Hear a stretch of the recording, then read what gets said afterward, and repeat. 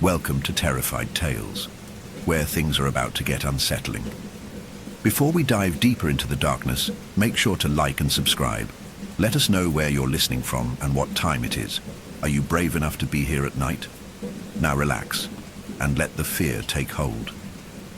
Story 1. The void around them continued to shift, but now the darkness was being replaced.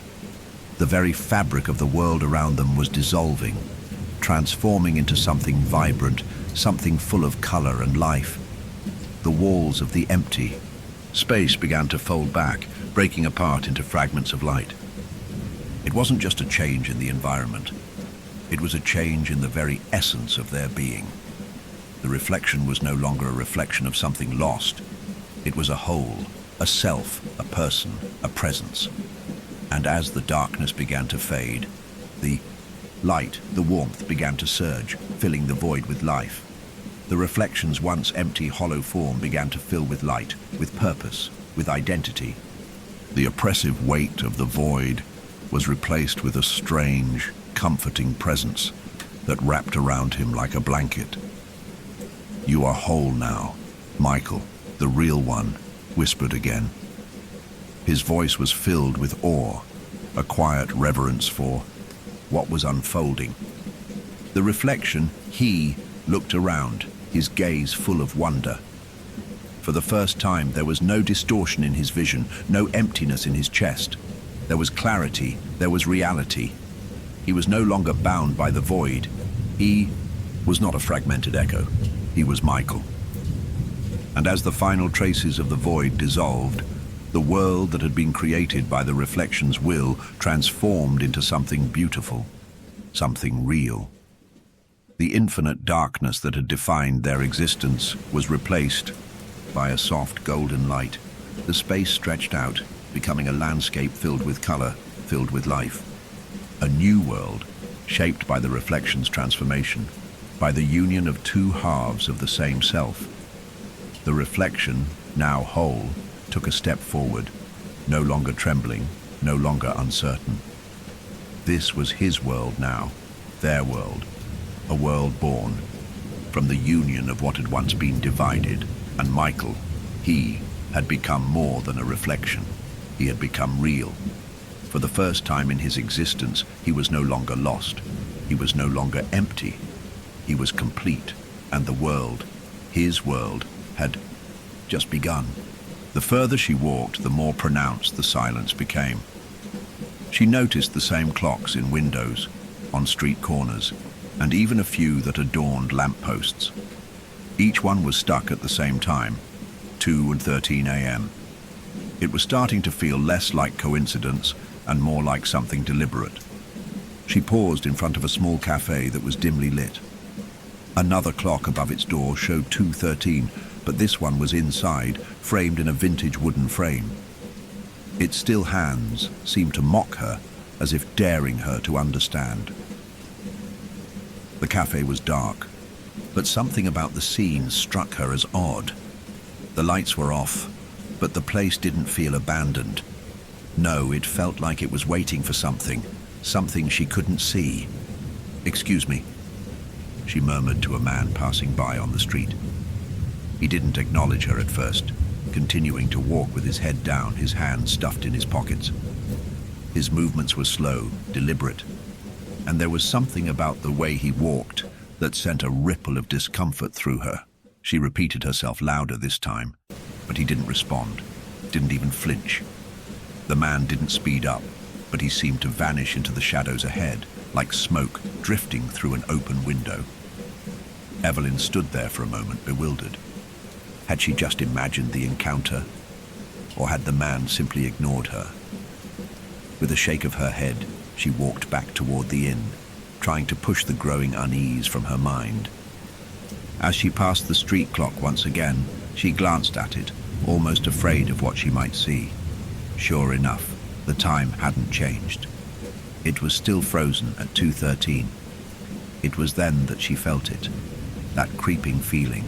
She was being watched. Turning around quickly, Evelyn scanned the street behind her, but there was nothing, no one.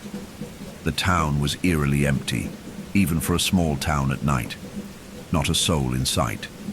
Her heart began to race, her footsteps quickening as she made her way back to the inn. She was beginning to feel the weight of something oppressive pressing down on her, as if the very town itself were holding its breath, waiting for something to happen. By the time Evelyn reached her room, she was unsettled, but tried to convince herself it was just fatigue setting in. She undressed, showered, and climbed into bed, but sleep eluded her. Every time she closed her eyes, the numbers 213 kept flashing behind her eyelids, the hands of the clocks freezing in her mind like they were meant to trap her there, in that moment, forever. She lay awake for hours, unable to sleep, her thoughts tangled with the strange sights she had witnessed. How could every clock be broken at exactly the same time? Why did it feel so wrong? And why was it that no one else seemed to notice? It was as if they were all in on something she couldn't see, a secret too heavy to bear.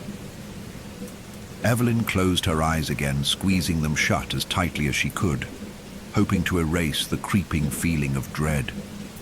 But even in the dark, she could still see it, like the very fabric of time had unraveled itself just for her. And then, just before she drifted off into an uneasy sleep, she thought she heard it, the faintest sound of a clock ticking.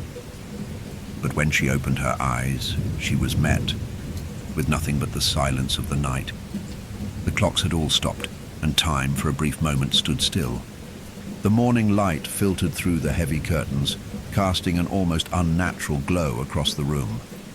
Evelyn woke with a sense of disorientation, the remnants of a strange dream still clinging to the edges of her mind. She couldn't remember much of it, only flashes, dark shapes, muffled voices, the constant tick of a clock. The clock. Her eyes flicked to the small bedside table where the digital clock on her phone read 7:13 a.m. The numbers stared back at her, far too crisp and normal to belong in the strange world she found herself in. She exhaled deeply, trying to shake the lingering unease from the night before. Perhaps she had just been overreacting, a late-night drive, unfamiliar surroundings, and a mind that tended to wander. The town was quiet, yes, but it was quaint, peaceful. Maybe she just needed to take a walk and clear her head. She pushed herself out of bed and quickly dressed, pulling on a simple sweater and jeans. The early morning mist still hung over the town, and a brisk chill filled the air when she stepped outside. The streets were eerily still, with only a few scattered leaves drifting lazily by. Even the birds, which had been notably absent the day before, seemed to have settled into some quiet, unspoken agreement with the stillness that enveloped the town. As Evelyn walked down the cobblestone street, she passed the same quiet houses and shops. The architecture was beautiful, old but well-maintained, with ivy creeping along the walls in places. It looked almost like a town out of time, a picture-perfect place where nothing ever changed. The kind of town you'd visit in a storybook, where the world was frozen in its best moment, untarnished by the passage of time. But then, as she continued down the street, she saw it again. Another clock, this one hanging on the side of a small cafe just up ahead. It caught her eye almost immediately. She had walked past it yesterday, but today it made her pause. It was the same as the one outside the inn, the same time, 2:13. She stopped in front of the cafe, her gaze fixed on the frozen clock above the door. Her heart began to thud louder in her chest as the realization hit her once more. She wasn't imagining it. Every clock she'd seen, no matter where she looked, whether on the street corners, on buildings, or even inside the windows of the shops, all were frozen at exactly 2:13 a.m. There was no mistake. It was the same time. It wasn't just broken. It was deliberate. But why? A cold shiver ran down her spine as she took a step closer to the cafe's front window. The place was dark inside, its wooden chairs stacked neatly against the tables, but it still felt alive somehow. The smell of fresh coffee lingered faintly in the air, even though there was no one inside. She hesitated, wondering whether she should step inside and ask someone, anyone, about the clocks. But as she looked around, she realized there was no one to ask. The street was still empty. It was almost as though the town had been abandoned. A sudden feeling of dread washed over her. She quickly turned away from the window, trying to shake off the gnawing sensation that had settled in her chest. Maybe it was just some sort of local quirk, something that had been overlooked for years. Surely someone in town had an explanation. After all, even the innkeeper had seemed perfectly normal. She had dismissed the clocks as nothing more than broken artifacts, relics of a forgotten time. As she walked farther down the street, the emptiness seemed to stretch out before her, widening with each step. She passed a small park where benches stood like silent sentinels, their seats empty, their backs still and cold. The only sound that reached her ears was the occasional rustling of leaves as a breeze passed through the trees. She couldn't help but feel as though the town was waiting for something. But what? She came to another clock, this one attached to the side of a post near the park. It too was stuck at 2:13 a.m. It was impossible to ignore now. What is going on here? Evelyn's thoughts were interrupted when she spotted someone. A man, sitting on one of the benches in the park. He was dressed in a simple coat and trousers, his hands folded neatly in his lap. His face was obscured by a wide-brimmed hat, but his posture was stiff, rigid, as though he were waiting for something, or perhaps someone. For a moment, Evelyn felt compelled to approach him. There was something about the way he sat, so deliberately still, that tugged at her curiosity.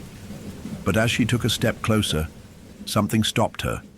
She couldn't put her finger on it, but the man looked wrong, as though he belonged to the town, but not in the way the others did. His stillness was unnatural, his presence so out of place that it sent a tremor of unease crawling up her spine. She had the sudden, overwhelming feeling that if she spoke to him, something would change. Something she wasn't ready to confront. Instead of walking up to him, she turned sharply and left the park behind. She needed to find someone, anyone who could explain what was going on with these clocks. She needed answers. But as she walked through the town's winding streets, she couldn't shake the feeling that the town itself was watching her. Every shop window, every door, every shutter seemed to be a pair of eyes, fixated on her every move. The sensation was almost suffocating, as if the town itself was a living, breathing thing that had taken a personal interest in her. Her stomach churned, the feeling of being watched growing with every step. It wasn't until she reached the town square that she finally saw someone, a woman, walking briskly in her direction. The woman was older, her silver hair pulled back into a tight bun. Her face was lined with age, but her eyes were sharp, a glint of something ancient flickering behind them.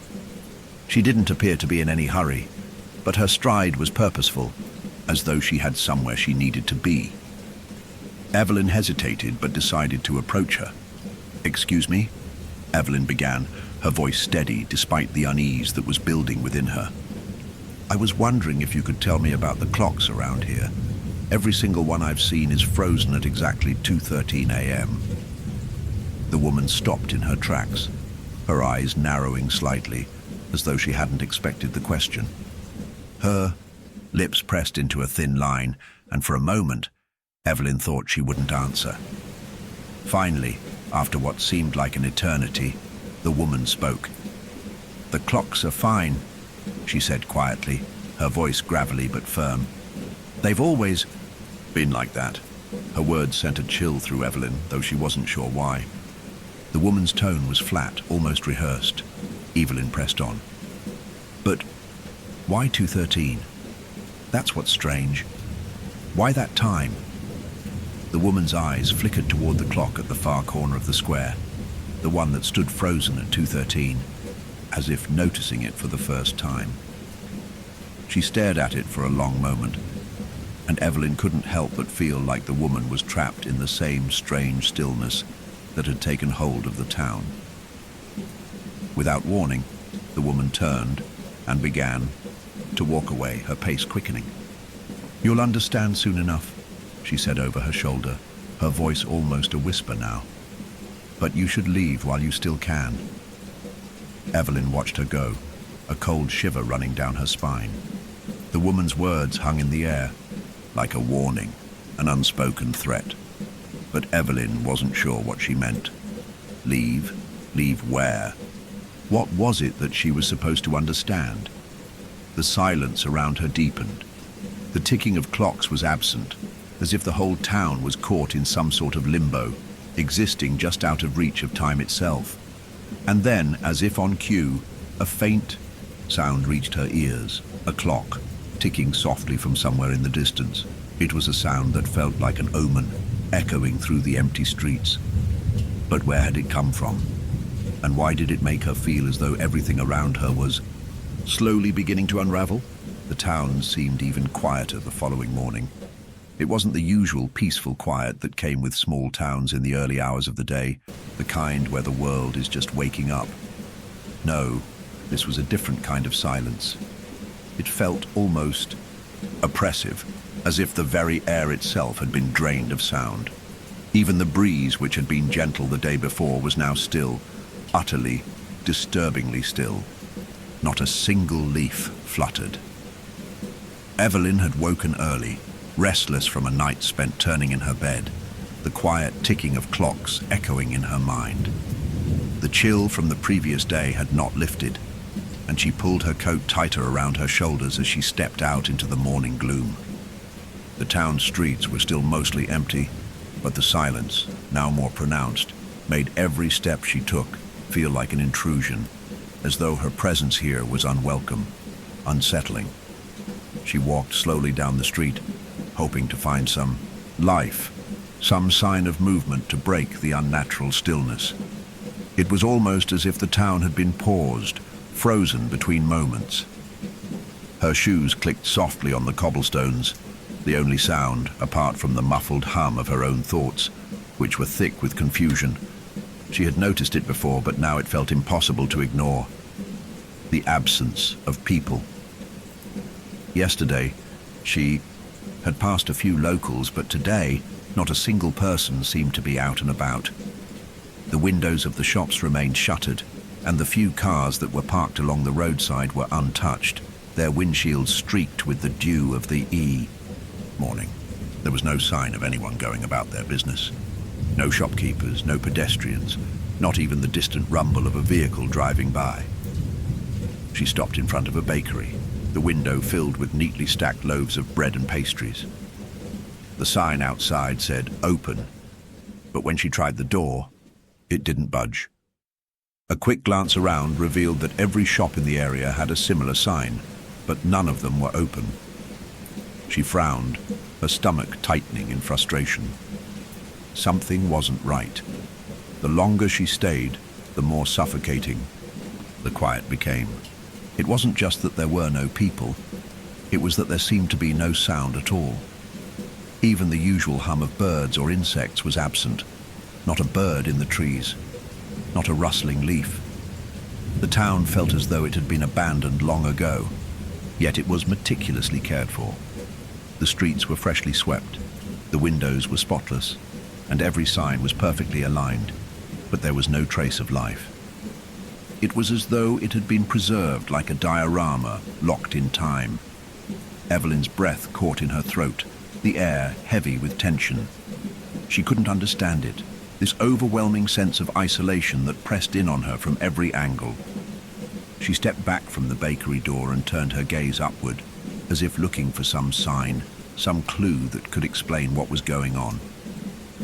And then she saw it. A figure. At first she thought it was just a trick of the light, the shadow of a person standing motionless in the distance, but as her eyes focused, the figure became clearer. It was an elderly man, bent and frail, standing in front of an old-fashioned clock tower at the far end of the street. The clock tower, which Evelyn had only glanced at the day before, seemed to loom larger now. Its tall, Gothic spire reached upward into the grey sky, and its face, enormous and weather-worn, was visible from nearly every angle of the town. The man was staring at the clock, his face impassive, unmoving. He didn't seem to notice Evelyn, or perhaps he didn't care. She couldn't see his eyes from this distance, but something about his posture, how still he stood, set her teeth on edge. It was unnatural. It wasn't just the fact that he was standing so motionless, as if frozen in place. It was the complete lack of any other movement, the eerie emptiness that surrounded him, that made him appear otherworldly. She watched him for several long moments, too afraid to take another step closer. The silence seemed to stretch between them like a physical barrier, the air thick with something ancient and oppressive. Her breath hitched, and despite herself, she took a step back. The clock on the tower, she realized, was frozen at 2:13, just like all the others. Her heart began to race, her thoughts colliding in a whirl of confusion and fear. It had to be a coincidence. Right. It had to be. But the longer she stared at the man, the more convinced she became that the town was hiding something, something she couldn't understand, something that was far older and far darker than she was willing to admit. Evelyn took a step forward, determined now to confront whatever this strange town was hiding. As she moved closer, the figure didn't react. He stood exactly as he had been, not even a twitch of movement. She glanced around quickly, still no one else. The man seemed locked in place, as though he had been there for days, years even. She wondered if he was just another part of the town's strange stillness, like the clocks, as though he too had been left behind, frozen in a moment of time. When she reached the base of the clock tower, she felt a coldness settle over her. The air around her seemed to thicken, and her footsteps, though soft, felt as though they echoed in the silence. She glanced up at the clock face again, her eyes tracing the frozen hands. 2:13. The numbers on the clock were no longer a mere oddity. They were a symbol, a key, an ominous marker of some event long past. Just as she was about to call out to the man, the ground beneath her shifted. It wasn't an earthquake, nothing so dramatic. It was more subtle. The cobblestones beneath her feet trembled for a fraction of a second. Her breath caught, and she stumbled back a step, looking around in a panic, expecting to see some sort of disturbance. But no, nothing had changed. The man was still standing there, as still as ever. The world, it seemed, had simply shifted. She swallowed hard, trying to calm herself. It was nothing, just nerves. The world was playing tricks on her. That was all. But then, as if to disprove her every thought, she heard it. A sound, faint at first, but growing clearer by the second. It was the unmistakable sound of footsteps. Someone, or something, was walking toward her. Evelyn turned quickly, her heart pounding in her chest, expecting to find someone coming down the street. But there was no one. The road was still empty, as it had been since she had stepped out of the inn. The sound of footsteps persisted, however, as if the noise was following her. A sharp, rhythmic click-clack echoed in the silence. She turned back to the man, her eyes wide, searching for any sign that he had moved. But he hadn't. He was still staring at the clock. The only thing that had changed was the sound, now more distinct, louder, almost as if someone was walking just behind her. Evelyn's pulse raced, and she slowly turned around to face the sound. Her breath caught in her throat when she realized there was no one there. But the footsteps continued. A wave of panic surged within her. She stepped backward, her eyes darting around, her heart thundering in her chest. She had no idea where the sound was coming from, but it was growing closer, louder, and then, as suddenly as it had started, The footsteps stopped. The air grew still once more, as if the town had taken a breath. She was alone again. The silence that had once felt eerie now felt suffocating. Evelyn stood frozen, trying to make sense of what had just happened. But the more she thought about it, the more her mind became clouded with confusion and fear. The footsteps, the sound, had they been real, or had she simply imagined them? Before, she could convince herself it had been nothing more than a trick of the mind. She heard it again. This time, it wasn't footsteps, but a low hum. A soft, almost imperceptible vibration that seemed to rise from the very ground beneath her feet. The sound was so subtle at first that she thought it might have been a car engine in the distance. But there were no cars. The town was silent, except for that hum. It resonated through her bones, an unsettling, unnatural vibration that seemed to come from nowhere and everywhere. And then, in the distance, the clocks all clicked as one. The sound of time, once frozen, began to move again. Evelyn stumbled back from the clock tower, her head spinning from the unsettling hum that had pierced the silence of the town. The noise still seemed to echo in her bones, a reverberation that hadn't yet faded, even as she tried to escape its grip. She had no idea what was happening, but her every instinct screamed at her to leave.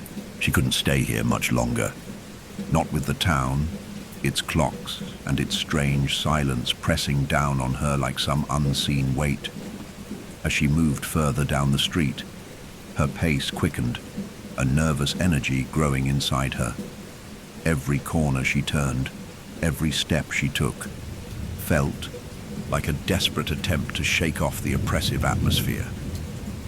The streets were still empty, but she couldn't shake the feeling that something was lurking just out of sight, watching her, waiting for her to make a mistake. She had to find someone, anyone who could explain what was going on. She needed answers, or she would lose her grip on reality entirely. It was then that she noticed her, a woman walking briskly toward her from the opposite direction. She was tall, with long silver-grey hair that cascaded down her back in a neat braid.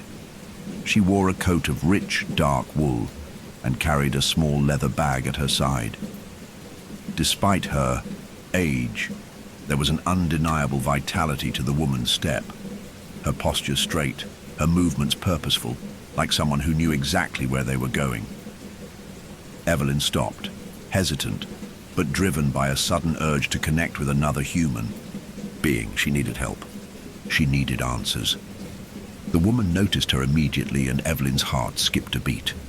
There was something about the way the woman looked at her, something knowing in her eyes, as though she had seen this all before, as though she understood the confusion swirling inside Evelyn's head without a word being spoken. As they crossed paths, the woman gave her a brief, knowing smile. It was warm, genuine, but with a faint trace of something else, something Evelyn couldn't quite place. But before Evelyn could say a word, the woman's voice cut through the silence. "Good morning," she said, her voice calm and pleasant, but tinged with an odd sense of urgency. "You're new to town, aren't you?" Evelyn hesitated for a moment, taken aback by the question. Was it that obvious? She hadn't seen anyone else around, and the woman's tone was so familiar, like she had known her for years, even though they had never met before. Yes," Evelyn finally replied, her voice sounding foreign in the quiet of the town. "I arrived yesterday."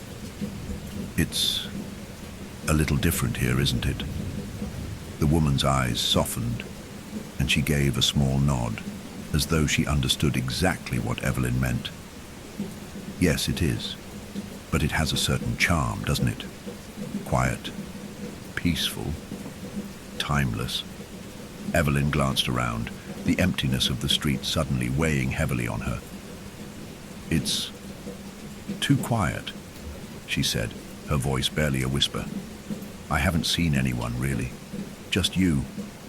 The woman's smile faded just slightly, and she glanced down the street as if making sure no one else was in sight.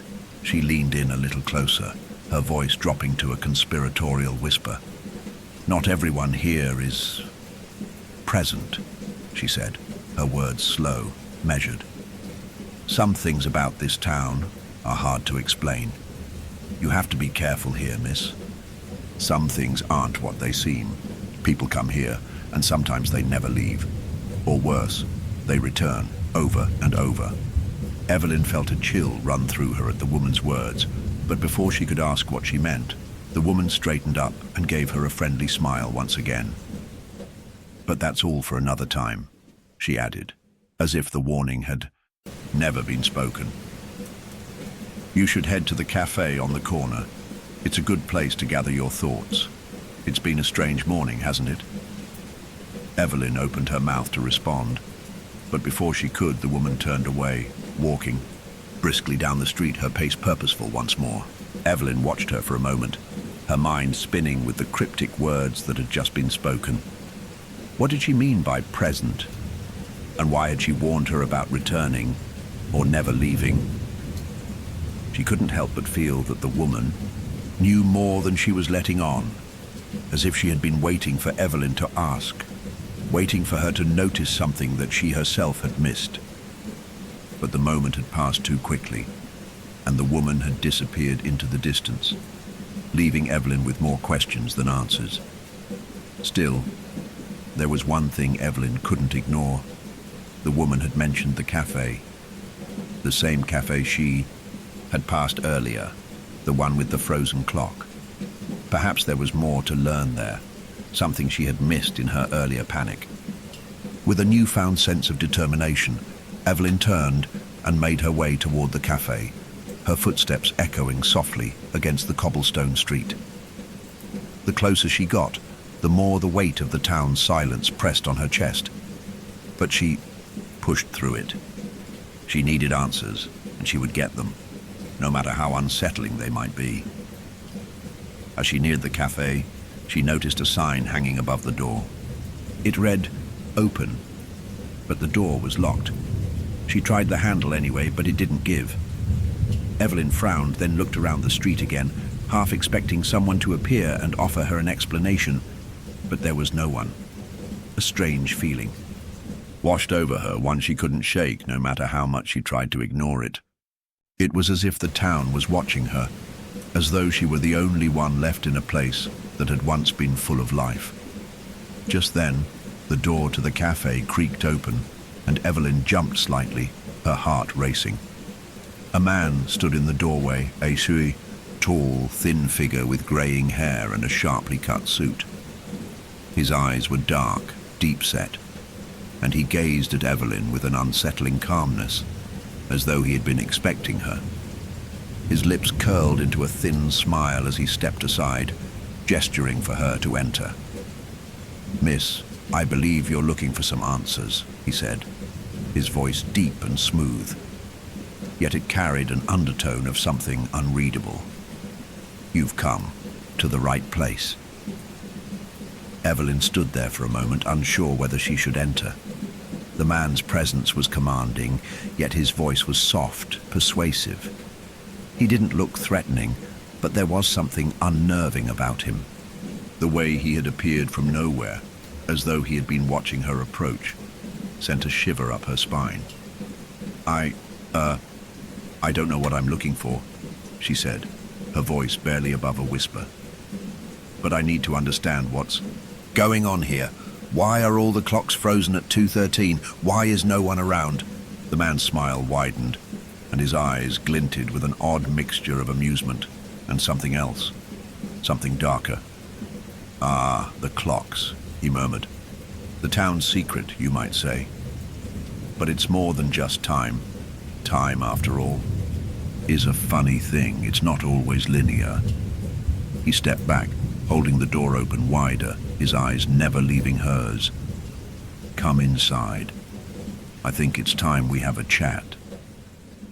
Evelyn hesitated, but the man's presence was almost magnetic. Something in his voice pulled her in, something beyond simple curiosity. With a deep breath, she stepped through the door, her heart pounding, unsure of what awaited her inside the cafe. The moment she crossed the threshold, the door slammed shut behind her, the sound muffled, like the entire town was holding its breath once again. The man led her to a small table in the back, his movements deliberate, measured, like he was following a script that only he knew. And then, as Evelyn sat across from him, he leaned in, his gaze piercing her. "Tell me, miss, how long do you think you've been here?" Evelyn's heart skipped a beat. She hadn't been expecting that question. She opened her mouth, but no words came out. The man's lips curled into a smile, colder now, as if he were enjoying her confusion. "You're not the first to come here, you know, and you won't be the last." Evelyn's mind raced, her chest tightening as she tried to make sense of it all. The man's voice cut through her thoughts. "But if you want to understand, you have to ask yourself one question. Are you ready to hear the truth?" And then, for the first time, Evelyn wondered if she had made a terrible mistake by coming to this town at all. The man's words echoed in Evelyn's mind as she sat in the dimly lit cafe. It had taken her a moment to gather herself after his chilling question, her heart still pounding from the strange tension that hung in the air. The cafe, despite being perfectly ordinary at first glance, now felt like a stage, a carefully set scene designed to unsettle. She glanced around at the mismatched furniture, the dusty shelves lined with old books and knickknacks, the clock on the wall frozen once again at 2:13. As Evelyn tried to steady her breathing, the man across from her seemed to lean in closer, his dark eyes never leaving her face. His presence was suffocating, as though every word he spoke had weight, as though every movement was meticulously calculated.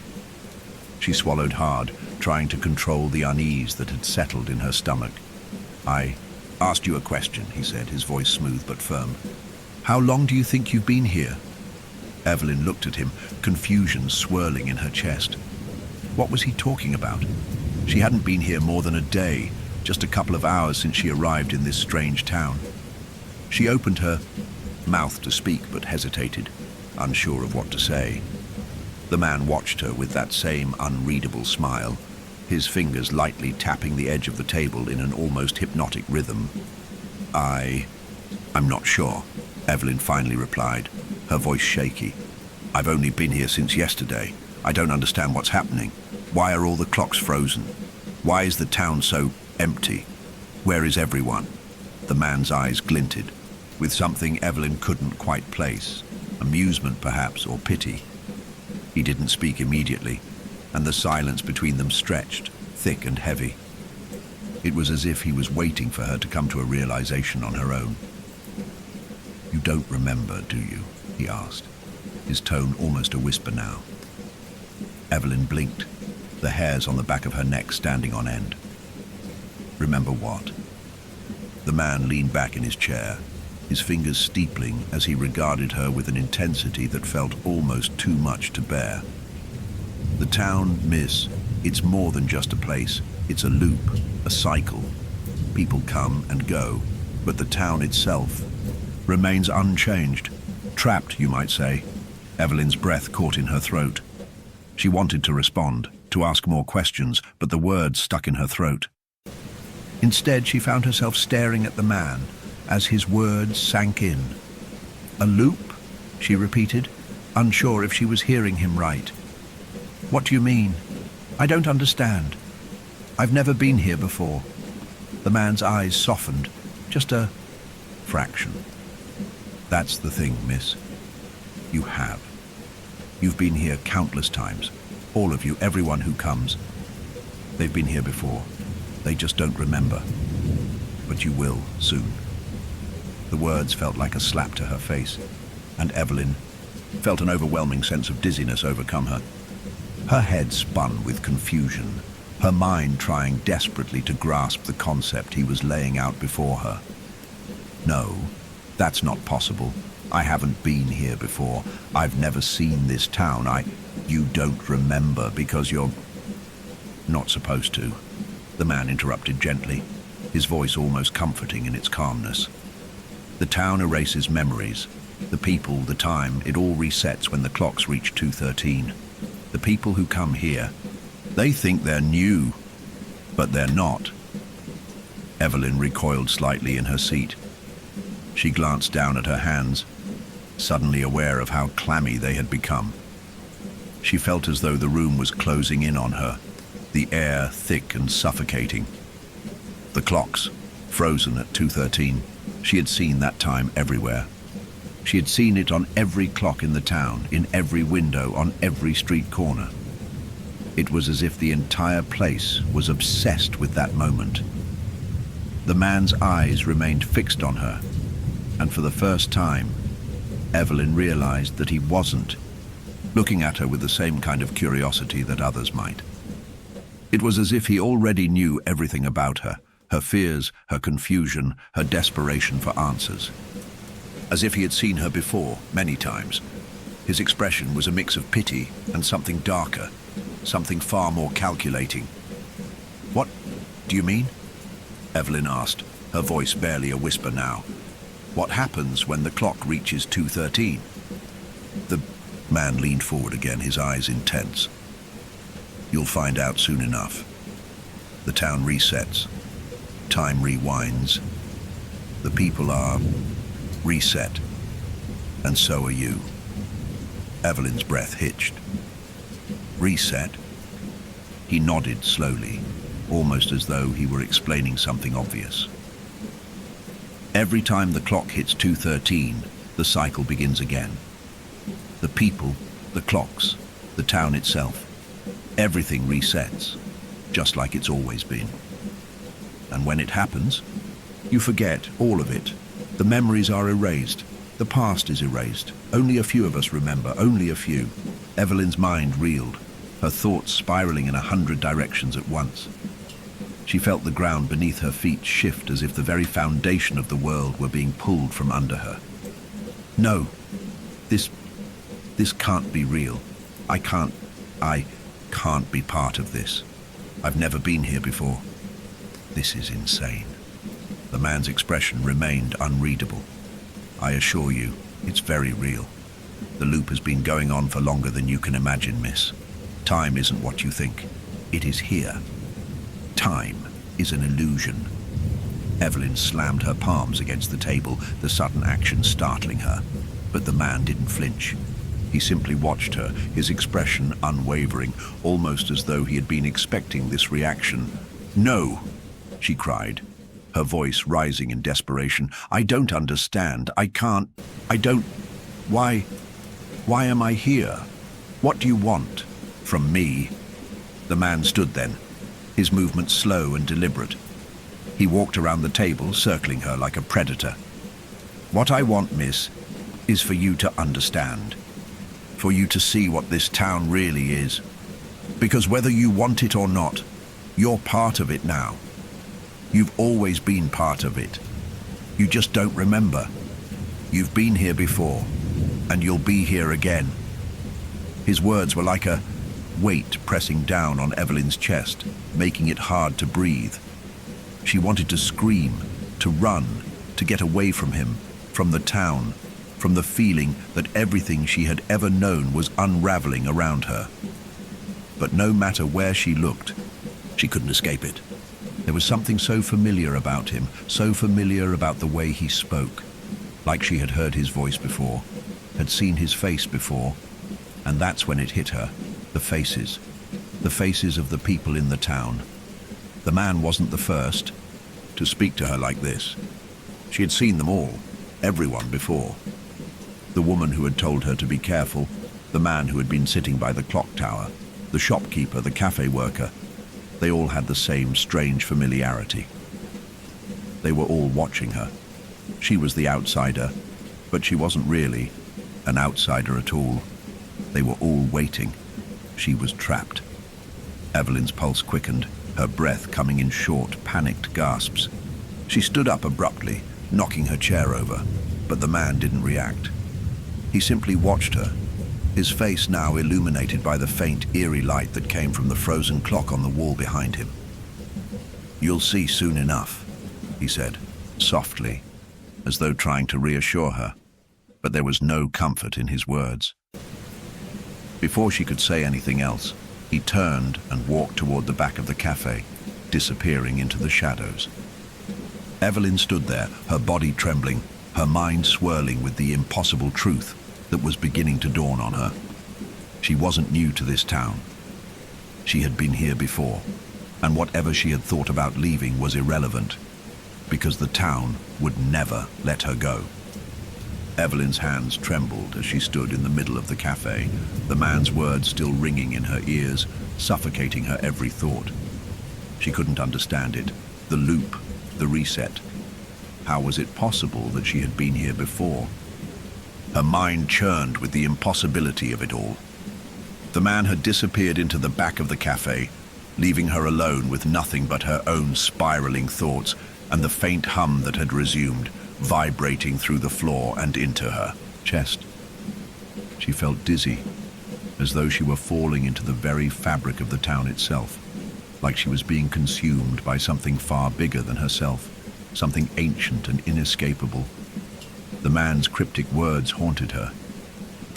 "You've been here before. You've always been here, and you'll be here again."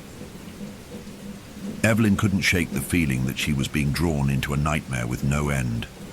She needed to get out. She needed to leave this place, escape whatever pull the town had on her.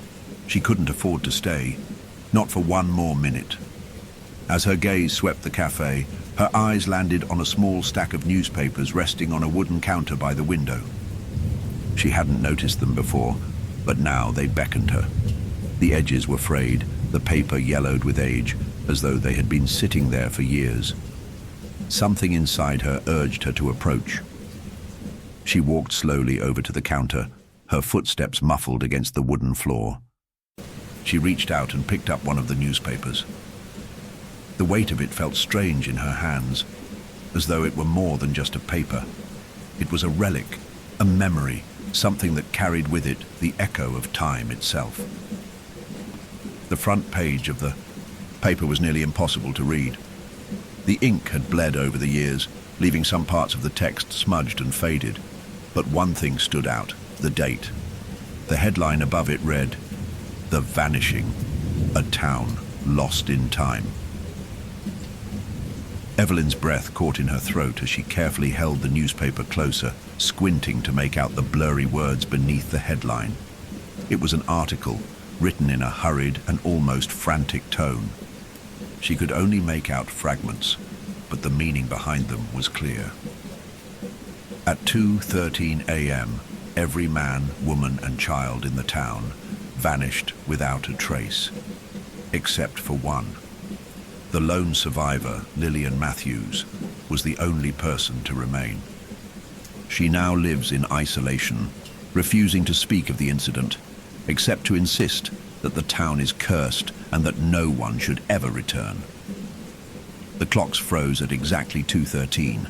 No one knows why. The event remains an unsolved mystery. The words hit Evelyn like a bolt of lightning. Her hand shook as she held the paper, her mind struggling to process what she was reading. She had seen 2:13 everywhere, every clock, every single one. It was the same time. It had to mean something. Lillian Matthews, the lone survivor. She had read that name earlier, hadn't she? In the back of her mind, something stirred. Lillian, the woman who had warned her, the woman who had insisted that she shouldn't have come. It was as if her own memories were trying to catch up with her, pieces falling into place that she hadn't yet understood. Evelyn's heart began to pound as she scanned the page, her thoughts racing. Lillian Matthews was still alive, or so the article suggested. If she was the only one who had survived the vanishing all those years ago, then perhaps she was the key to understanding everything that had happened to this town. She needed to find her, talk to her, ask her what had really happened. But the article didn't provide an address or any real details. It was almost as though someone had deliberately left out the most important information, as if they didn't want anyone finding Lillian Matthews. Evelyn set the newspaper down, her fingers cold and trembling. The man's warning echoed in her mind again. The town resets. You forget, and you'll be here again. Was that it? Was Lillian Matthews the only one who hadn't forgotten? The only one who remembered what had happened? The thought chilled Evelyn to her very core. She had to find her. The cafe felt even emptier now, the silence pressing in on her like a thick fog. She could hear the faint ticking of a clock somewhere in the distance, and for a moment she felt as though the sound was growing louder, as though it was closing in on her.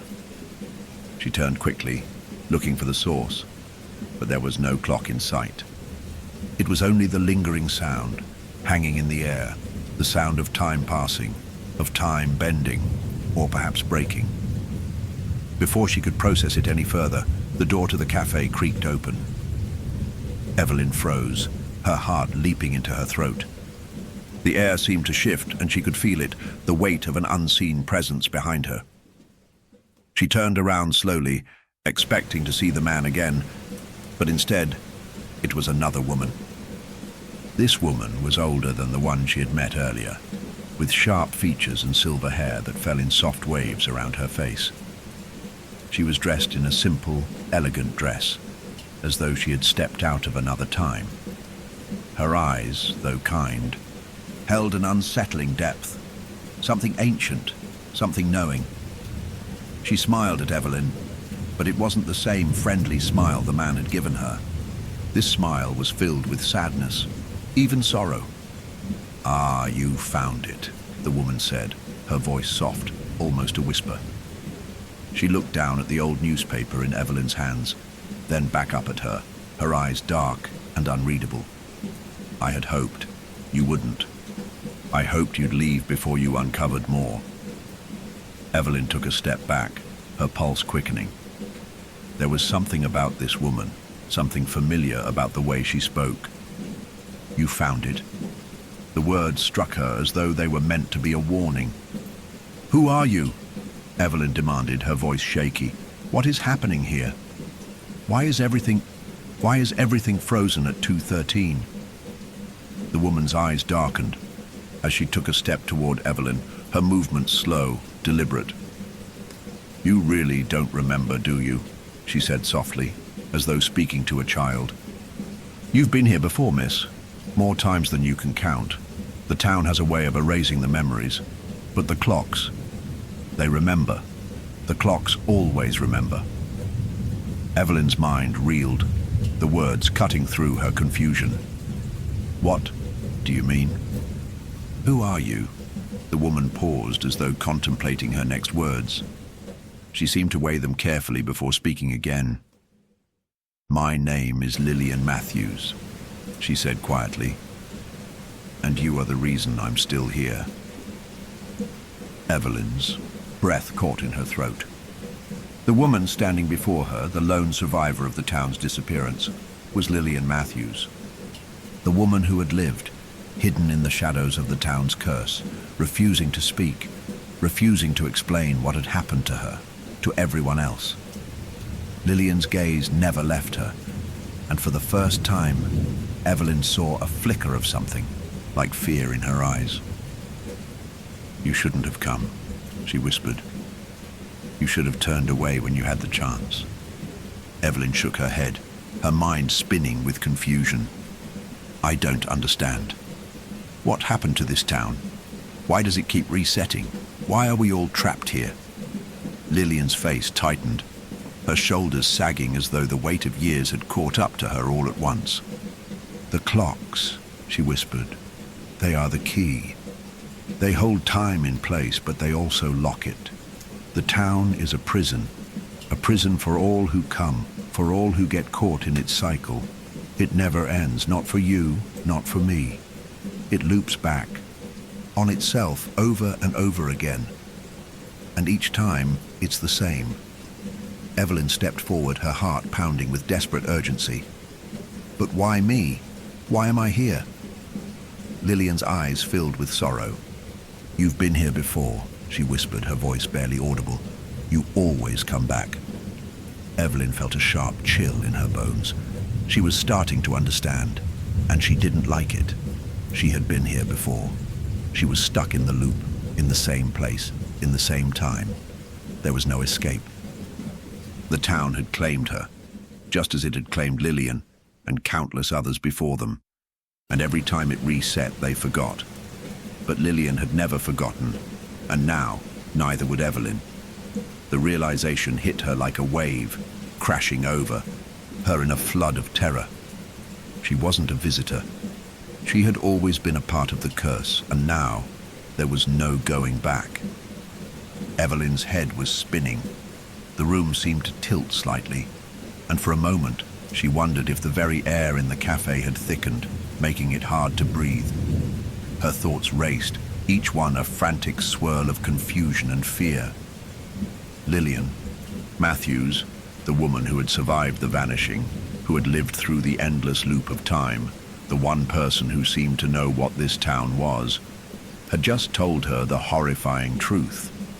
She was a part of the cycle, the loop that the town existed in, where time itself rewound at 2:13 a.m., resetting everything and everyone.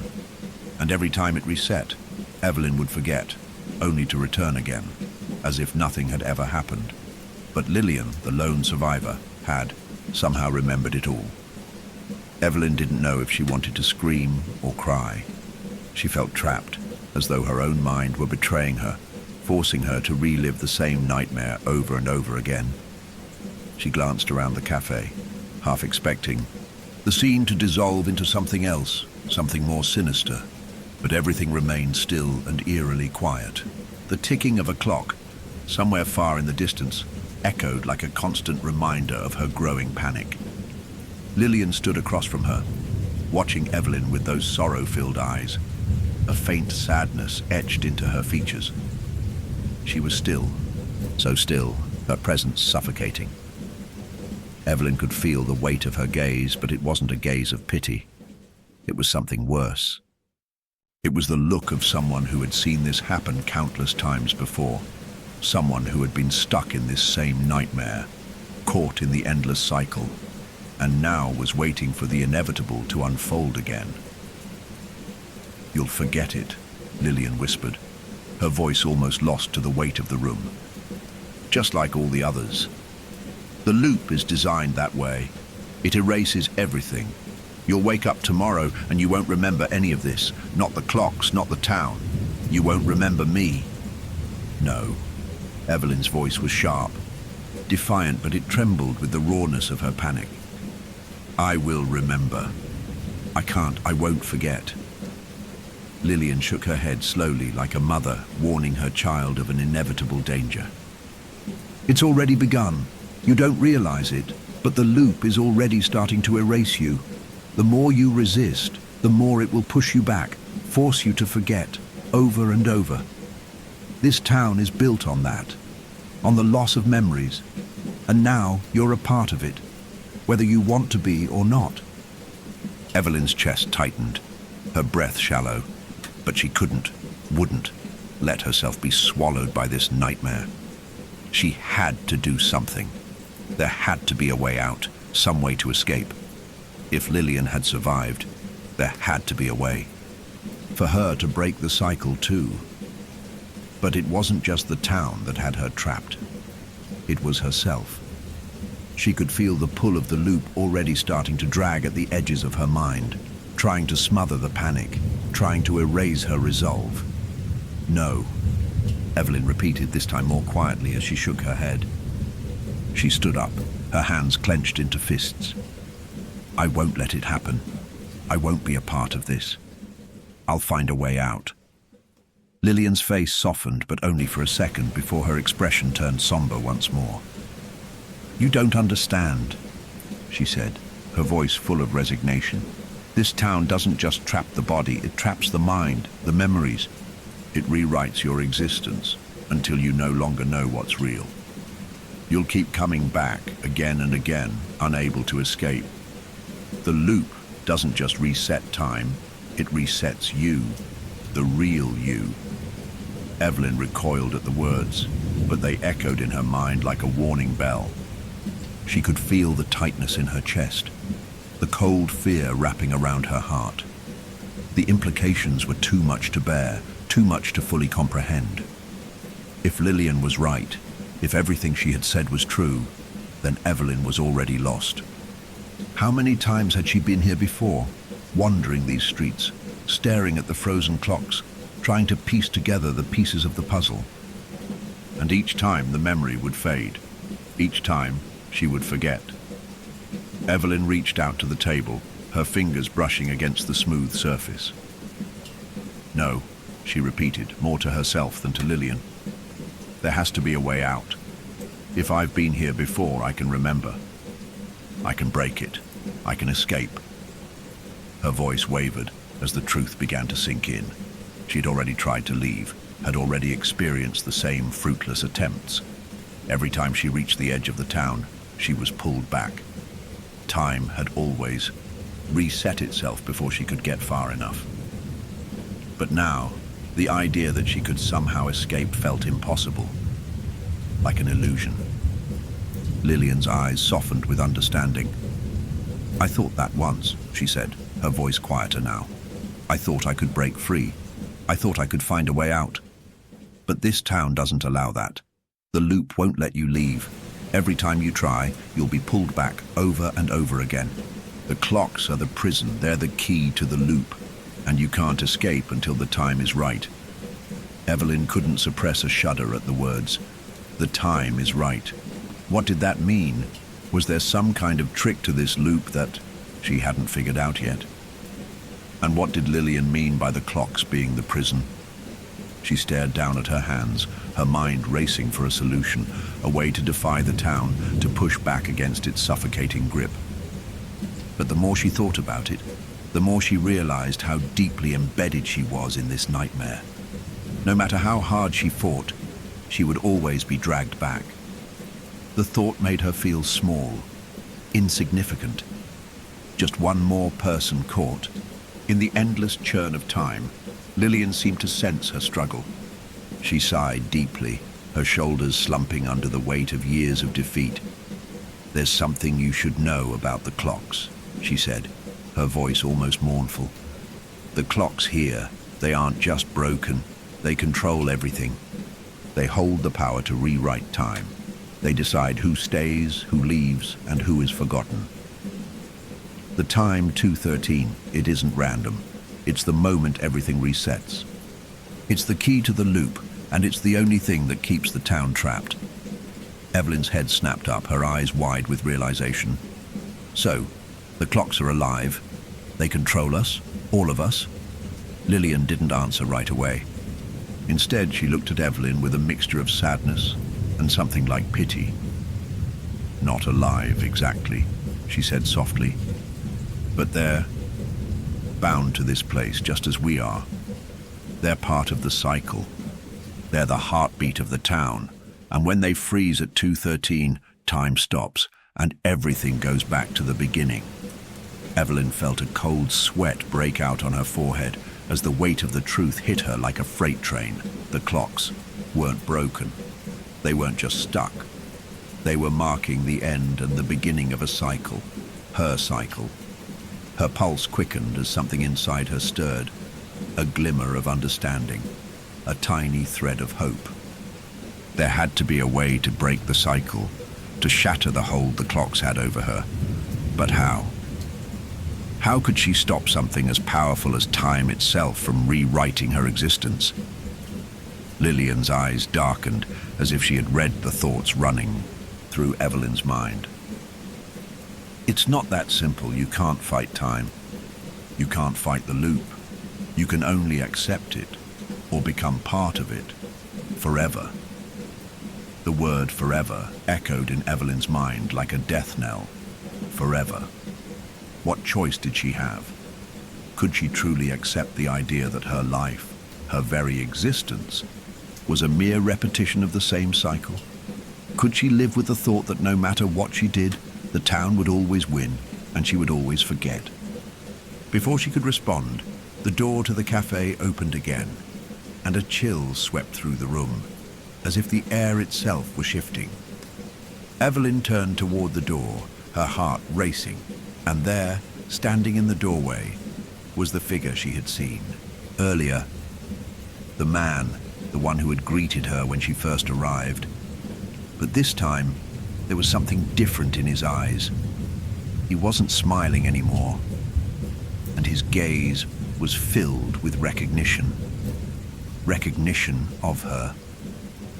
Her heart skipped a beat. It was happening again. The man stood in the doorway, framed by the dim light that filtered in through the windows of the cafe. His expression was unreadable, but there was an undeniable weight in the air, an oppressive tension that filled the room as soon as he entered. Evelyn's breath caught in her throat. Her heart began to race as she recognized the same man who had spoken to her earlier, who had seemed to know so much about the town and its secrets. But now, there was something different in his presence, something heavier. His eyes, dark and intense, locked onto hers, as though he were seeing through her, past her, into something deeper, something she wasn't ready to face. For a moment, neither of them moved. The cafe was utterly still, save for the distant ticking of the clock that seemed to pulse louder, as if the world itself were listening, holding its breath. Evelyn's mind spun in circles, her thoughts colliding in frantic confusion. Lillian's words still echoed in her head. The clocks hold the power to rewrite time. They decide who stays, who leaves, and who is forgotten. The man stepped inside, closing the door gently behind him, and Evelyn took an instinctive step back. Lillian, too, seemed to tense, her eyes narrowing, but she said nothing. The air grew colder, as though the room itself were retreating into the shadow of something far darker. The man's gaze never left Evelyn's, and for a long moment, the silence between them felt suffocating, almost oppressive. Evelyn could feel the weight of his stare pressing down on her, like he was waiting for her to speak, for her to do something, anything. She didn't know what to say. She didn't know how to process everything that had been happening, how to make sense of this nightmare she had found herself trapped in. She had just learned that this town, this cursed place, had erased her memories again and again, trapping her in an endless cycle. And now, here he was again, this man who seemed to hold the key to it all. Lillian spoke first, her voice low but steady, though there was an undercurrent of something like fear in her tone. "You shouldn't be here," she said, her eyes flicking toward Evelyn. "You should have left when you had the chance. This is the moment." Evelyn's confusion deepened.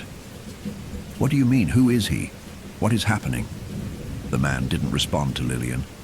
Instead, he slowly approached. Evelyn, his movements deliberate, measured. There was a quiet tension in the air, as if every step he took brought them closer to something inevitable, something she wasn't ready to face. "You've been warned," he said, his voice smooth, but there was an underlying edge to it now, a hint of something more dangerous. "The time has come. You can't undo what's been done." Evelyn's pulse quickened, her hands clammy. "Undo what? What are you talking about?" The man stopped just a few feet away from her, his dark eyes studying her carefully, as though he were assessing her, reading her every movement. "You've crossed the line," he said softly, almost pityingly. "You've crossed into the cycle. You've been marked by it." Evelyn's breath caught in her throat. "Marked?" "Yes," the man said, his voice suddenly chilling. "The cycle doesn't let you go once you've been marked. You can try to run, but you will always return. You're part of the loop now, and there's no escape." The words seemed to hang in the air like a cloud, thick with finality. Evelyn shook her head, trying to make sense of them, but her mind was a blur of fear and confusion. The man's words didn't make sense. She couldn't be trapped here. She couldn't just be a part of some endless cycle. There had to be a way to break free. There had to be a way to stop it all, to escape this nightmare. She glanced at Lillian, searching for some kind of reassurance. but the woman's face was filled with sorrow, her lips pressed together in a thin, resigned line. She was shaking her head slowly, as though she had given up long ago, as though she had seen this happen time and time again, only to watch it unfold once more. "The loop has already begun," Lillian murmured, her voice breaking. "There's no turning back now. The moment you stepped into this town, it was already too late. The clocks are the prison, and you, Evelyn, you are the prisoner." Evelyn stumbled back, her mind reeling. Evelyn, the name echoed in her ears, pulling her into a spiraling confusion. It was her name, but it wasn't. Not really. The memory of it felt distant, like something she'd forgotten long ago. Who was she really? What was she? The man's voice cut through the chaos of her thoughts, pulling her back to the present. "You don't understand," he said, his tone cold, final. "The town will erase you, over and over. Each time you try to break free, each time you try to escape, the clocks will reset. You will be forgotten, and this town will be waiting for you, ready to begin again." "No," Evelyn whispered, her hands shaking. "No, this can't be real. I can't be part of this." The man's eyes softened, almost imperceptibly. He reached out a hand, his fingers brushing her arm, and Evelyn recoiled, a jolt of panic shooting through her. "You've been here before," he said, his voice now a quiet, almost gentle murmur. "And you will be here again, over and over. The cycle never ends." Evelyn could feel the tears beginning to well up in her eyes, a tide of emotions she couldn't control threatening to break through. She clenched her fists, her nails digging into her palms as if to ground herself in something, anything, real. I can't accept that," she gasped. "I won't just forget." Again, Lillian spoke again, her voice tinged with regret and sadness. "You don't have a choice. The town makes you forget. It chooses when you remember. And the only way to break free is to let go. You have to let the town do what it does. You can't. Fight it, Evelyn." "No," Evelyn whispered, shaking her head. "I won't let it take me. I won't." The man gave her a sad smile, and for the briefest moment it almost seemed like he understood. "You'll remember, just for a moment. Just long enough for the truth to sink in. But after that you won't. You'll forget. And when you wake up tomorrow, you'll be back at the beginning. And you won't even know why." Evelyn's chest tightened as his words settled over her like a shroud. Back at the beginning. The thought made her stomach twist in knots. How many times had she already been here? How many times had she walked through this town, only to have it erase her, to make her forget? "I won't let it," she whispered, though even she wasn't sure if she believed herself anymore. The man stepped closer, his eyes locking onto hers with a strange intensity. "You'll want to let it. It's easier that way. Forgetting is easier. It's always been easier." Evelyn stepped back, her breath coming in sharp gasps. She turned toward the door, toward the outside world, that seemed so far away now, as if there were no escape, no way out. But then, as she looked toward the door, she felt it. A shift in the air, a subtle but undeniable change. The world outside the cafe seemed to blur, like a distortion. The buildings warping, the streets bending. The clock on the wall ticked, louder now, as if the sound were coming from inside her own head. She turned back to face the man, but he was gone. Lillian was gone. The cafe was empty, and the clock, it had reset. 13. It was happening again. Evelyn's mind felt like it was swimming in darkness. 1,000 thoughts crashing against each other in a violent whirlpool. She had heard the words. 2:13. The time was always the same. The clock had reset. And as the sound of the ticking grew, louder, more insistent, something inside her screamed. The air felt thick and dense, wrapping around her chest in an iron grip. This can't be happening again, she thought, her heartbeat hammering in her ears. She had been so close. She had felt the truth in her bones, had tried to fight against it, to escape it. But now, it was as though she was trapped in a loop that seemed to have no end, no beginning, just an endless repetition. Her eyes darted around the cafe, but it wasn't the same place anymore. The once cozy, dimly lit interior now looked warped, like a distorted memory. The walls stretched farther apart, the ceiling loomed higher, the tables and chairs scattered randomly across the floor. The clock on the wall, the clock, still showed 2:13. It had reset. Again. Her heart pounded in her chest as her mind screamed in disbelief. She hadn't even had time to process what had happened. The conversation with Lillian, the man's warning, the crushing realization that she had been here before. And now it was happening all over again. She bolted from the table, rushing toward the door of the cafe, desperate to get out, to escape the suffocating weight of the town and the loop that had her trapped. She flung the door open, her breath ragged and uneven, but when she stepped outside, nothing was different. The streets looked the same, empty, quiet, sterile in their perfection. The buildings were as pristine as ever, their windows reflecting a stillness that felt unnatural. Not a soul was in sight. The clocks. She turned toward the nearest street corner and saw the first of many. There it was again, the frozen clock, its hands unmoving, trapped at 2:13.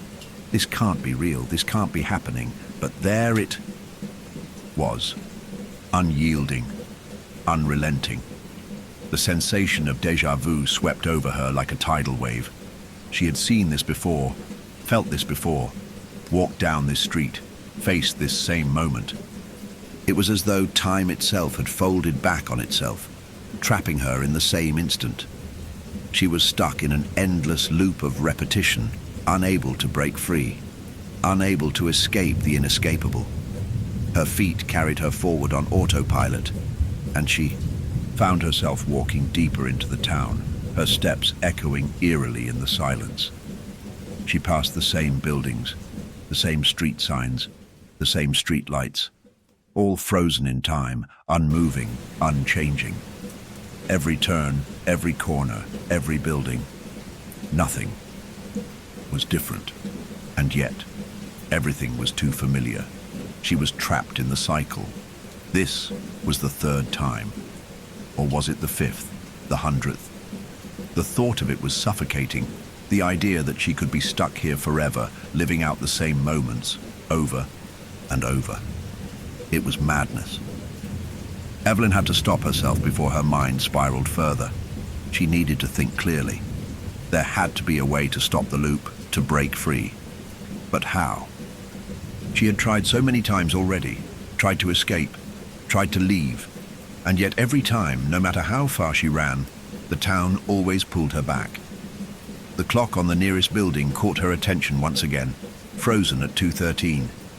She could hear it now, louder than ever, its tick-tock echoing in her mind, blending with the hum that had been reverberating through the air since she had first arrived. The sound was everywhere, filling her ears, sinking into her skin. She could almost feel it inside her chest, pulling at her heart, as though time itself was alive, twisting, bending, holding her hostage. She stepped away from the clock, moving quickly now, her breath shallow. The more she tried to escape, the more it felt like the town was collapsing in on her.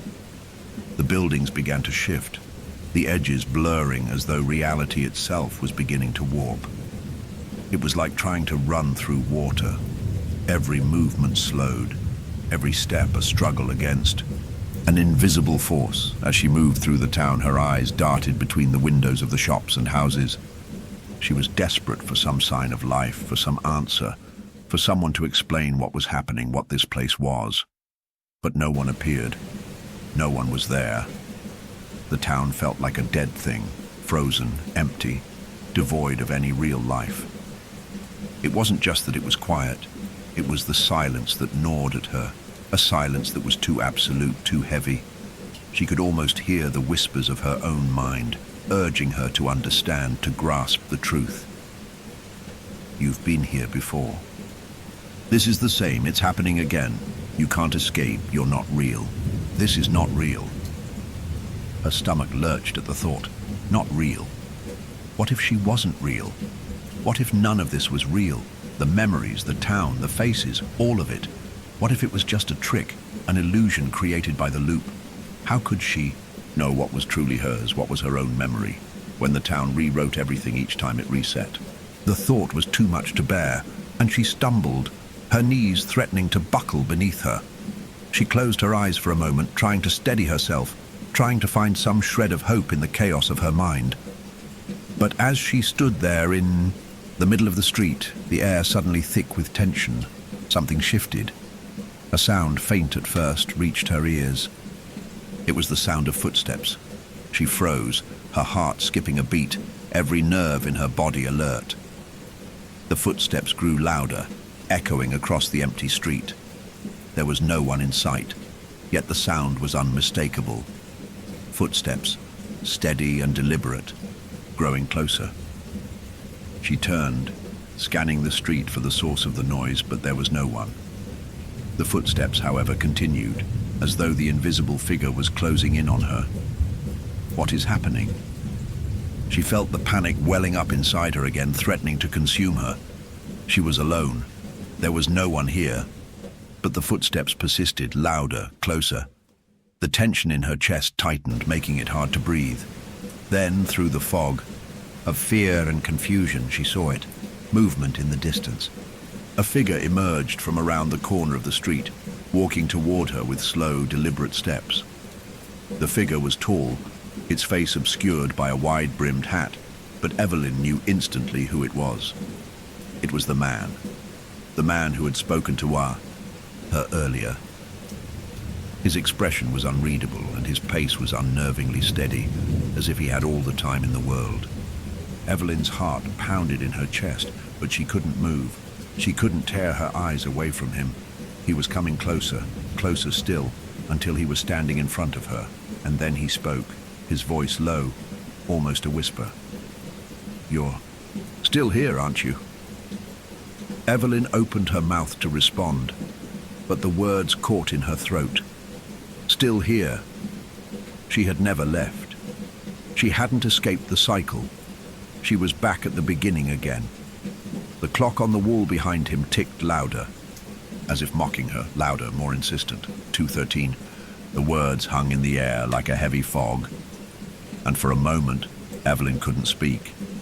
She was frozen, staring at the man before her, unable to move, unable to process what he had just said.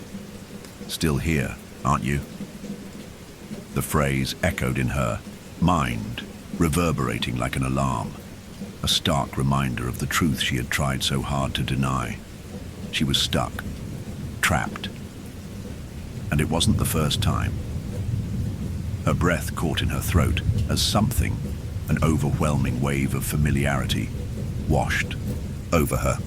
It was as though she had been in this exact moment before, with this exact man standing in front of her, in this exact spot. The sensation was crushing, dizzying, a deep sense of déjà vu. The man's face was impassive, his eyes unreadable, but there was a slight tilt to his head, a knowing look, as though he could see the confusion unfolding in her mind. Hadn't she been through this already? Hadn't she already tried to break free? She opened her mouth to speak, but the words caught on the tip of her tongue, as if they were trapped in a place she couldn't reach. This scene, it was so familiar. The street, the man, the oppressive silence, it was all too much like a memory. And yet, it wasn't a memory. It was now. But it felt like yesterday. The clocks. She remembered the clocks. How could she forget them? Each one frozen at 2:13 a.m., each one telling her the same story over and over again. How had she missed it? How had she not realized until now that this wasn't just the first time? This was the 100th time. This was the moment she had been stuck in, over and over again. The déjà vu hit her harder, and it was almost suffocating. The realization was like a slap to the face. She was stuck in the loop. But what did that mean? She had been here before, and before, and before. Her head spun as flashes of fragmented memories, half-formed, broken thoughts flitted through her mind. She remembered trying to leave, the desperation in her chest as she had tried to outrun the town, the way the roads never led her out, the way they always pulled her back. She remembered seeing the clocks, frozen at 2:13. She remembered the chilling faces of the townspeople, their eyes vacant, as if they were waiting for something, waiting for her to realize what she had forgotten. But none of the memories were complete. They flickered like broken television static, impossible to piece together. And the more she tried to focus on them, the more they slipped away. "You're still here," the man said again, his voice soft but unmistakable, as though he were repeating a truth she was unwilling to accept. "And you'll be here again. And again. The cycle will continue, Evelyn." Her name. It was strange. She'd heard her name before, but not like this. The way he said it. Calm, almost tender, as if he had been calling her for 1,000 lifetimes. As if she had always belonged to this town, always been part of its endless repetition. Evelyn's heart raced, the panic creeping up her spine. "No," she whispered, her voice hoarse as though the word was a lifeline. "No, this isn't real. I'm not like them. I'm not a part of this." The man took a step forward, his gaze unblinking. "You are. You always have been. The cycle doesn't care who you are or where you come from. It doesn't care about your memories. It only cares about the loop. And you are part of it. Always. There's no escaping." His words echoed through her like a drumbeat in her chest. There was truth in them, too much truth. The horror of it, the weight of his words, almost crushed her. No escaping. She shook her head frantically as though she could shake the truth out of her. "No, I don't want to be a part of this. I want out. I want to leave." The man tilted his head, his lips curling into a smile that felt more like a grimace. "You will leave, Evelyn. Just not in the way you think, and not when you want to." Her heart pounded in her chest as she fought to keep herself composed. This was it. This was the moment where everything fell apart. She was stuck in the same time, in the same moment, doomed to repeat it endlessly. And the worst part, the part that broke her the most, was that she had always known. Deep down, she had always known that there was no escape. The clocks, the time, the townspeople, they were all part of a greater truth, a truth she had been trying to avoid, trying to ignore.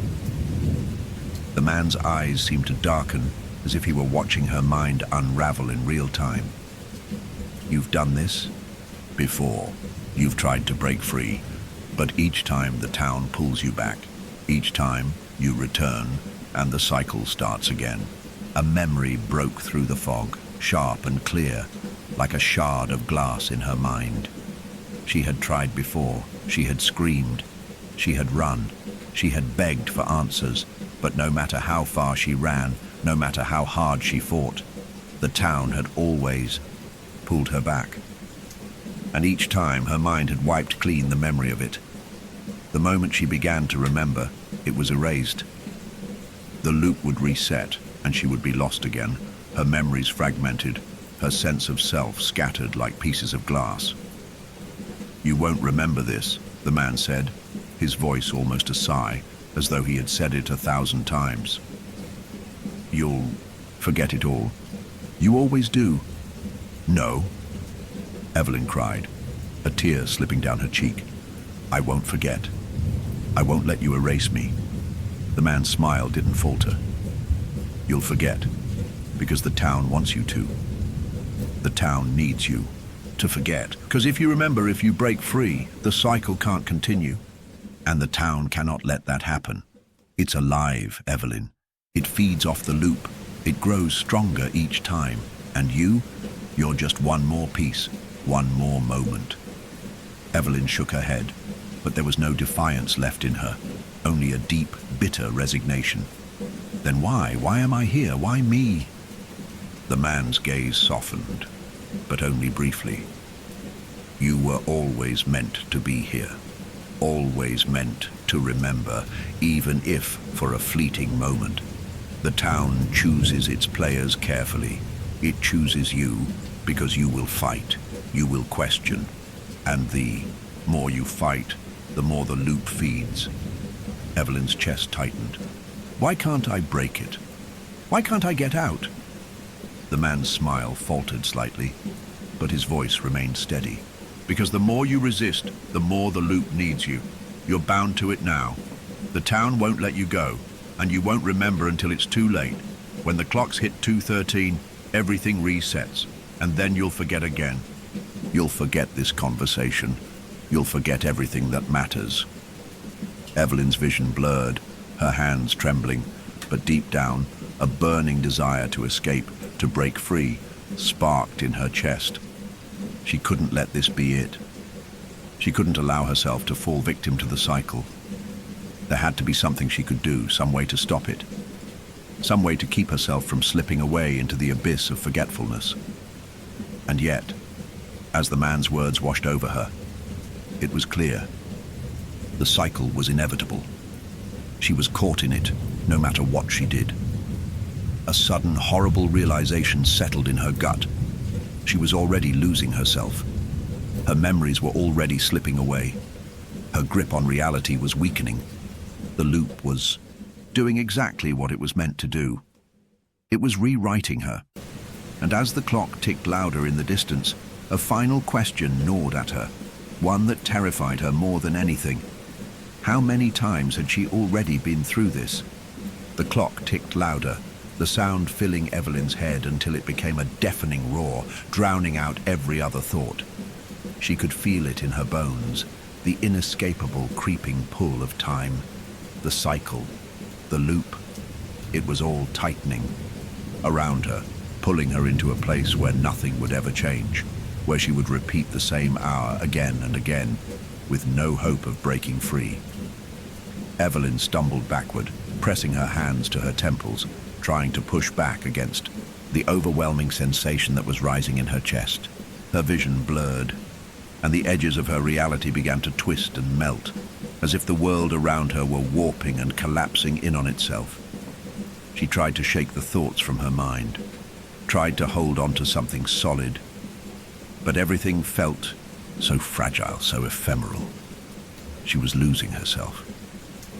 The man in front of her, the one who had explained everything and nothing, was still standing there, his expression cold and unreadable.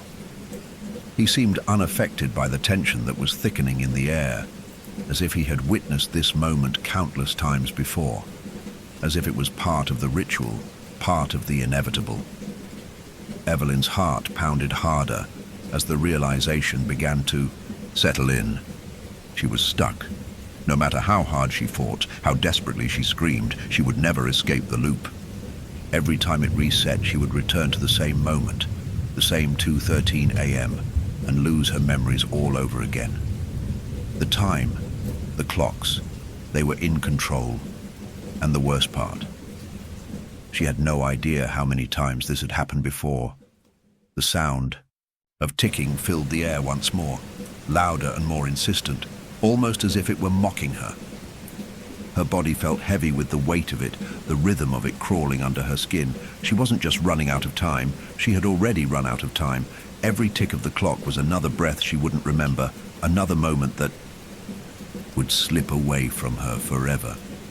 Why? She whispered, her voice cracking under the pressure. Why can't I remember? Why does this keep happening? The man's face softened, just barely, as though he were saddened by her words, but there was no pity in his eyes, only an undeniable truth.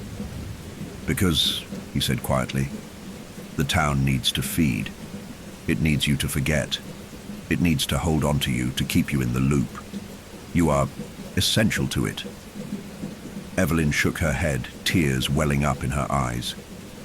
I don't want to be essential to this. I don't want to be part of it. I want to leave. I want to wake up. I want to...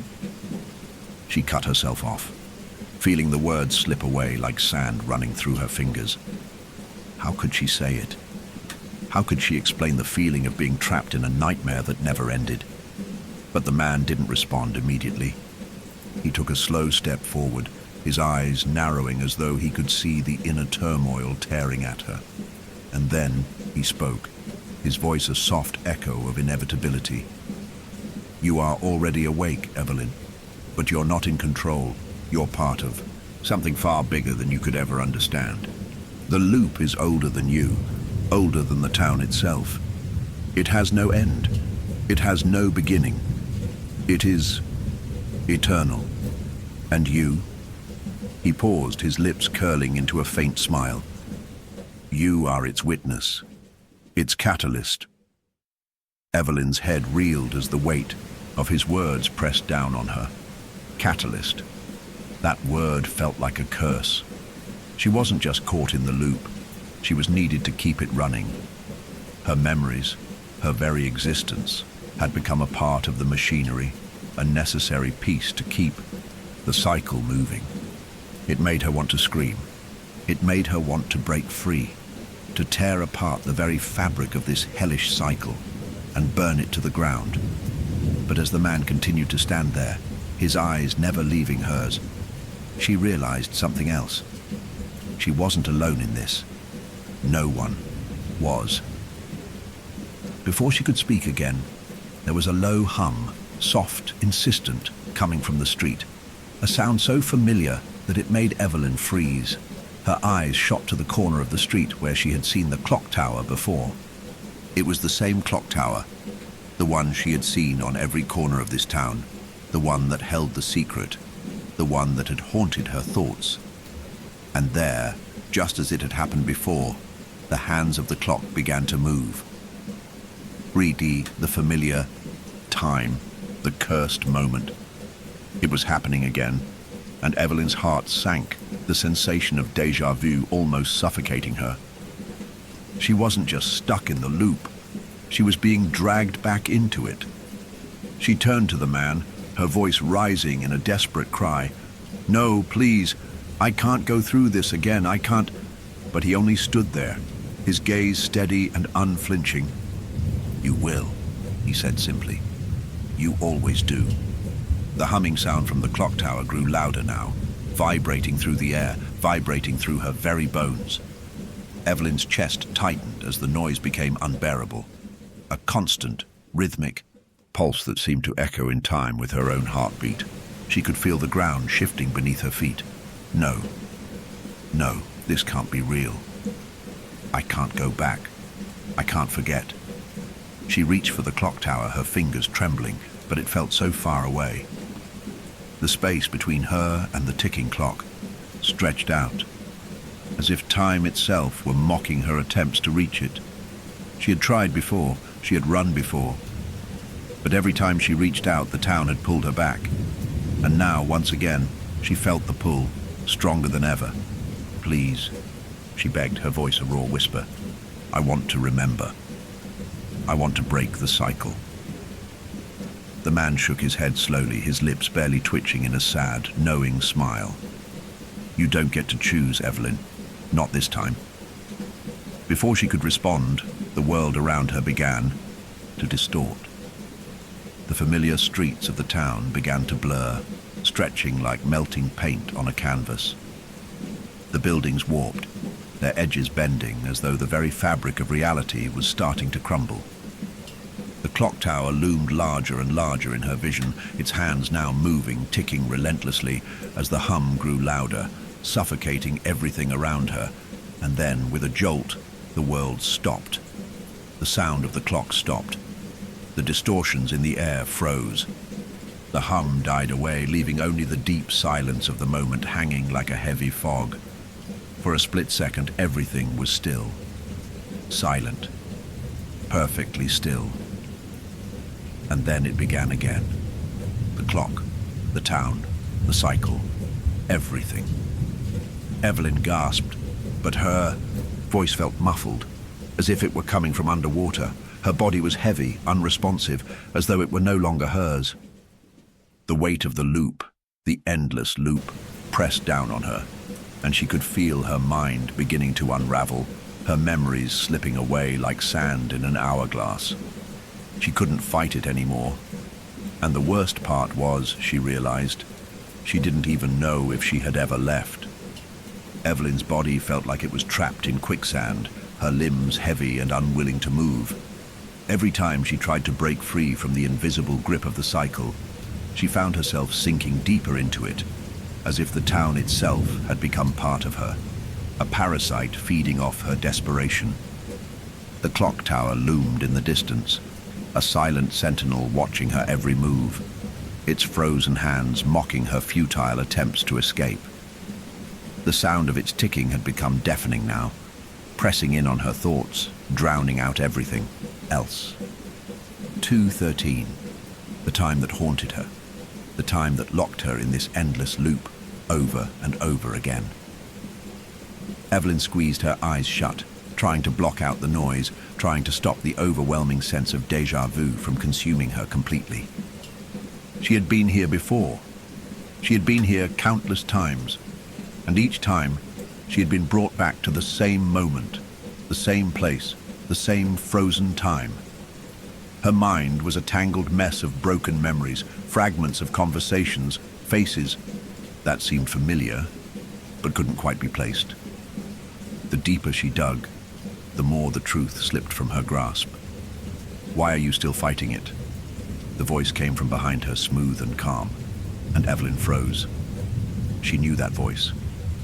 It was the man who had been with her through every cycle, the one who always appeared when she was at her weakest, when she was struggling to make sense of it all. She turned toward him slowly, her heart pounding in her chest, a cold sweat prickling at the back of her neck. You've been here before," she whispered, though she wasn't sure if she was asking or stating the truth. Her thoughts were so muddled, so fragmented, that it was hard to tell what was real anymore. "Haven't you? You've always been here."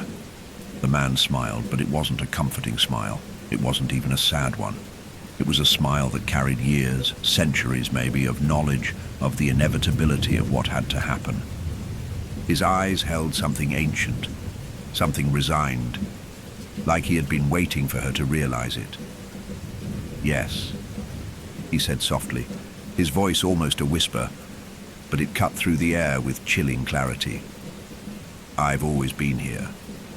I've seen the cycle play out more times than you could ever count. And I've seen you try again and again to escape, but it always ends the same, doesn't it?" Evelyn's stomach twisted in knots, the words pulling at her, digging deep into the painful truth she had been trying so desperately to deny. "No," she breathed, shaking her head, her hands clenched at her sides. "I won't let it happen. I won't forget. I can't let it take me again." "I won't. You already have forgotten," the man interrupted, his voice sharp now, though still oddly calm. "And you will again. Each time the cycle resets, you lose yourself. You lose the ability to remember, to break free." "No," Evelyn said again, her voice more forceful this time, though the words felt weak in the face of the truth she was being forced to confront. I can't be a part of this. I can't let this happen. There has to be a way out. There has to be something I can do." The man's smile deepened, but it wasn't kind. It wasn't reassuring. It was a smile that spoke of inevitability, of powerlessness. "You don't understand," he said softly, almost sympathetically. "There is no way out. You are a part of this town now, Evelyn. The moment you set foot in this place, you became part of its history, part of its curse. And like everyone else before you, you'll keep coming back, over and over. The town, it has a way of making you forget. It erases everything, the memories, the struggles, the fight. It keeps you trapped in the loop. Evelyn felt a cold shiver run down her spine.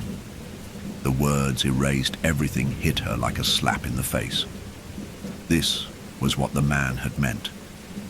She was not just caught in a loop of time. She was being erased. Her identity, her memories, wiped clean every time the cycle reset. Every time the clock reached 2:13, she was reset, reborn into the same moment, forced to live it again. And again, and again. Why? She choked out, barely able to keep her voice steady. Why me? Why does this happen to me? The man's expression softened ever so slightly, but there was no compassion in his eyes. Only the cold, hard reality of what had to be done. Because you are part of the loop. You always have been. The town chooses those who will keep it alive. And you, Evelyn, are its key. You are the one who remembers, or almost remembers. Every cycle, a little more slips away. But a part of you always fights, and the town feeds off that fight. It needs you to keep struggling, to keep trying, to break free. Without that resistance, it would die, and it doesn't want to die. Evelyn's breath hitched. Her chest tightened with a mixture of fear, anger, and something much deeper, hopelessness. She was the key, the one who remembered. But that wasn't a gift. It was a curse. The town, this place, fed off her struggle, off her refusal to accept it. Every time she fought, it grew stronger, kept her trapped in its never-ending cycle. She wasn't just stuck in time. She was the one keeping it alive. Her knees buckled beneath her, and she sank to the ground, clutching her head as though she could hold her mind together if she tried hard enough. Her memories, those fractured, broken flashes, felt so distant now, as if they belonged to someone else. And the more she fought to hold on to them, the more they slipped away. It's not real, she whispered through clenched teeth. It can't be real. I can't be the key. I can't be the one who makes this town live. No. No. The man's face remained unchanged, his eyes cold and distant. He knew. He had always known. You already are. And the worst part is, Evelyn, you will always be. There is no other way. Her mind reeled, unable to fully comprehend the enormity of his words. She had no control, no agency. She was trapped, captive, to the very essence of the town itself. Every time she remembered, every time she tried to escape, it only made the loop stronger, deeper, more unbreakable. The ground beneath her feet seemed to shift, as though the town itself were reacting to her despair. She could hear the sound of footsteps, soft, deliberate, approaching from the distance. But it wasn't just any footsteps. They were the same footsteps she had heard before, echoing in her mind. They were the footsteps of the town's people, the ones who had vanished, the ones who were now part of this endless cycle. She looked up, her eyes wide with terror, and there they were, the faces of the townspeople. Their expressions were vacant, hollow, as though they were only half there, only half alive. They stood in the street, all of them, watching her, waiting, and then, as if they had been waiting for the signal, they all turned and began to walk toward her. Evelyn's heart thudded painfully in her chest as she realized what this meant. She wasn't just trapped in time. She was trapped in the town itself, a part of its machinery, its hunger. The people who had disappeared before her, they were still here, stuck in the loop as well. But they were nothing more than shadows now, echoes of their former selves. Her legs gave out, and she fell to her knees, her mind racing. How many times had this happened? How many times had she relived this same hour? She could feel the weight of their gaze, the unblinking stare of the people who had once been alive, once been like her, only to become part of the loop, part of the town's unyielding hunger. And she knew, deep down, that she would never escape. The town would keep her. forever. Evelyn's mind was a fog of confusion, and she could barely make sense of her thoughts as the figures of the townspeople closed in around her. Each face was a mirror of her own panic, a reflection of the same broken, fractured mind. Her heart beat wildly, but it wasn't just fear that drove it. It was something worse. Recognition. This had happened before. The cold realization hit her like a sudden, icy wind. Her chest tightened. She had seen those faces, those hollow, staring eyes too many times. She had felt this before, standing here in the middle of the street, looking at the crowd of lost souls. But the memory was slipping away from her, just like every other time. How many times had she done this? How many times had she been in this moment, caught in the same crushing, repetitive cycle? She could feel it now, the weight of it, creeping through her bones. It was impossible to ignore, and she was losing herself again. This time, she wouldn't be able to pull herself out. Her body trembled uncontrollably as she pushed herself to her feet, her head spinning. "No," she whispered, her voice cracking. "No, this can't be real. This isn't the first time." But the reality of it, the truth, sunk deeper. This was the first time. The very first time she had stepped into the town. The first time she had encountered the loop. The first time she had felt the clock strike 2:13. The first time she had been pulled into the cycle. She couldn't remember exactly when it had started, but the knowledge that this had been the beginning of it all made her want to collapse in despair. She had always been here. She had always been part of the cycle. Evelyn's legs buckled again, and she sank back to her knees. The crowd of townspeople had surrounded her by now, their faces all twisted into expressions that were both alien and familiar. The same vacant looks she had seen over and over again. She was part of them now, wasn't she? Another lost soul, caught in the never-ending loop. She could feel their coldness seeping into her skin, her heart, her very being. But there was something different this time. Something different about the way the figures stood, motionless and waiting. It was as if they were aware of her confusion, aware that she had begun to understand the truth. And that was the worst part. The truth was something she couldn't escape. No matter how hard she fought, no matter how desperate she became, the loop would always pull her back. The town had chosen her. She was part of the fabric now, woven into its endless story. The man, the one who had warned her, had been right. She was the key to its existence, the piece that kept the cycle running. The more she struggled, the more she remembered, the stronger the loop became. And each time it reset, each time the clock reached 2:13, she would be left with nothing. Her memories would be erased, and she would return to this moment, this exact moment. Evelyn wanted to scream, but the words wouldn't come. Instead, she closed her eyes, feeling the tears well up inside her, and she clutched her head, as though she could force the memories back into place. She could almost hear her past, faint echoes of what she had been before she had arrived here, in this cursed town. But the memories were fading fast.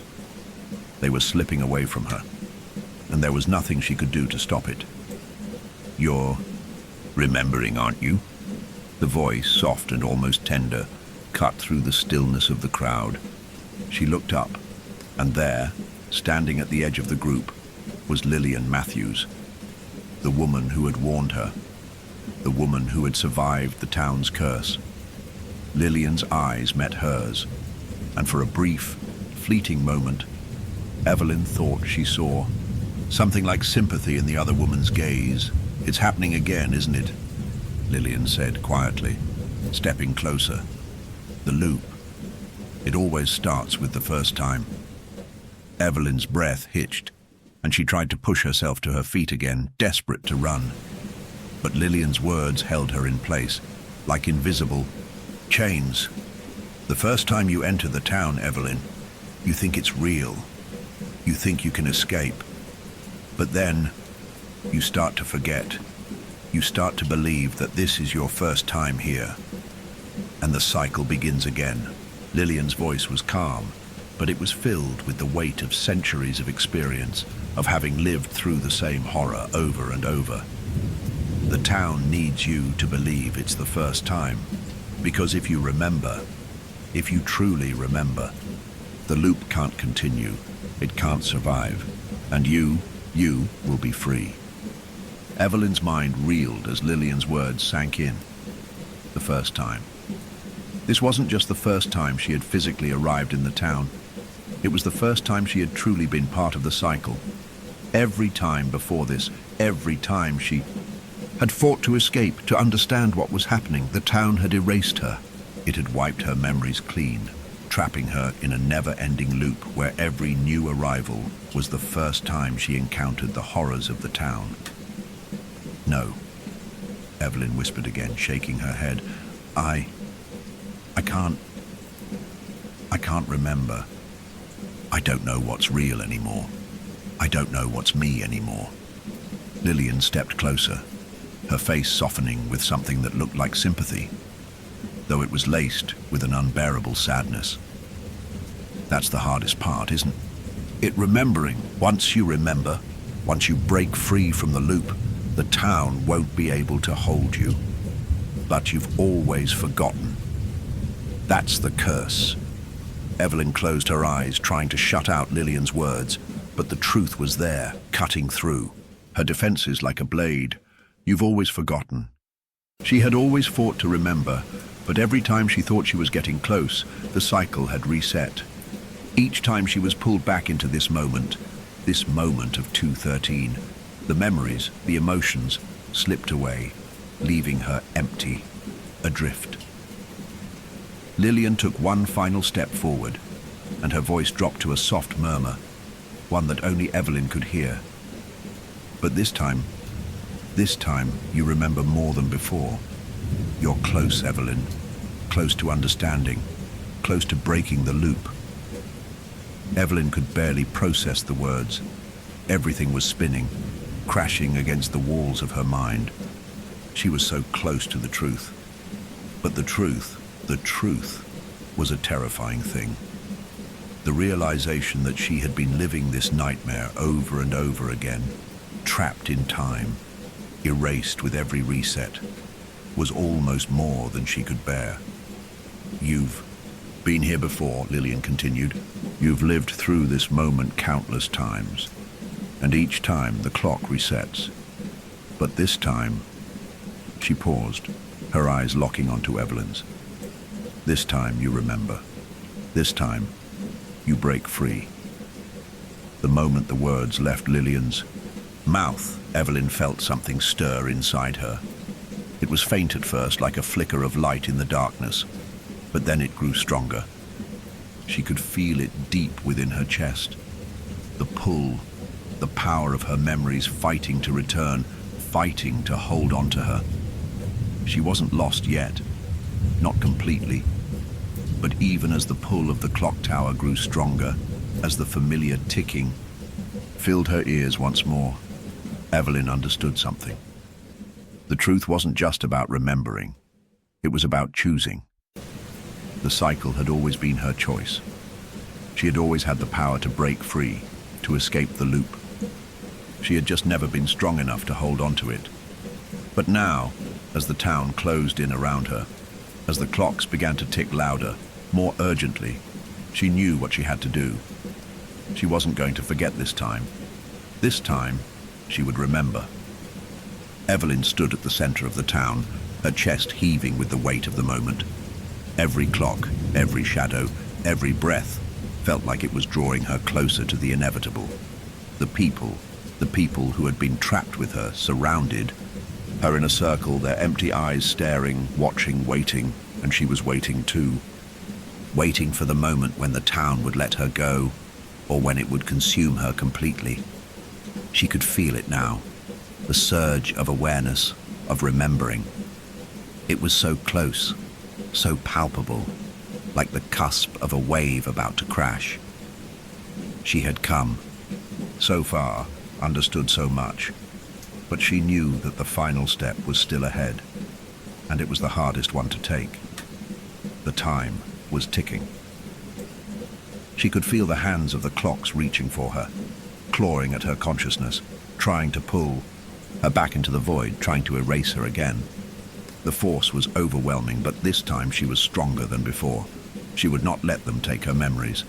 She would not let the loop begin again. "I will remember," she told herself, her voice strong inside her mind, even though her body trembled. "I will remember." From the corner of her eye, she noticed Lillian, standing on the fringes of the crowd. She had watched Evelyn struggle, watched her reach for something that would allow her to break free.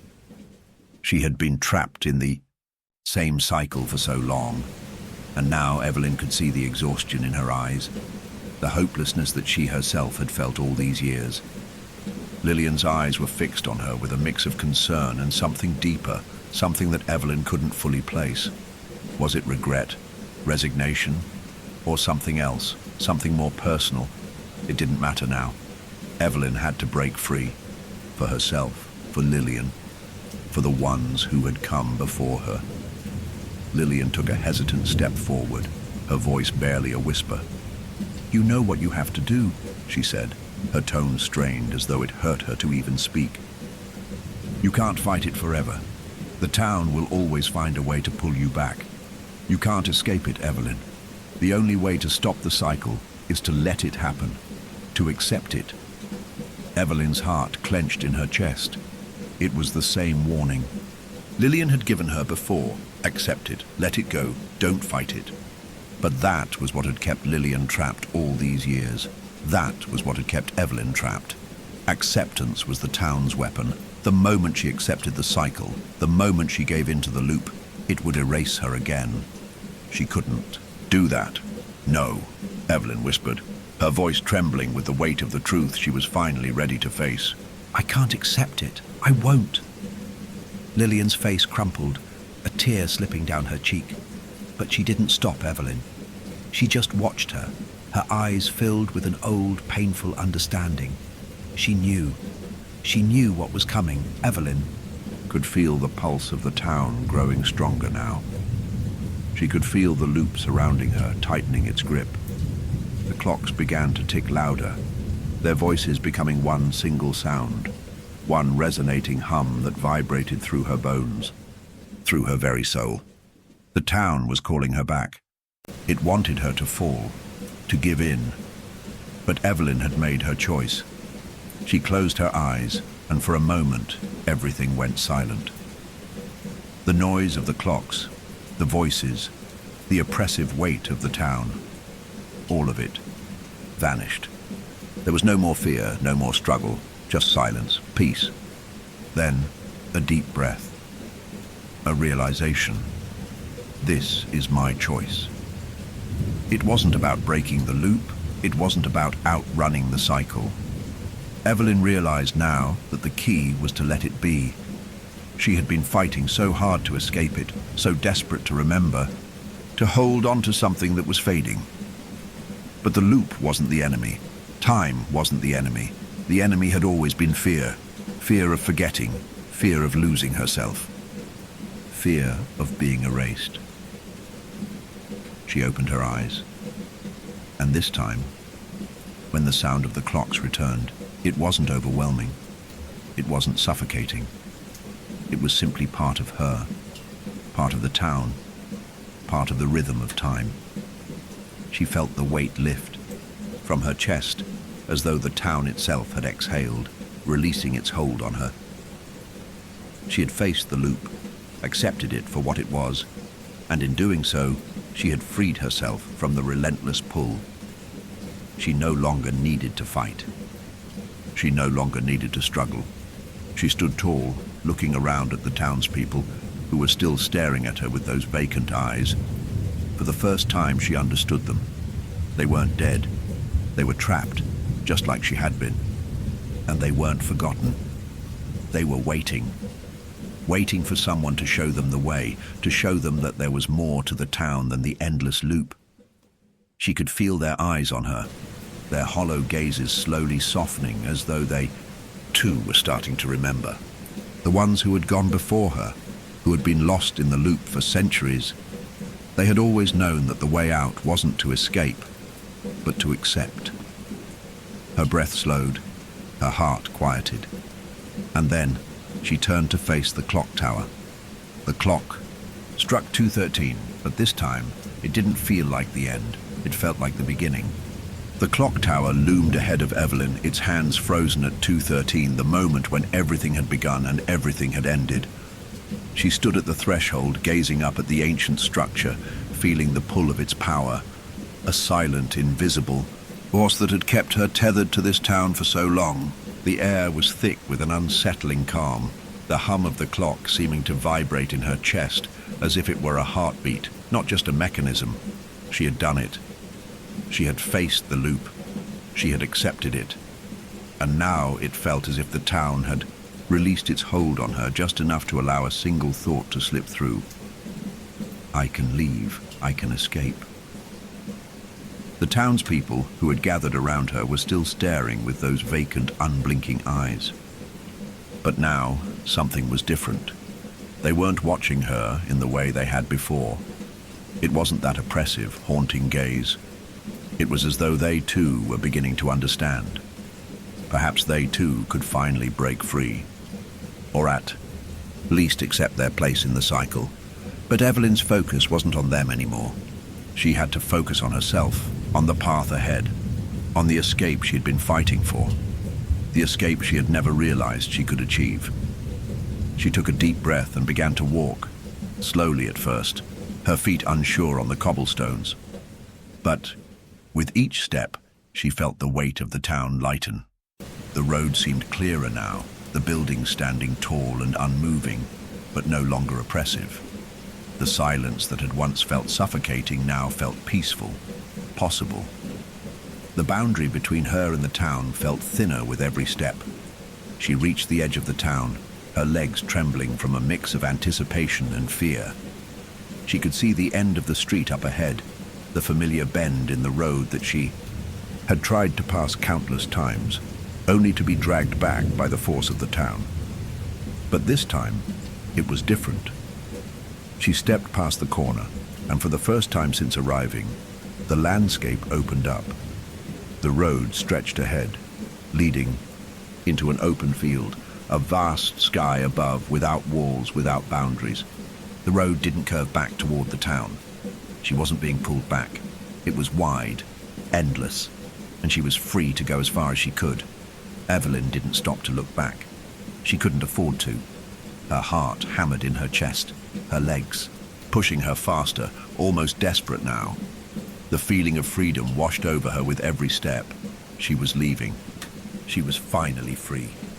But even as she ran, even as the distance between herself and the town grew, she felt the familiar weight settle back in her chest. That nagging, insidious pull. She slowed. She hadn't expected it.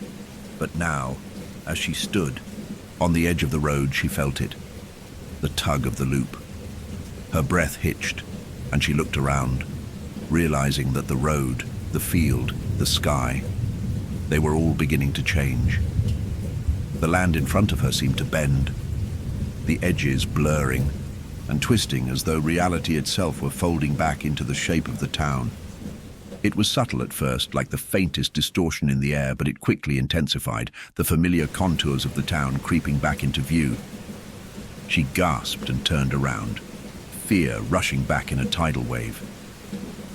The town was there, again. The same buildings, the same streets. She could see the town square, the familiar clock tower, standing like a silent sentinel, its frozen hands at 2:13. The road had led her right back to where she started. The loop had pulled her back again. "No!"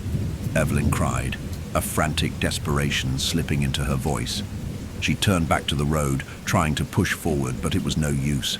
Every step she took, the world around her reshaped itself, as if the town was shifting to fit her back into its grip.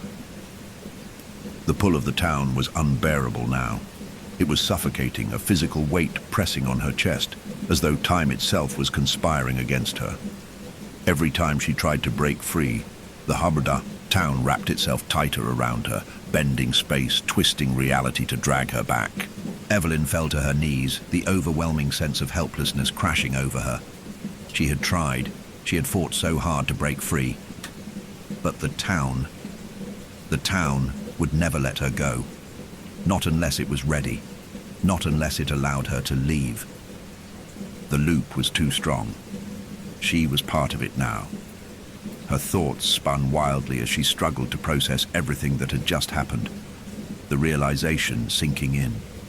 No matter how far she ran, no matter how much she tried to fight it, the town had always been in control. She wasn't just a visitor.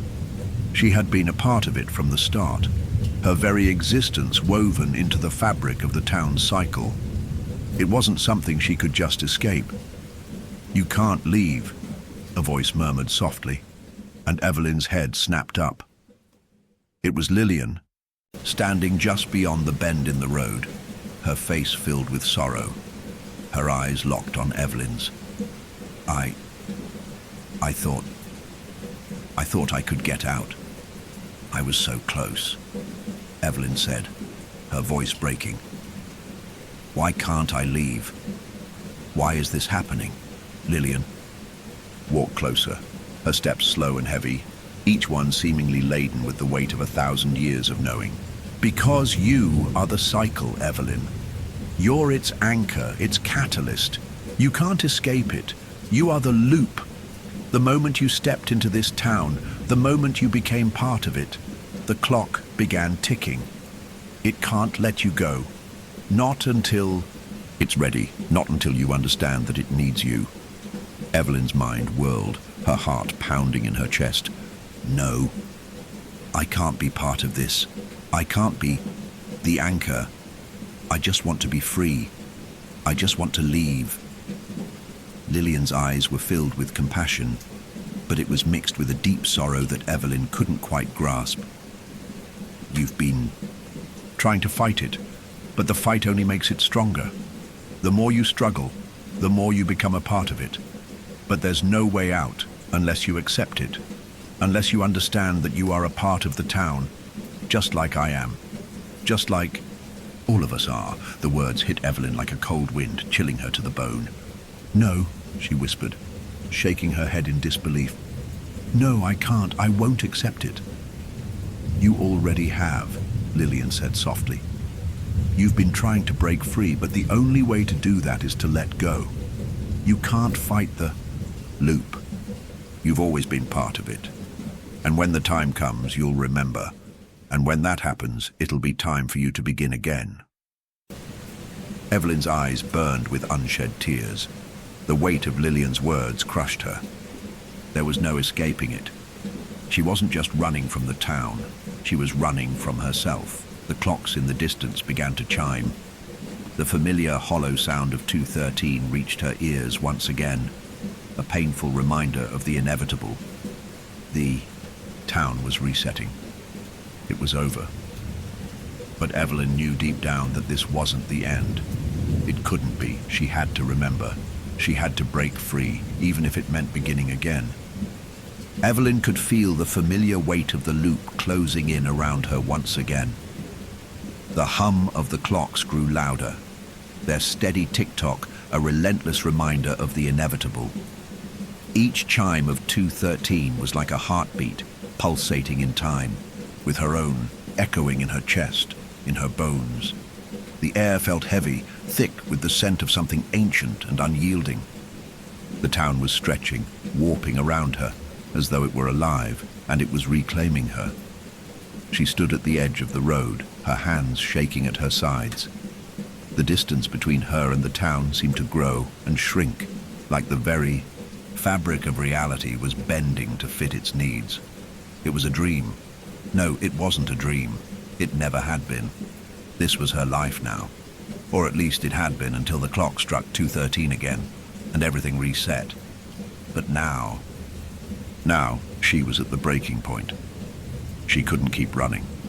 She couldn't keep pretending that she had control when the town, the cycle, was always one step ahead of her.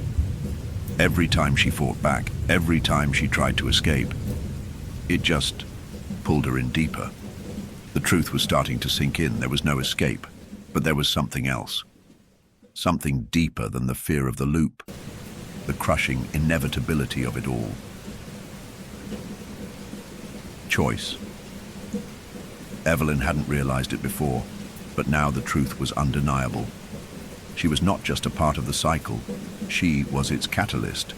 She had always been the one to challenge it, the one to question it, and in doing so, she had kept it alive. The cycle fed off her resistance. It needed her fight, her will to break free, to continue. Without her struggle, the loop would collapse. She had been caught in a paradox. The more she fought to escape, the more she sustained the very thing that kept her trapped.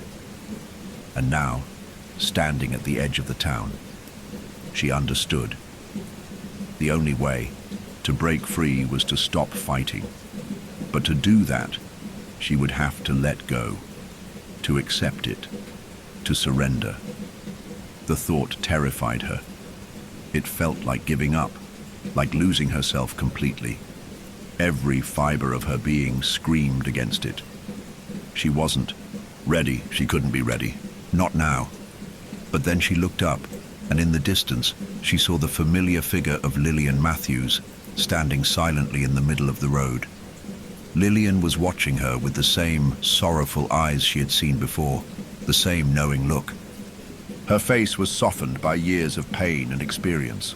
Someone who had been through this cycle so many times that she had stopped counting. Lillian's expression held an understanding that Evelyn couldn't fully grasp, but she felt it pulling at her, drawing her closer. "Lillian," Evelyn whispered, her voice trembling. "How did you do it? How did you break free? How did you live through this?"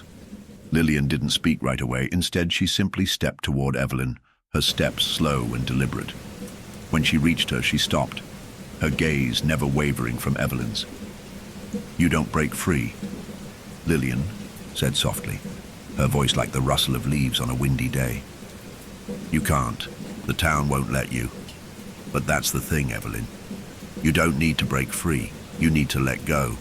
You need to accept that the cycle is a part of you. It always has been." Evelyn felt a cold shiver pass over her at Lillian's words. Let go. The words sounded like a death sentence, like surrendering to something she didn't understand, something she couldn't control.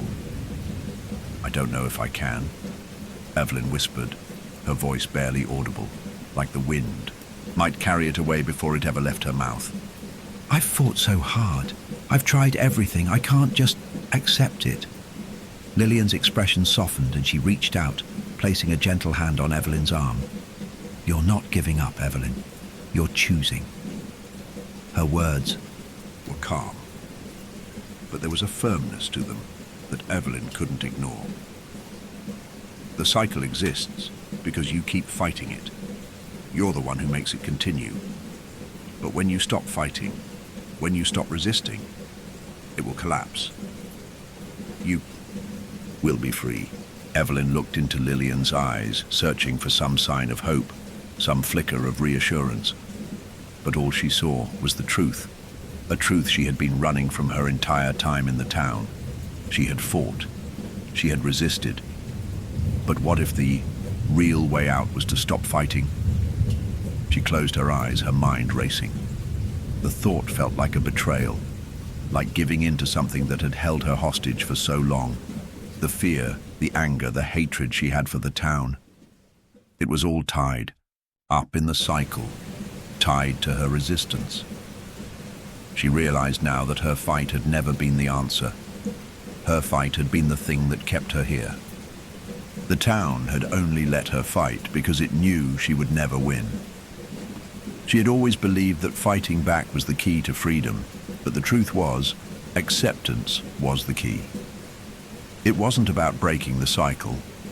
It was about recognizing that she had always been a part of it. And that was the hardest part. Her breath hitched as the full weight of it crashed down on her. Let go. She had to surrender. She had to stop fighting. It felt wrong. It felt like the end of everything she had ever known. But as the clock tower chimed again, the sound like a hammer against her skull, Evelyn understood. The time had come. The first time she entered the town, she had fought. She had tried to escape, and the town had pulled her back, over and over again. But now, she was standing at the precipice of something different. This wasn't about escaping anymore. It was about accepting the inevitable and breaking free from it, not by running, but by surrendering. Evelyn took a slow, shaky breath and nodded. She couldn't stay in this place anymore. She couldn't keep running from herself, from the truth that she had been too afraid to face. She let go, and in that instant, the world around her shifted. The air seemed to shimmer with a strange, almost magical quality, like the very essence of the town was unraveling, its grip on her loosening. The ground beneath her feet no longer felt oppressive. The ticking of the clock softened, fading into the distance, until it was no more than a whisper, a distant echo. And then, just as quickly as it had started, it was over. Evelyn opened her eyes. She wasn't standing in the town anymore. She was standing at the edge of the field she had seen earlier, the road stretching out before her, the sky above clear and open. There was no more weight, no more pressure, no more clocks. No more 2:13. She was free, but it was different now. She understood that the freedom wasn't about escaping the cycle. It was about accepting it. She didn't need to fight anymore. She didn't need to run. Evelyn took a deep, steadying breath and walked forward, knowing that the loop was still there, still part of the town, but it no longer had a hold on her. For the first time in what felt like an eternity, she was truly free. Evelyn's heart raced as she stood in the center of the town square, surrounded by the endless circle of identical houses, all draped in the same unsettling fog. There was something deeply familiar about the place, yet completely alien at the same time, as if the very fabric of her being was tangled up in the town's design. A sense of vertigo swept over her as she tried to pin down what had shifted, what had changed. She had done everything in her power to escape, to break free from the loop. And yet, here she was, once again, pulled back into this strange, suspended moment like a fly caught in a web. Her mind swirled with conflicting thoughts. How could she have been so sure she was escaping before? How had she failed? The knowledge weighed on her. It gnawed at her insides. The closer she got to the truth, the more she realized just how much she didn't understand. She hadn't just been walking away from time or a broken town. She had been trying to outrun herself. The clock tower loomed overhead, its presence even more oppressive than before. The hands of the clock were frozen at 2:13 a.m., the same moment that had been etched into every corner of her mind since her arrival. Why this moment? Why did this hour hold such power over the town? More importantly, why was it tethered so tightly to her? For a fleeting second, Evelyn wondered if she was part of something larger, something far more intricate than the mere cycle she thought she had been trapped in. Had she always been part of the town's twisted history without knowing it? What if she wasn't just some random outsider, the newcomer who would break the chain, but instead a figure woven into the very heart of the town's curse? The thought chilled her, but it also made sense. The town had always felt like a reflection of her own subconscious, a place where memories were not just forgotten, but deliberately erased. A place where the clock ticked endlessly, never advancing, just looping, cycling through its fixed point in time. Something sharp jabbed at her from within, a painful recognition, the same sense of déjà vu she had felt every time she had tried to escape. The horrible feeling that she had been here before, only in a different guise. She was no longer sure if this was her first time here, or if this was a continuation of the endless repetition. Could she have been part of the town's mystery before? The question clung to her as though it were the final riddle she needed to solve. She looked down at her hands. which were trembling. And for the first time in this nightmare, she felt as though she were more than just an observer, more than just a victim of this strange, cyclical town. She was a participant in something far beyond her understanding. The gravity of this realization threatened to pull her under. Could the very town be a reflection of her own fractured mind? Was this her past, her life somehow fragmented by a force larger than herself? The more she looked at the familiar faces around her, the more she understood that they too were caught in this eerie reflection. They weren't just lost souls, they were fragments of something larger, a memory, a collective memory, a warped version of reality. And the truth, it seemed, was far more terrifying than anything she had imagined. Evelyn's gaze moved to the old newspaper tucked in her hand, the very one she had found in the attic earlier, the one that detailed the mysterious disappearance of the entire town at exactly 2:13 a.m. decades ago. She hadn't fully understood it before, but now she could feel the weight of it. The survivor of the event, the woman who had been left behind, was still alive, somewhere in the town. The town's last thread of connection to the outside world. She had warned Evelyn not to come, and now Evelyn understood the warning in full force. The survivor's words echoed in her mind. "You shouldn't be here. You've always been here." Evelyn's breath hitched. She wasn't just caught in the loop as an outsider, she was part of the loop. There was no escape, no way out, because she had been here before. She had been this way before. The moment she'd entered the town, she had already been part of its history, just like the people who were now wandering the streets trying to reclaim their memories. They had all been there before too. Time was no longer linear. It wasn't just a series of past events or a straightforward sequence of occurrences. It was a collapsing, ever-shifting reality, one where the past, present, and future overlapped, all bound together in an endless, unbreakable knot. And Evelyn had always been part of it. The awareness hit her like a punch to the gut. This was not the first time she had come to this town. In fact, it was likely far from the last. There was no escaping this place. No matter how much she tried to outrun it, she would always return. The town would always draw her back in because she was a part of it. A fragment, a piece of the past that could never be severed.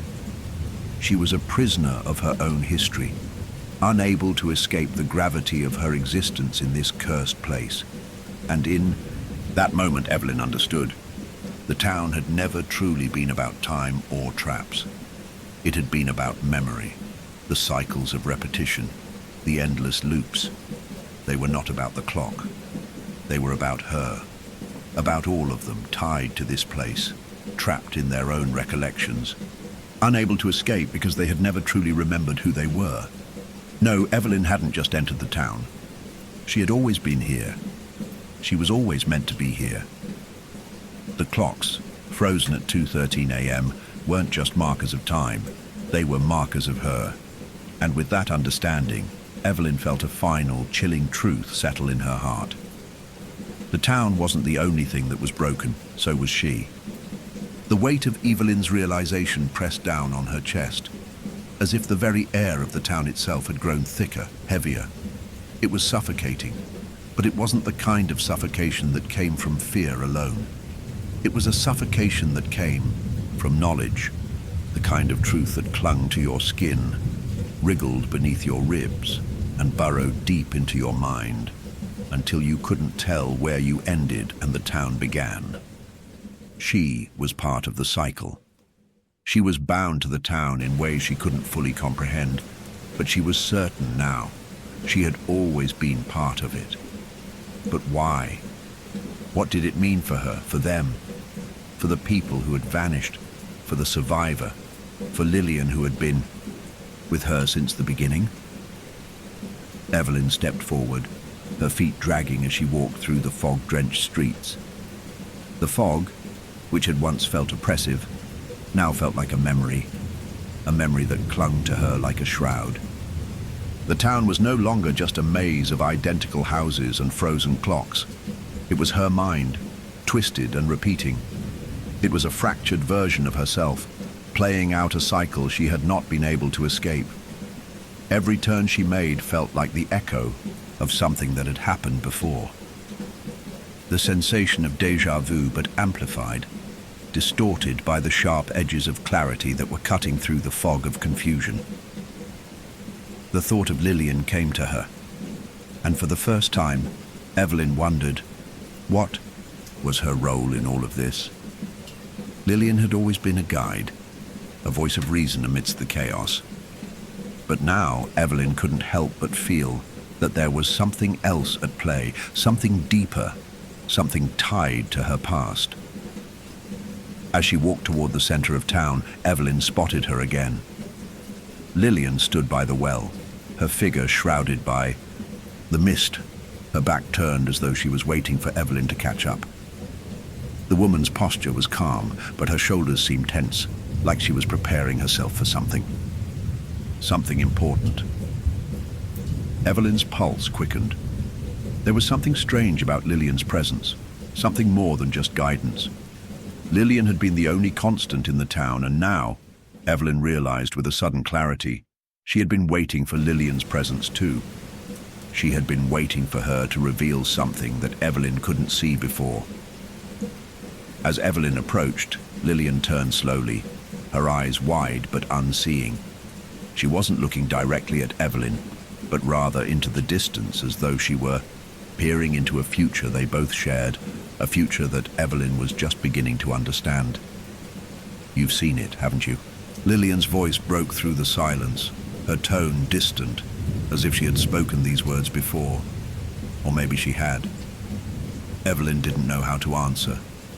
She only nodded, her throat tight. Yes, I think I have."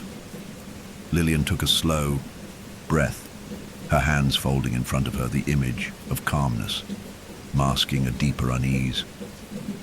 "The town is a reflection of our minds, Evelyn. Every person here is a part of the puzzle. The pieces are scattered across time, and you've always been here. We've always been here." She looked up, her gaze meeting Evelyn's, and there was something ancient in her eyes. "You were meant to be here. You've come full circle." The words struck Evelyn like a blow to the stomach. Full circle. She hadn't been running from something. She had been running from herself. And now, standing here, facing Lillian, someone who, just like her, had been trapped for an eternity. Evelyn understood. The cycle wasn't just about time. It was about choices. About decisions made in the past that rippled through their minds and into the present, until there was no difference between memory and reality. "How?" Evelyn finally whispered, her voice shaking. "How is this possible?" Lillian's lips quirked into a faint, sad smile. "You think you're free, but freedom was never the goal. The goal was remembering, the cycle. It was never meant to trap us, it was meant to wake us up."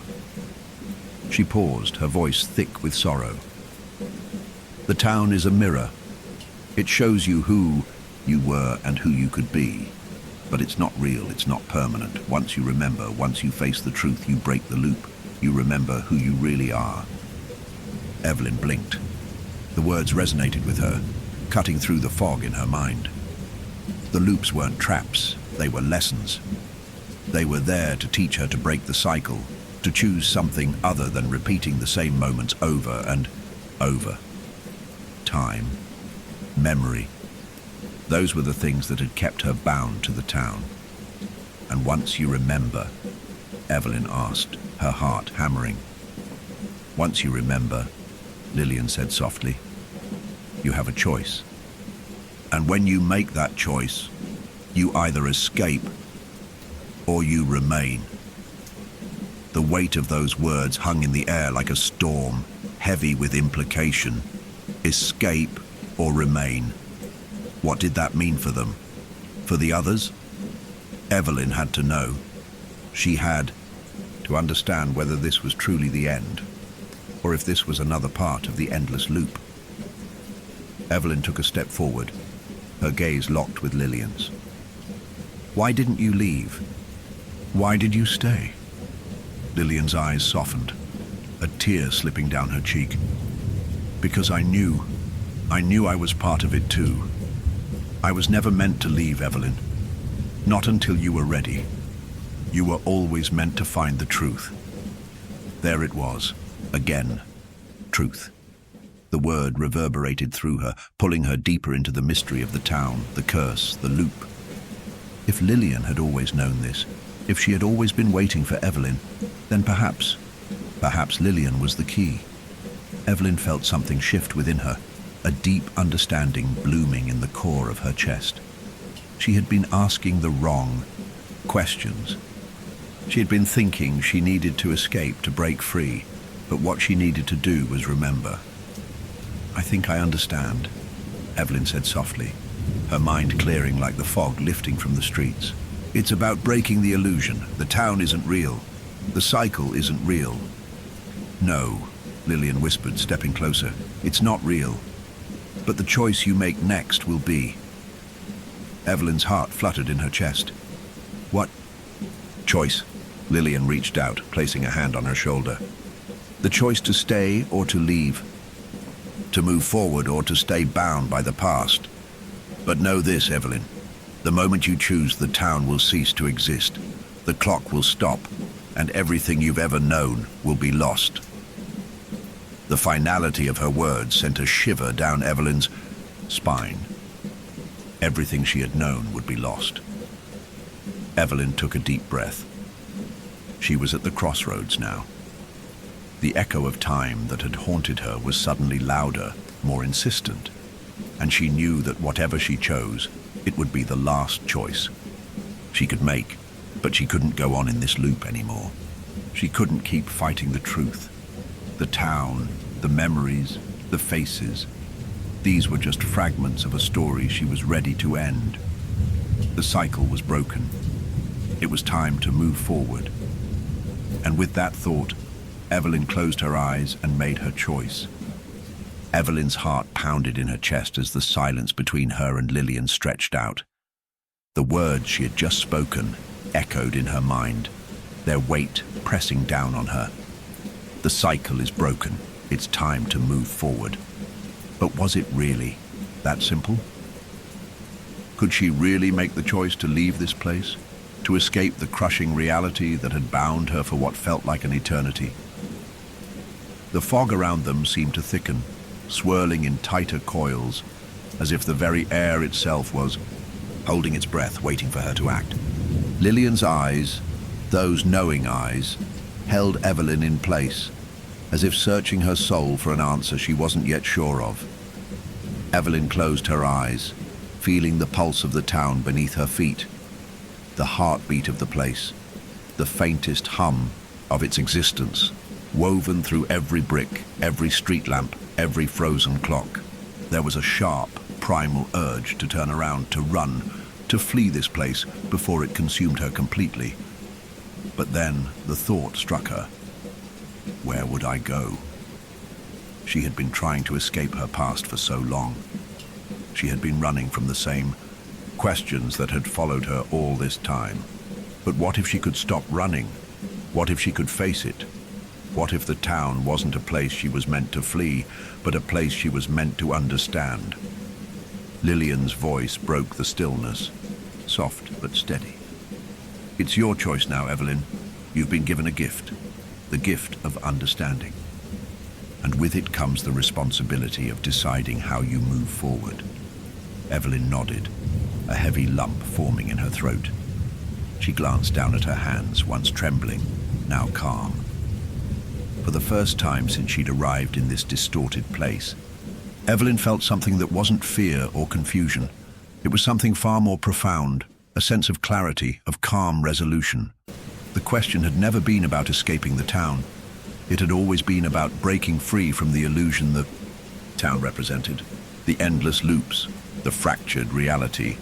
They weren't just a reflection of the town's cursed existence.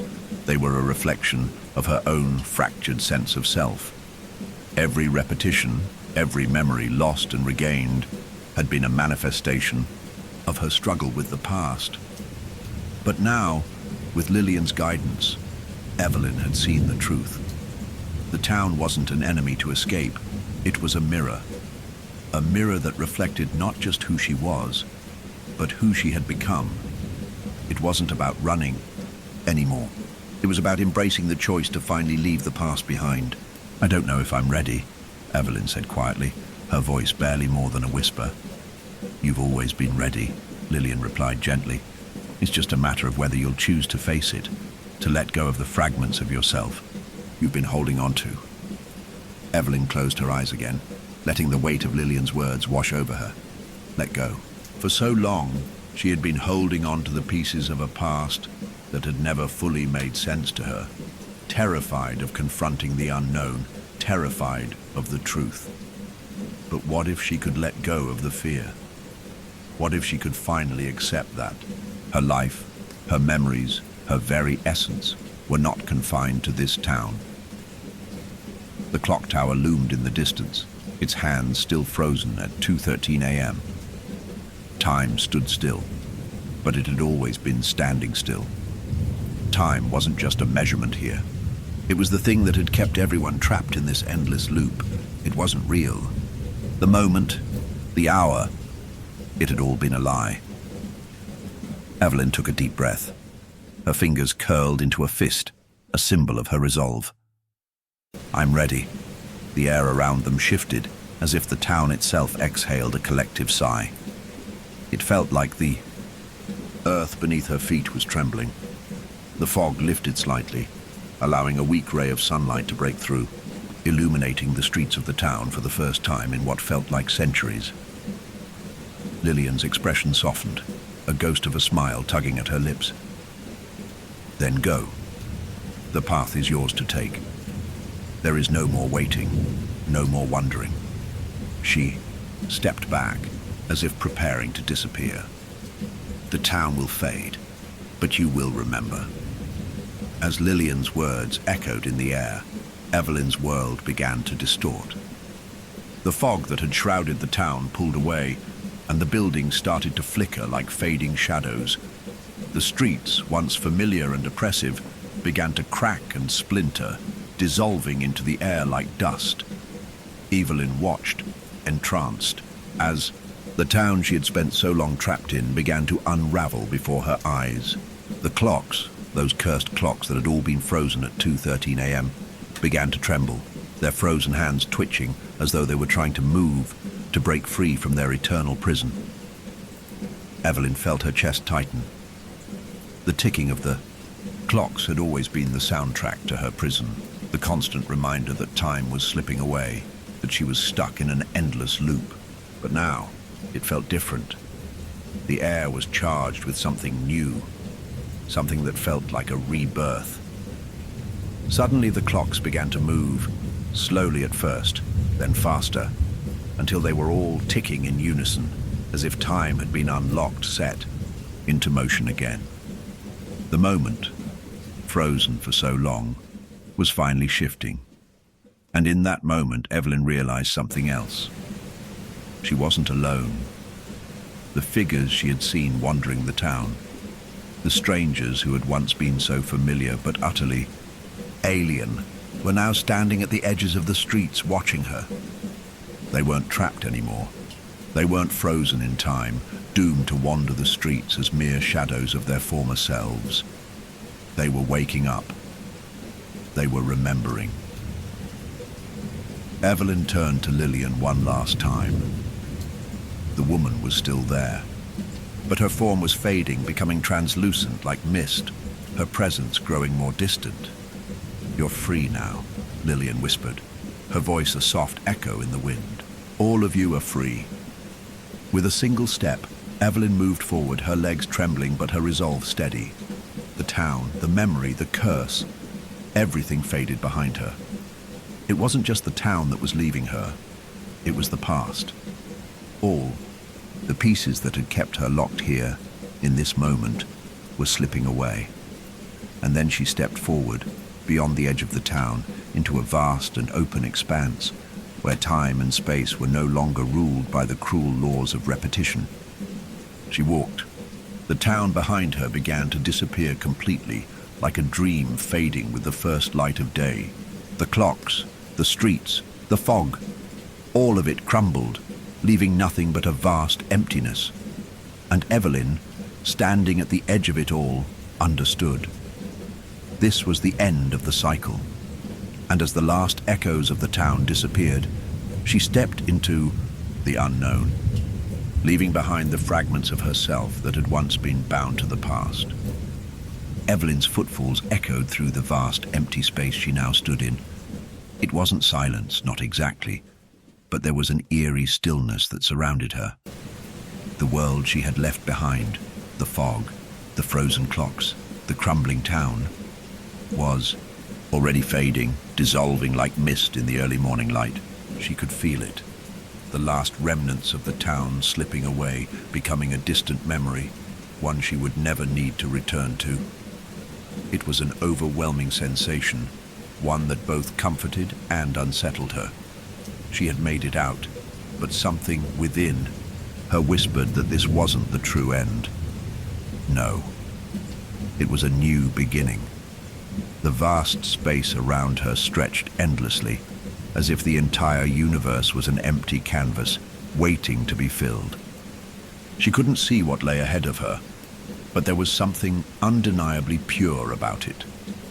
The weight of years, of repeated cycles, had lifted from her shoulders, and the clarity in her mind felt like a fresh dawn breaking through a long, oppressive night. Yet she couldn't shake the feeling that she wasn't alone. As she continued walking, a shadow moved at the edge of her vision. She stopped and turned, her heart skipping a beat. For a moment, she wondered if she was seeing things, if the trauma of the endless loops had caused her mind to play tricks on her. But no, it was there again, solidifying into a form she knew all too well. Lillian. She stood a few paces away, her face calm, yet there was something almost otherworldly about her now. Her presence no longer felt like it was anchored to the town, to the cycle. She was something else, something beyond. "I thought you were gone," Evelyn said, her voice thick with disbelief. Lillian's eyes, no longer clouded by the sorrow she had carried for so long, met Evelyn's gaze. Her smile was warm, but there was a sadness in it too. "I am. The town is gone, Evelyn. But what you must understand is that we were never just prisoners of time. We were its keepers too." Evelyn frowned, stepping closer, unsure of what Lillian meant. "Keepers? Time is not a straight line," Lillian explained, her voice carrying an echo of something ancient, something almost ethereal. "It bends, loops, and entangles. We were both victims and guardians of its cycle. You and I, we were always meant to be here, but you were meant to remember, to break the cycle. And in doing so, you released us." Evelyn's mind raced, trying to piece together the fragments of what Lillian was saying. "Released us? But I didn't choose to be a part of this. I didn't choose to be trapped in that town. You never chose it," Lillian agreed gently. "But the town, the time loops, they weren't about choices. They were about understanding. You were brought there to confront what you had forgotten, what you had buried in yourself. The town gave you the time you needed to confront that. But I don't understand." Evelyn shook her head. "You said I could leave, that the town would vanish. I'm not free if I don't understand. I can't leave without knowing what it all means." "You're right," Lillian said softly, as if she had anticipated Evelyn's need for answers. "You've lived through so many cycles. Each time you learned a little more, and now the time has come to see the truth, to step beyond the veil of memory. What you remembered in that town was real, Evelyn. It wasn't just the ghosts of people who vanished. It was the reflection of your own soul." Evelyn's breath caught in her throat, The words didn't seem to fully connect in her mind, but she could feel the weight of them, heavy and absolute. "Then what does it mean?" she whispered. "What happens now?" Lillian's smile deepened, though it was bittersweet. "It means that time was never meant to trap you, Evelyn. Time was always meant to teach you, but you couldn't learn until you were ready, and now that you are..." Lillian's words trailed off and she stepped back, her figure becoming translucent once more, fading like the mist that had once enveloped the town. The emptiness of the space seemed to stretch wider, as though it was swallowing her up. "What now?" Evelyn asked, but the question felt meaningless. She already knew the answer. The wind picked up, swirling around her in gentle gusts, carrying with it the faintest traces of something familiar. The smell of wet earth, the sound of the town's distant whispers. A fleeting image passed before her eyes, the clocks ticking, the faces of the people she had met, and then vanished from her life. The cycle had broken, but it had also reshaped Evelyn in ways she hadn't yet grasped. It had changed her perception of time, of reality, of herself. She had escaped the loop, but the town, its lessons, were still with her. She was carrying them forward, whether she was ready or not. Her gaze turned back to the endless space in front of her, the infinite possibilities stretching outward like a vast horizon. It wasn't just the town that had vanished. It was the past, the memories, the fragments of the person she had been, scattered and lost in the cycles of time. She didn't need to understand everything. Not yet. But she knew she had learned something that no one could ever take away from her. The past was gone. The future was unknown. But she was no longer running from herself. And with that thought, Evelyn took her first step into the unknown, her heart steady, her mind clear, and her spirit free. As she walked into the horizon, the world around her, time, reality, memories, shifted, and the last remnants of the town she had once known vanished completely. And for the first time, Evelyn felt truly free. You're deep into the story now, and the horrors are only escalating. If you're still with us, don't forget to like and subscribe. Tell us where you're listening from in the comments. Who else is staying up late to face this nightmare? Settle in. The terror continues. Story 2. Dr. Evelyn Hart had always been the type of therapist who didn't believe in easy solutions. She'd spent years in the business of peeling back the layers of human suffering, examining the broken pieces of people's psyches. Most cases were complex, never clear-cut. Yet the people who sought her counsel often shared one thing in common: a deep, aching need for someone who could understand their turmoil. But this case, Oliver's case, was different. She was sitting in her office, reviewing the file in front of her, the thin light from the late afternoon sun barely spilling through the blinds. The sky outside was turning a dull shade of grey, as if reflecting her own mood. The child in question, a boy named Oliver Phelps, had been referred to her by a local pediatrician who had become concerned after observing disturbing patterns in the child's behavior. Dr. Hart turned the page of the file, scanning the few sparse notes written by the doctor who had first examined Oliver. Patient, Oliver Phelps. Age 10. Presenting issues: persistent fear of mirrors, increased isolation, and disturbing behavior in public places. History of trauma: father's death in accident. Mother reports child becoming increasingly agitated and withdrawn after the incident. Recommended immediate therapy. That was all she had to go on, no further details. No clues as to what might be festering within this young boy's mind. Dr. Hart had seen a lot of cases in her career, but the file left her with more questions than answers. Why mirrors? Why would a 10-year-old boy develop a fear of something so mundane, a reflection? She'd read about children being scared of shadows, monsters under the bed, or the dark corners of a room, but mirrors? It struck her as odd. She looked at the clock on the wall, 2:45 p.m. It was nearly time for her first meeting with Oliver. The door to her office creaked open, and a small, hunched figure stood in the doorway. Dr. Hart looked up, her heart briefly skipping a beat. Oliver. Phelps was much thinner than she expected, with pale skin that made him seem almost translucent. His large eyes, dark and hollowed, were fixed on the floor. He wasn't looking at her, but she could feel his presence, a sense of being studied even in his silence. "Oliver," Dr. Hart said softly, her voice warm but controlled. "Please come in. Have a seat." Oliver hesitated for a moment before walking into the room. His small steps were slow and deliberate, almost as though he was trying not to make any noise. Dr. Hart gestured toward the chair across from her, and Oliver slowly sank into it, his arms crossed tightly over his chest. His eyes darted toward the corner of the room where a full-length mirror stood, a silent sentinel framed in polished wood. Dr. Hart noticed his unease and decided to start slowly.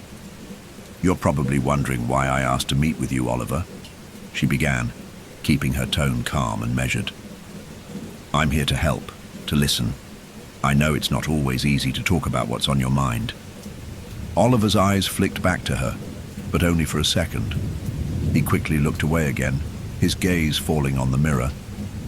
There was something in his stare, an uneasiness, a fear even.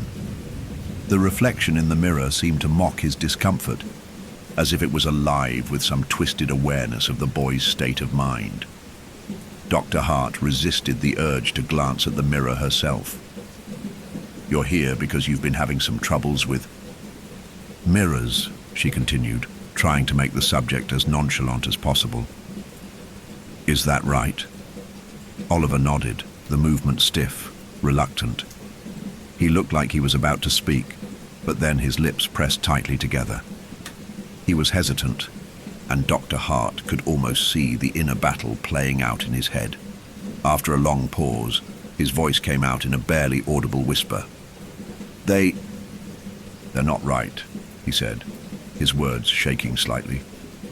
Dr. Hart leaned forward slightly, her professional curiosity piqued. "What do you mean, Oliver? What's wrong with them?" He looked at her again, this time directly into her eyes, but only for a fleeting moment before his gaze darted back to the mirror. He shuddered. "The reflection.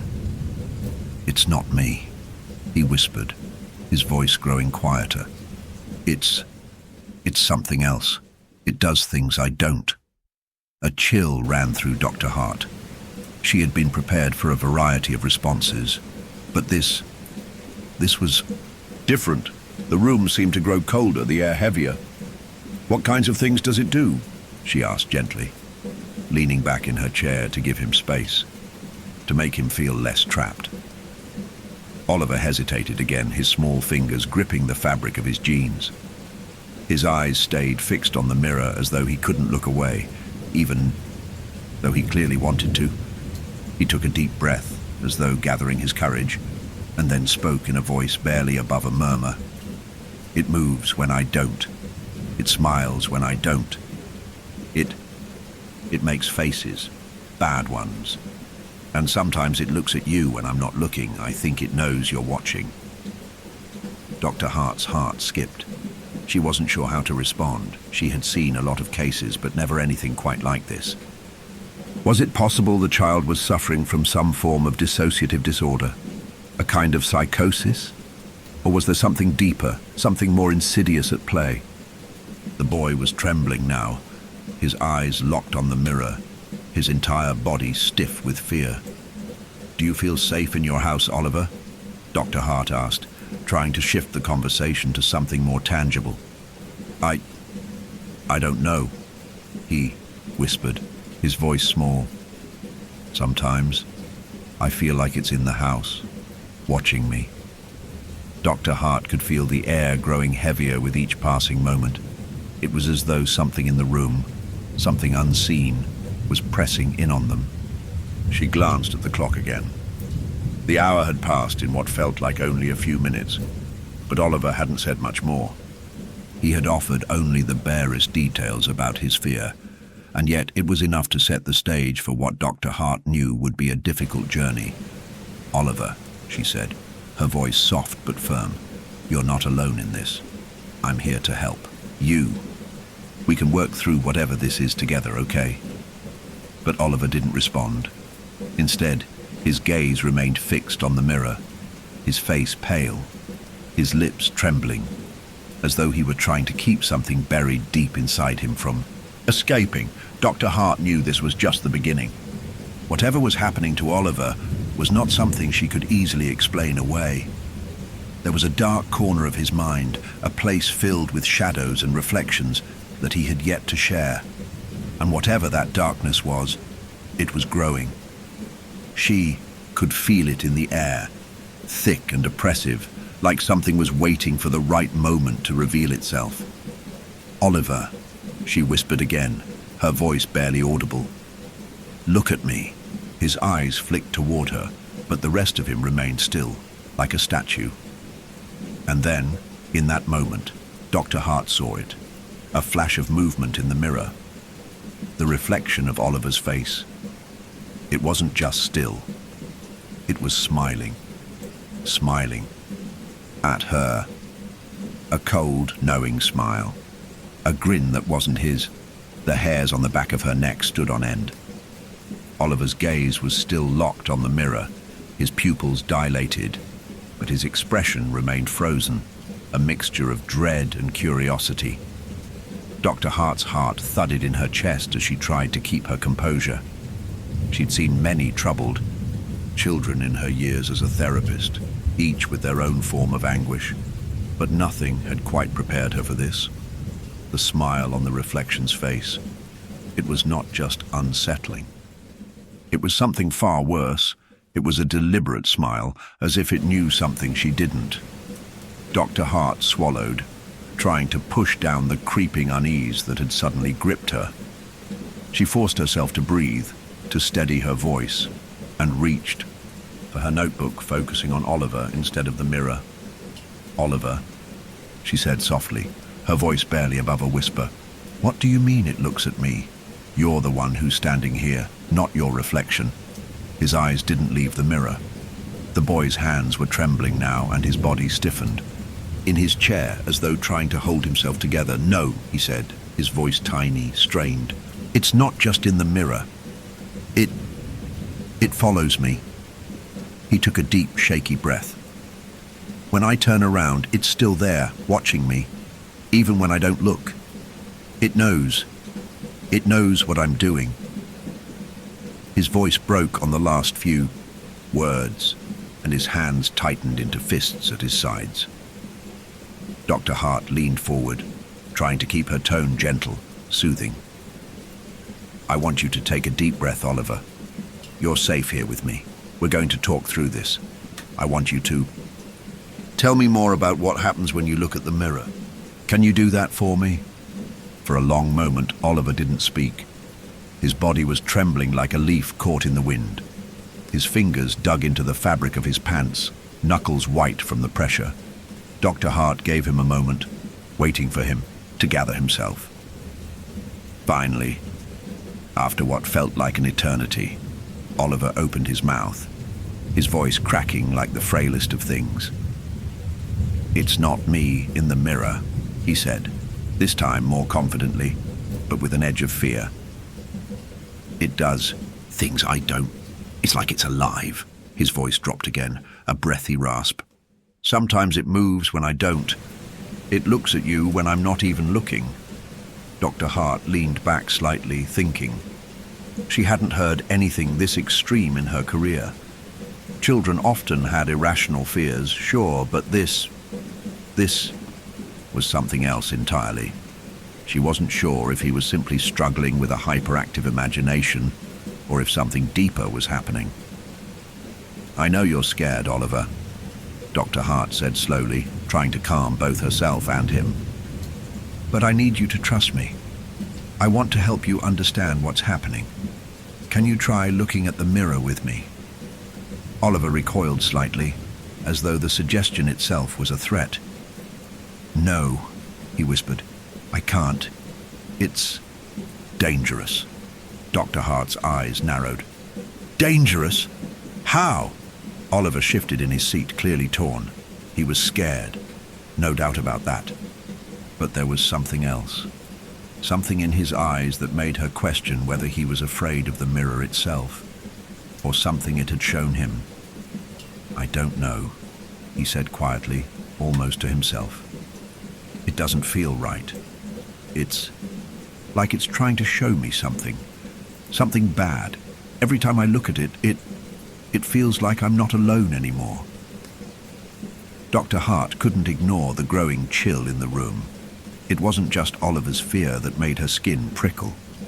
There was an underlying presence, something palpable in the air, as though the room had thickened around them, pressing in on all sides. She tried to keep her focus sharp, her professional distance intact. But she couldn't shake the feeling that Oliver was telling the truth, at least his truth. She turned toward the mirror, her gaze briefly meeting the reflection. For a second, just a fraction of a second, it felt like she could see something in the glass that wasn't there before. Something in the way the shadows pooled at the edges of the room, something almost waiting. Dr. Hart blinked, pulling her focus back to Oliver. "Oliver," she said, trying to keep her tone steady. "I'm not sure I understand what you mean by, 'it's alive.' What do you think it is? What does it want?" He hesitated. Again, his small, nervous hands gripping the edges of his chair as if trying to hold himself together. I think it wants to take me. It wants to pull me inside the mirror," he whispered, barely audible, as though saying it aloud might make it come true. Dr. Hart's heart skipped a beat. She had heard of children expressing fears of things like shadows, dark places, monsters, under the bed. But this was something entirely different. A fear of something beyond the mirror, something that could reach out and take him. "I want you to think, Oliver," she said, trying to ground him in the present. "When did this start? When did you first notice that your reflection wasn't like you?" He took a deep breath, his eyes still locked on the mirror. His voice grew quieter, more strained, like he was digging through a dark memory he wasn't sure he could bear. "I was little," he said slowly. "I didn't understand it then, but it was always there. The reflection. It was always different, but I didn't know why. My mom would say it was just me looking at myself, but I knew it wasn't. It would move when I wasn't, or it would look at her when I wasn't even facing her. It wasn't right." A shiver passed down Dr. Hart's spine as she realized the enormity of what Oliver was saying. He wasn't just seeing a distorted reflection of himself.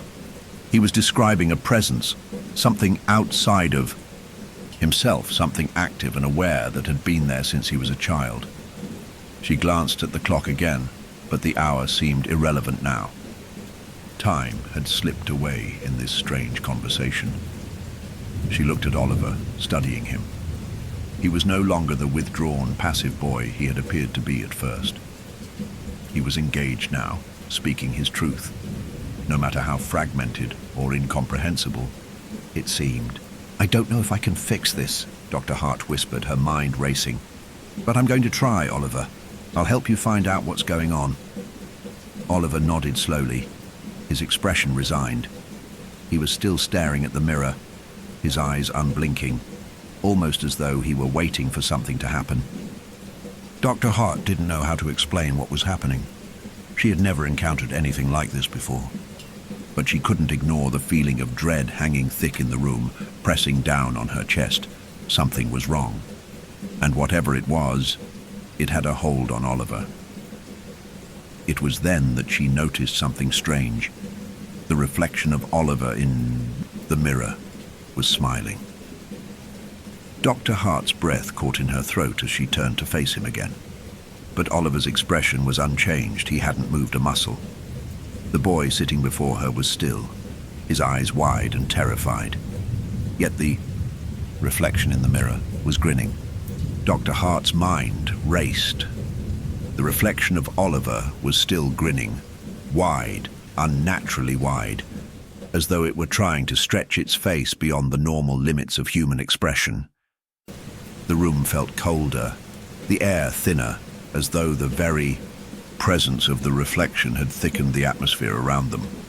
She could feel the sweat beading at the back of her neck, despite the chill that seemed to have crept into the room.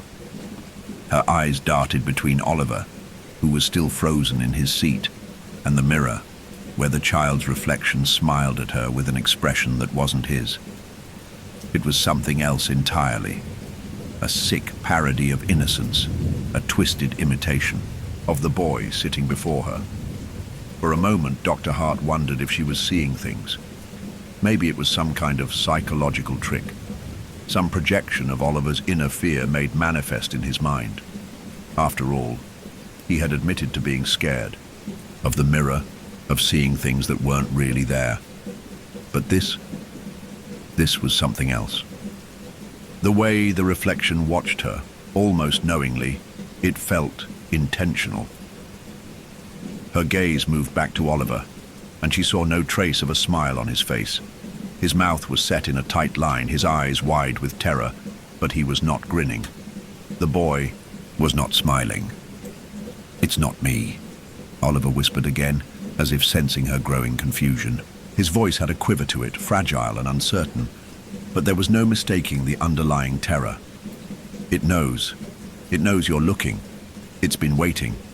Dr. Hart shook her head, as though trying to dislodge the odd sense of reality, slipping through her fingers. She couldn't let herself become frightened. Not now. She needed to remain calm for Oliver's sake. "Oliver," she said, her voice firm despite the trembling sensation in her chest. "I need you to focus. We're going to work through this together. You're not alone, and this thing in the mirror, it's not real." The words felt hollow as they left her mouth. How could she tell him that when everything about the room, everything about the air felt so wrong? The reflection, it wasn't just a distorted version of him, it was something more. "It is real," Oliver said, his voice stronger now, though still barely above a whisper. "I can see it. Every time I look, it's there. And it..." He stopped suddenly, his hands clenched tightly into fists again. "It watches me." Dr. Hart felt her stomach tighten, a deep, unsettling sense creeping over her. The boy's fear was palpable, but it was more than that. There was a deep, buried terror inside him, one that didn't just come from a childish imagination.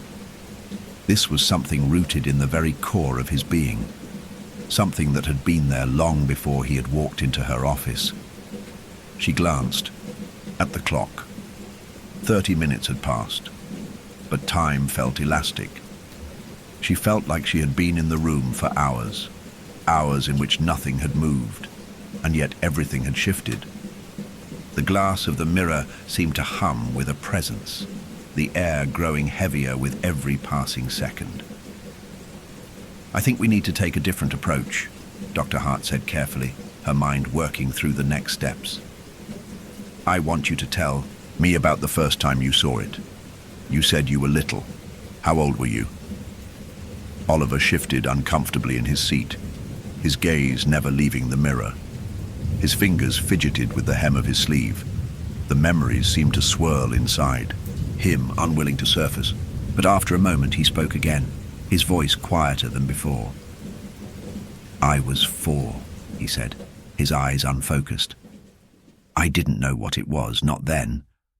I remember looking into the bathroom mirror. My mum had just finished giving me a bath, and she told me to look at myself.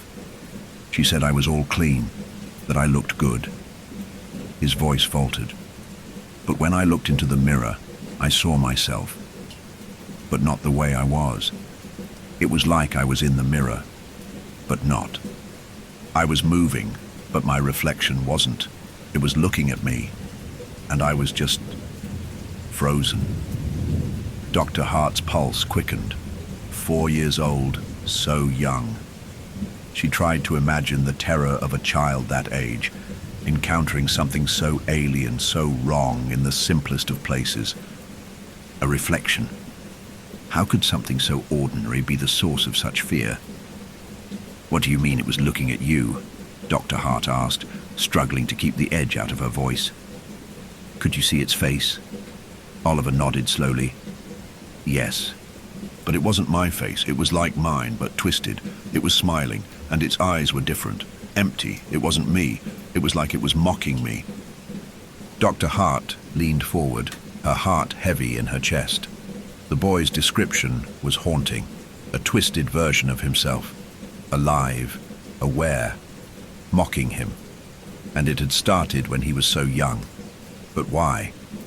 What could cause such a deep and lasting fear in a child that age? "I don't understand, Oliver," she said quietly. "You're saying that this thing in the mirror has been with you for all these years? That it has followed you?" "Yes," Oliver replied, his voice barely above a whisper. "It follows me everywhere. I can't escape it. Even when I close my eyes, I can feel it there, watching. Every time I pass a mirror, I feel its eyes on me. I can't make it stop. It knows me. It's always there." Dr. Hart's thoughts began to race. Was this some form of trauma? Something that had begun after the death of his father, perhaps? She knew children often internalize their grief in strange and unexpected ways. But this felt different. This didn't seem like just the product of a child's grief over a lost parent. She glanced again at the reflection. The smile was still there, widening now, far too wide. The corners of the reflection's mouth stretched unnaturally, as though it was being pulled, and then something caught her eye. A shadow, just a flicker, too fast to be real. It passed behind the reflection. At first she thought it was a trick of the light, but no, there it was again. A figure, dark and indistinct, moving just behind Oliver's reflection. It was hard to make out, but she could see it, a shifting, blackened shape, almost like a smear of shadow moving with purpose. Dr. Hart's throat tightened. She couldn't deny it any longer. Something wasn't right. The mirror was more than just a reflection of Oliver. It was a gateway. Something was reaching through it. "Oliver," she began, her voice shaking despite her best efforts. "I need you to listen to me very carefully. I want you to close your eyes just for a moment. I'm going to count to 3, and when you open them, the mirror won't be there anymore. Can you do that?" The boy's wide eyes stared at her, a mixture of confusion and skepticism on his face. He hesitated, as though he were about to protest. But then something in her gaze, something in her voice, made him nod. Slowly, shakily, he closed his eyes. Dr. Hart counted in her head, forcing herself to stay calm, to stay in control. 1. The air grew colder. 2. A whisper, faint but unmistakable, reached her ears. She couldn't make it out, but it was there. A voice like a breath behind her. 3. She opened her eyes. The mirror was still there. But now, the figure behind Oliver's reflection was clearer, closer. It was a face, distorted and stretched, eyes black as coal. And it was grinning. Dr. Hart gasped, her hand trembling as she grabbed the edge of her desk. The figure in the mirror was no longer a shadow. It was real. It was watching her. It knew she was there. Dr. Hart's hand was still gripping the edge of her desk, her knuckles white. She had seen many things in her career, but nothing like this. The face, no, the thing in the mirror wasn't just watching her anymore. It was smiling at her with an expression of knowing, as though it had been waiting for her to discover it. The black eyes, deep as an abyss, seemed to stretch into her very soul. For a moment, Dr. Hart's breath caught in her throat, and she couldn't tear her gaze away. Every rational part of her mind screamed that this couldn't be happening, that there had to be some explanation, some psychological phenomenon at play here. But she couldn't shake the feeling, the bone-deep, visceral sense that something wrong was happening, something far beyond her understanding. Her eyes darted to Oliver, who was still sitting with his eyes shut tight, his body rigid, as if in a trance. He was oblivious to what was happening in the mirror behind him. He had no idea that the reflection had shifted, that the smile had grown wider, the dark figure behind the glass now clearer than ever, a mockery of his own face. Dr. Hart wanted to scream, to reach out and shake the boy awake from whatever nightmare had trapped him. But the reflection, the thing, held her frozen in place, a cold wave of fear washing over her. She could almost feel its gaze, like cold fingers brushing across her skin. "It knows you're here," a voice whispered in her mind, echoing in the back of her consciousness. "It knows what you're thinking." Her pulse thundered in her ears. She tried to look away, but she couldn't. There was something magnetic about the reflection, something that demanded her attention as if it were calling her. Her eyes flicked to the clock, the only thing in the room that seemed unaffected by the darkness creeping in. Time moved slowly, too slowly, but the seconds ticked by, and finally she wrenched her gaze away from the mirror, forcing herself to breathe. "Oliver," she said, her voice strained, "you need to open your eyes now. It's important." The boy didn't stir. His hands were still tightly clenched at his sides, his breath shallow, almost too quiet. He looked like he was in a trance, as if the mere act of closing his eyes had trapped him in some other place, some other time. Dr. Hart's heart hammered in her chest as she stood and moved toward him. The hairs on the back of her neck stood up, the air around her thick with a sense of wrongness. Something was not right. This room, this mirror, it had become something else entirely. She knelt beside Oliver, her hand hovering over his shoulder. She didn't want to touch him. Something told her that if she did, she might not be able to pull her hand back. But she had no choice. She had to wake him from this, had to pull him back before whatever was in the mirror came through. She laid a hand on his shoulder gently, but it felt as though her touch could stir the very air around them, disturbing something that had been lying dormant. "Oliver," she repeated, her voice more insistent now. "You need to wake up. Open your eyes." The boy didn't respond. His breathing had become shallow, almost too slow, and his body seemed to grow heavier, as though something was draining him. Her heart skipped a beat. Was the mirror somehow pulling him in?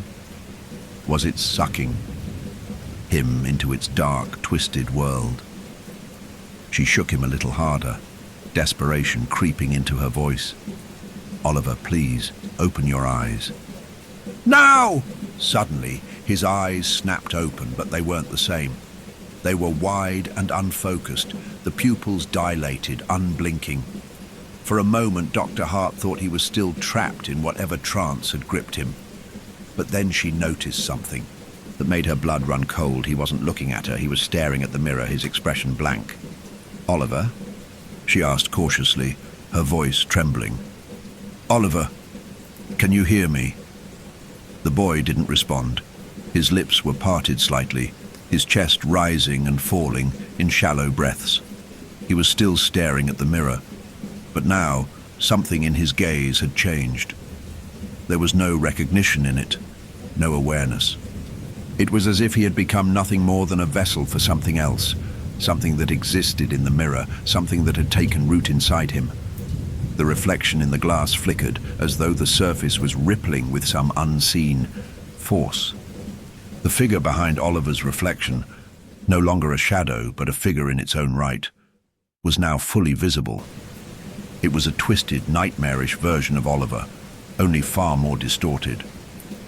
Its body seemed to melt in on itself, its face stretched and contorted, as if someone had taken the boy's image and forced it into a shape it was never meant to assume. Its smile, now an impossibly wide grin, was sharp, jagged, like teeth of glass, and the black eyes glittered with malice. Dr. Hart stumbled back in horror. She reached for her notebook, her hands shaking so badly that she almost dropped it. She needed something, anything, to anchor herself, to remind her that this was real, that she wasn't losing her mind. But when her eyes flicked back to the mirror, the boy's reflection had shifted once again. It was no longer just staring at her. Now it was looking at Oliver.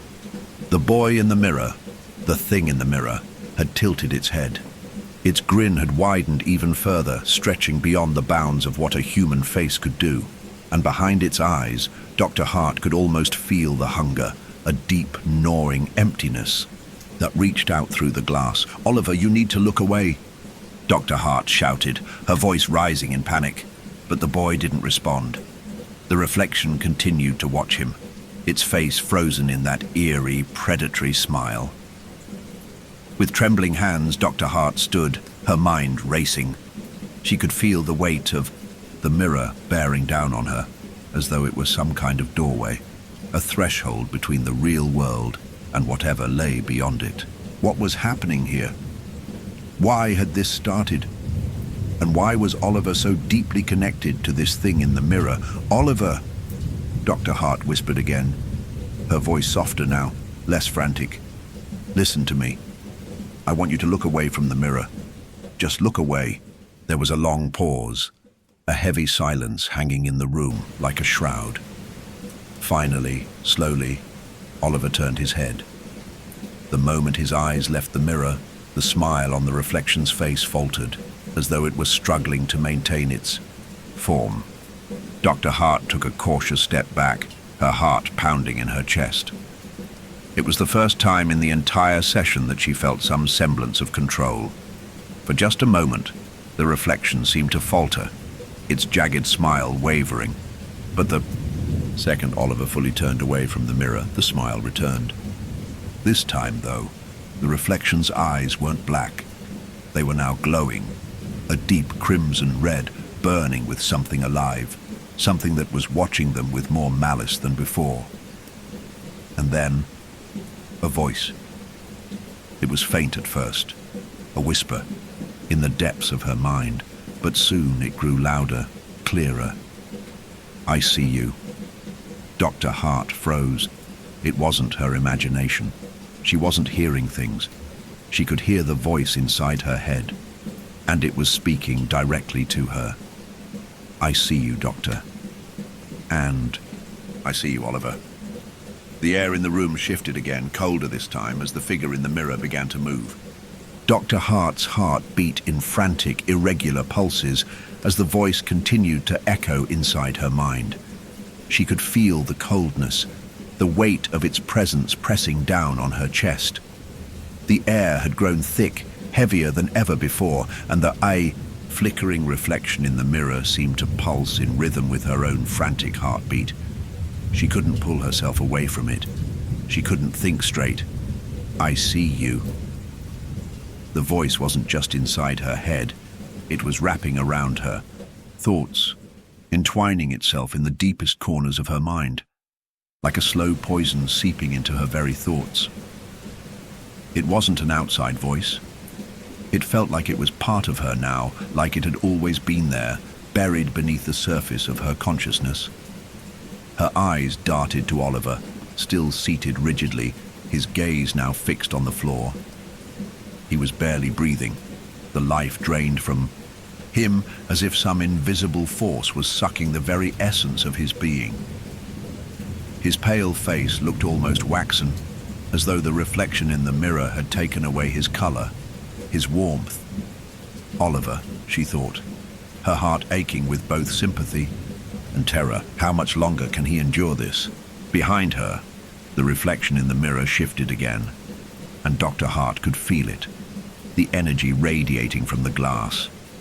The mirror was no longer just a surface. It had become something else, something alive.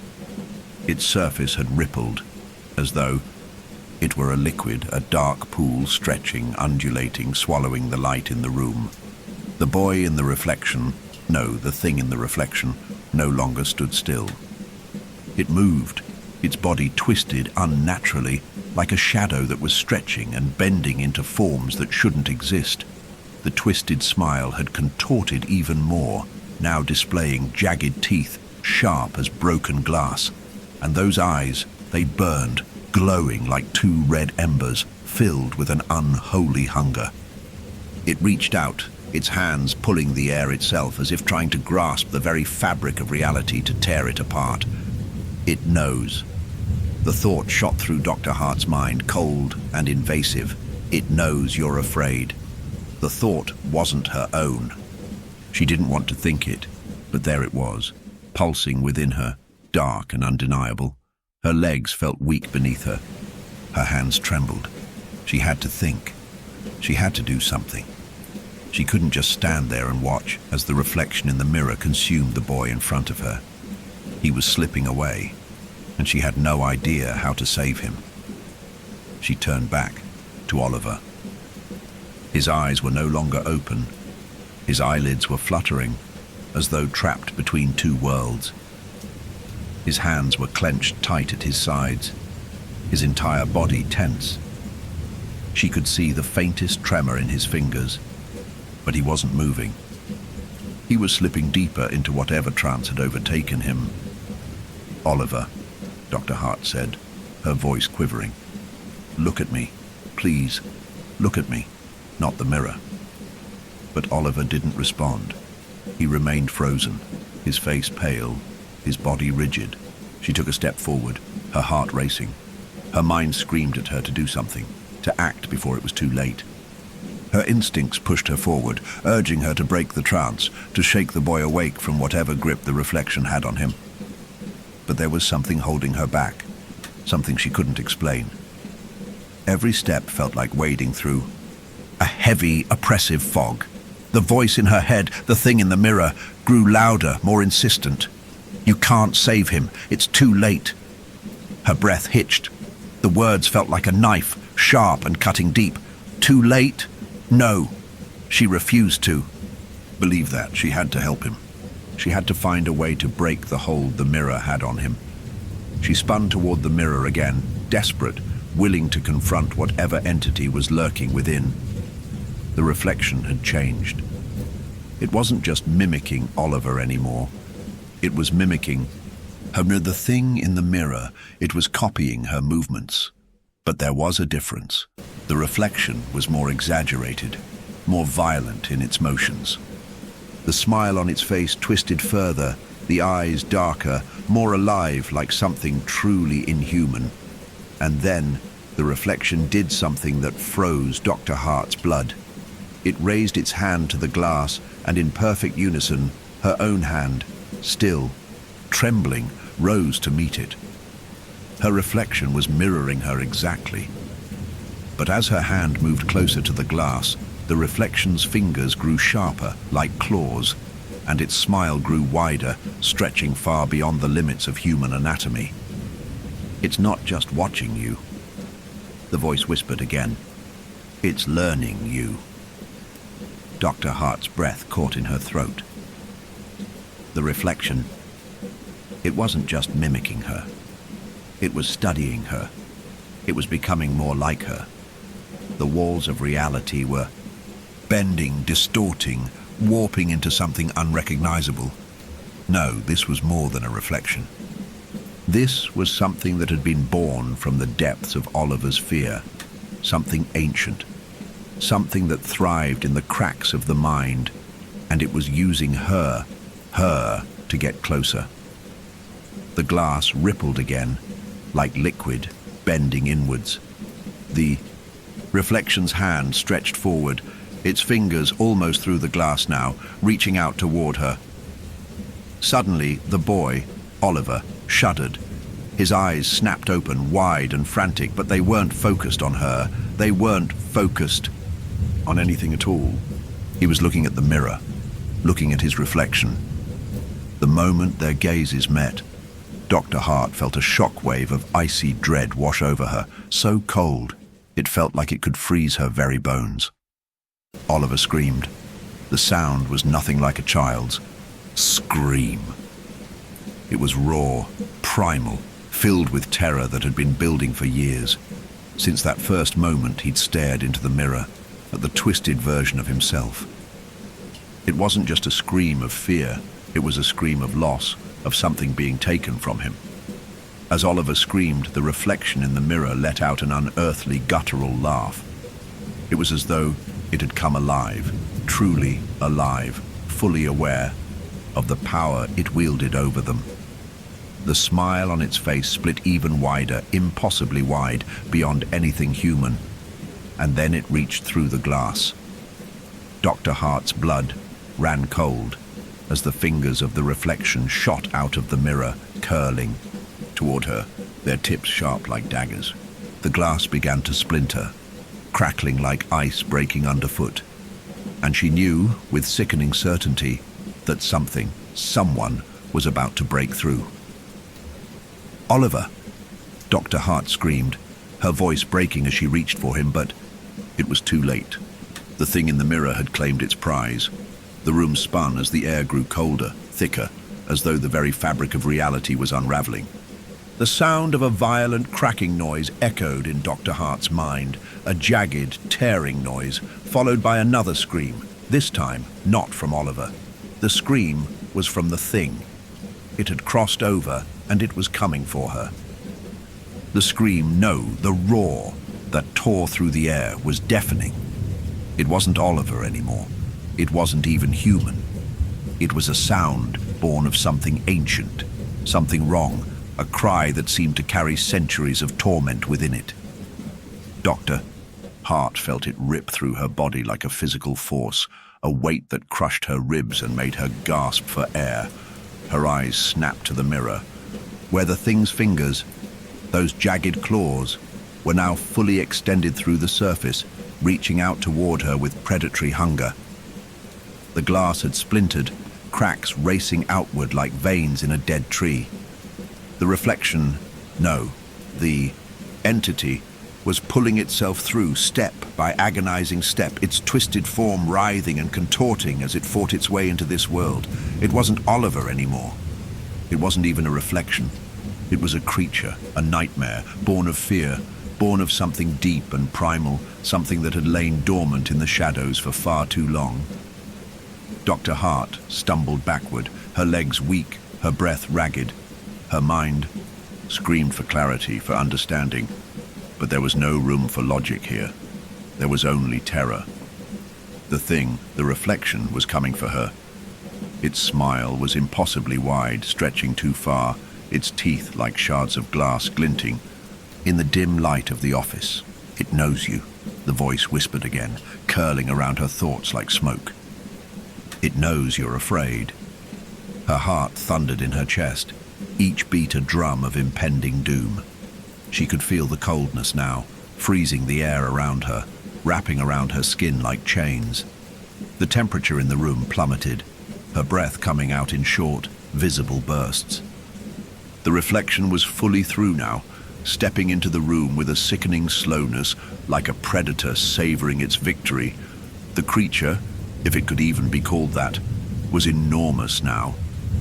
Its body was an amalgamation of shadows, twisted and gnarled, with limbs that seemed too long, too disjointed. It was wearing Oliver's face, but not in any meaningful way. It was as though someone had stretched his features, distorted them beyond recognition, and hollowed out his eyes, leaving only the black voids. The mouth, it smiled, that terrible, jagged grin. Yet it was a smile that was wrong. A smile that meant only one thing. It had won. Dr. Hart could barely move, her body locked in place by a force that seemed to come from the mirror itself. Her limbs were numb, as if the very atmosphere of the room had conspired to paralyze her. She couldn't think. She couldn't breathe. Her eyes darted back to Oliver, whose body remained rigid, a puppet controlled by the thing in the mirror. He wasn't screaming anymore. There was no sound from him. He was empty. His eyes were wide, but they no longer held any trace of life, only a hollow, soulless stare that chilled her to the core. "Oliver," she managed to choke out.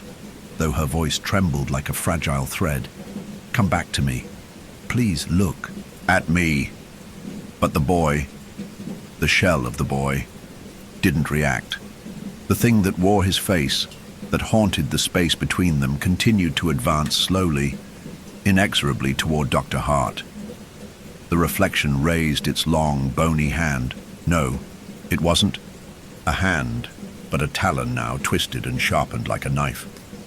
It extended towards her, the claws glistening with dark light. She couldn't move. Her body refused to obey, paralyzed by fear. The distance between them closed. Then the voice in her mind spoke again, louder now, insistent. "You can't save him. You never could." Dr. Hart gasped, the words sinking deep, worming their way into her consciousness like a poison. She fought it, tried to push it away, but it clung to her, wrapping around her mind, pressing against her thoughts, suffocating her from within.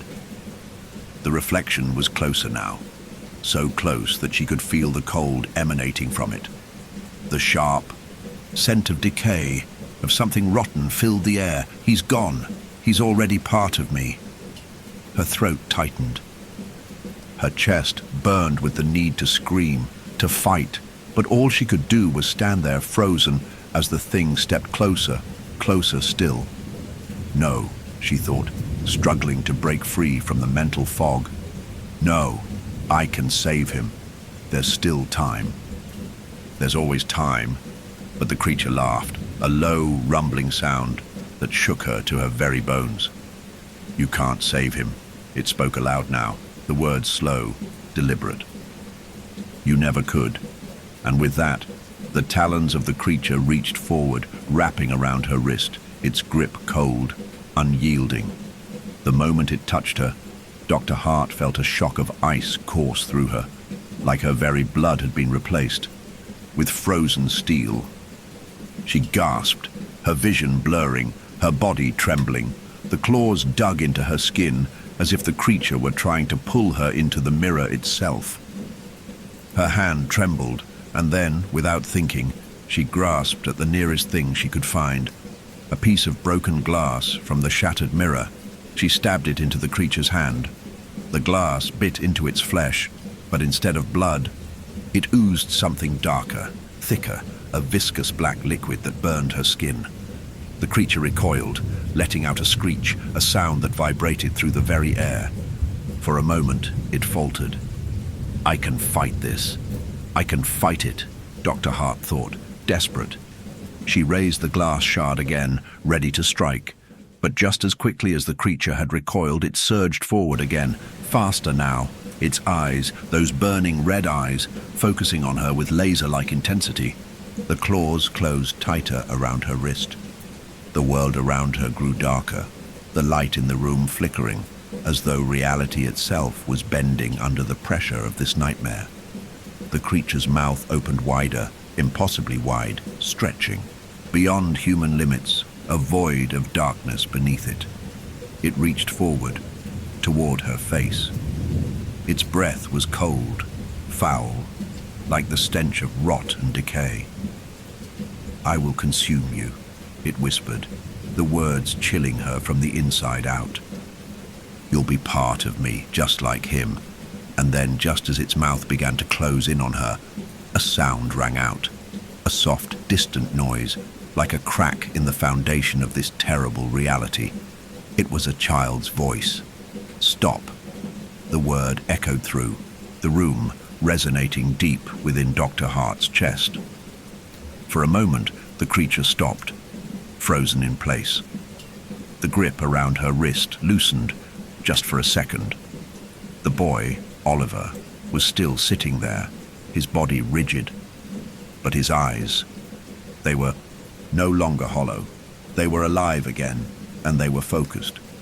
Dr. Hart didn't know how, she didn't know what had changed.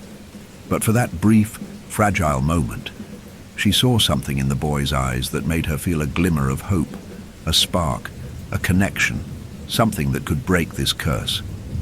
"Stop," Oliver repeated, this time more forcefully. And as the creature recoiled in confusion, the room seemed to tremble. Dr. Hart's heart skipped a beat. Was it possible? Had Oliver found the strength to fight back? The reflection faltered. The twisted grin still spread across its deformed face, but something had shifted. For the first time since its appearance, it hesitated. It pulled back slightly, its jagged, clawed hand still hovering inches from Dr. Hart's wrist, as though a force, unseen but powerful, had rooted it to the spot. Dr. Hart could feel the pressure around her, the weight of its presence pushing down on her chest like a vice. Her breath came in shallow gasps, every movement like wading through thick, oppressive air. But she didn't falter. She couldn't. She turned her head toward Oliver. He sat there, motionless. But his eyes were alive again. The void that had once consumed them now flickered with something else. A spark. A glimmer of defiance. "Oliver?" Dr. Hart whispered, voice hoarse with desperation. "You have to fight it. You can do it, please. You can stop it." The boy's lips trembled, but he didn't answer. His body was still rigid, every muscle locked in place as though he were trapped inside a prison of his own mind. Yet there was something else now. It wasn't just fear that emanated from him. There was recognition. Recognition of the thing that was tormenting him and of the terror that he had been living with all these years. He knew what had been happening, and it terrified him more than he could possibly understand. But the creature, it wasn't waiting. It never waited. It snapped its gaze back to Dr. Hart, its burning red eyes narrowing with malicious intent. Its smile stretched even further, distorting the very fabric of its face, like the rift between two realities was becoming ever more evident. "Too late," the voice whispered again, cold and insidious, curling into Dr. Hart's ears. "It's too late. You can't save him." Dr. Hart's heart pounded, her thoughts racing. The room was spinning, blurring at the edges. She could feel the creature's icy breath on her skin, could hear its every movement, each deliberate step toward her. No, she could save him. She had to. The reflection stepped forward once more, the very air bending around its form, the distortion in the glass becoming more pronounced, as if it were reaching through the fabric of reality itself. The ground beneath Dr. Hart's feet seemed to vibrate with unnatural energy, like the room itself was being pulled into another dimension. She had no time left. The creature's hand lunged at her, its claws extended like sharpened knives.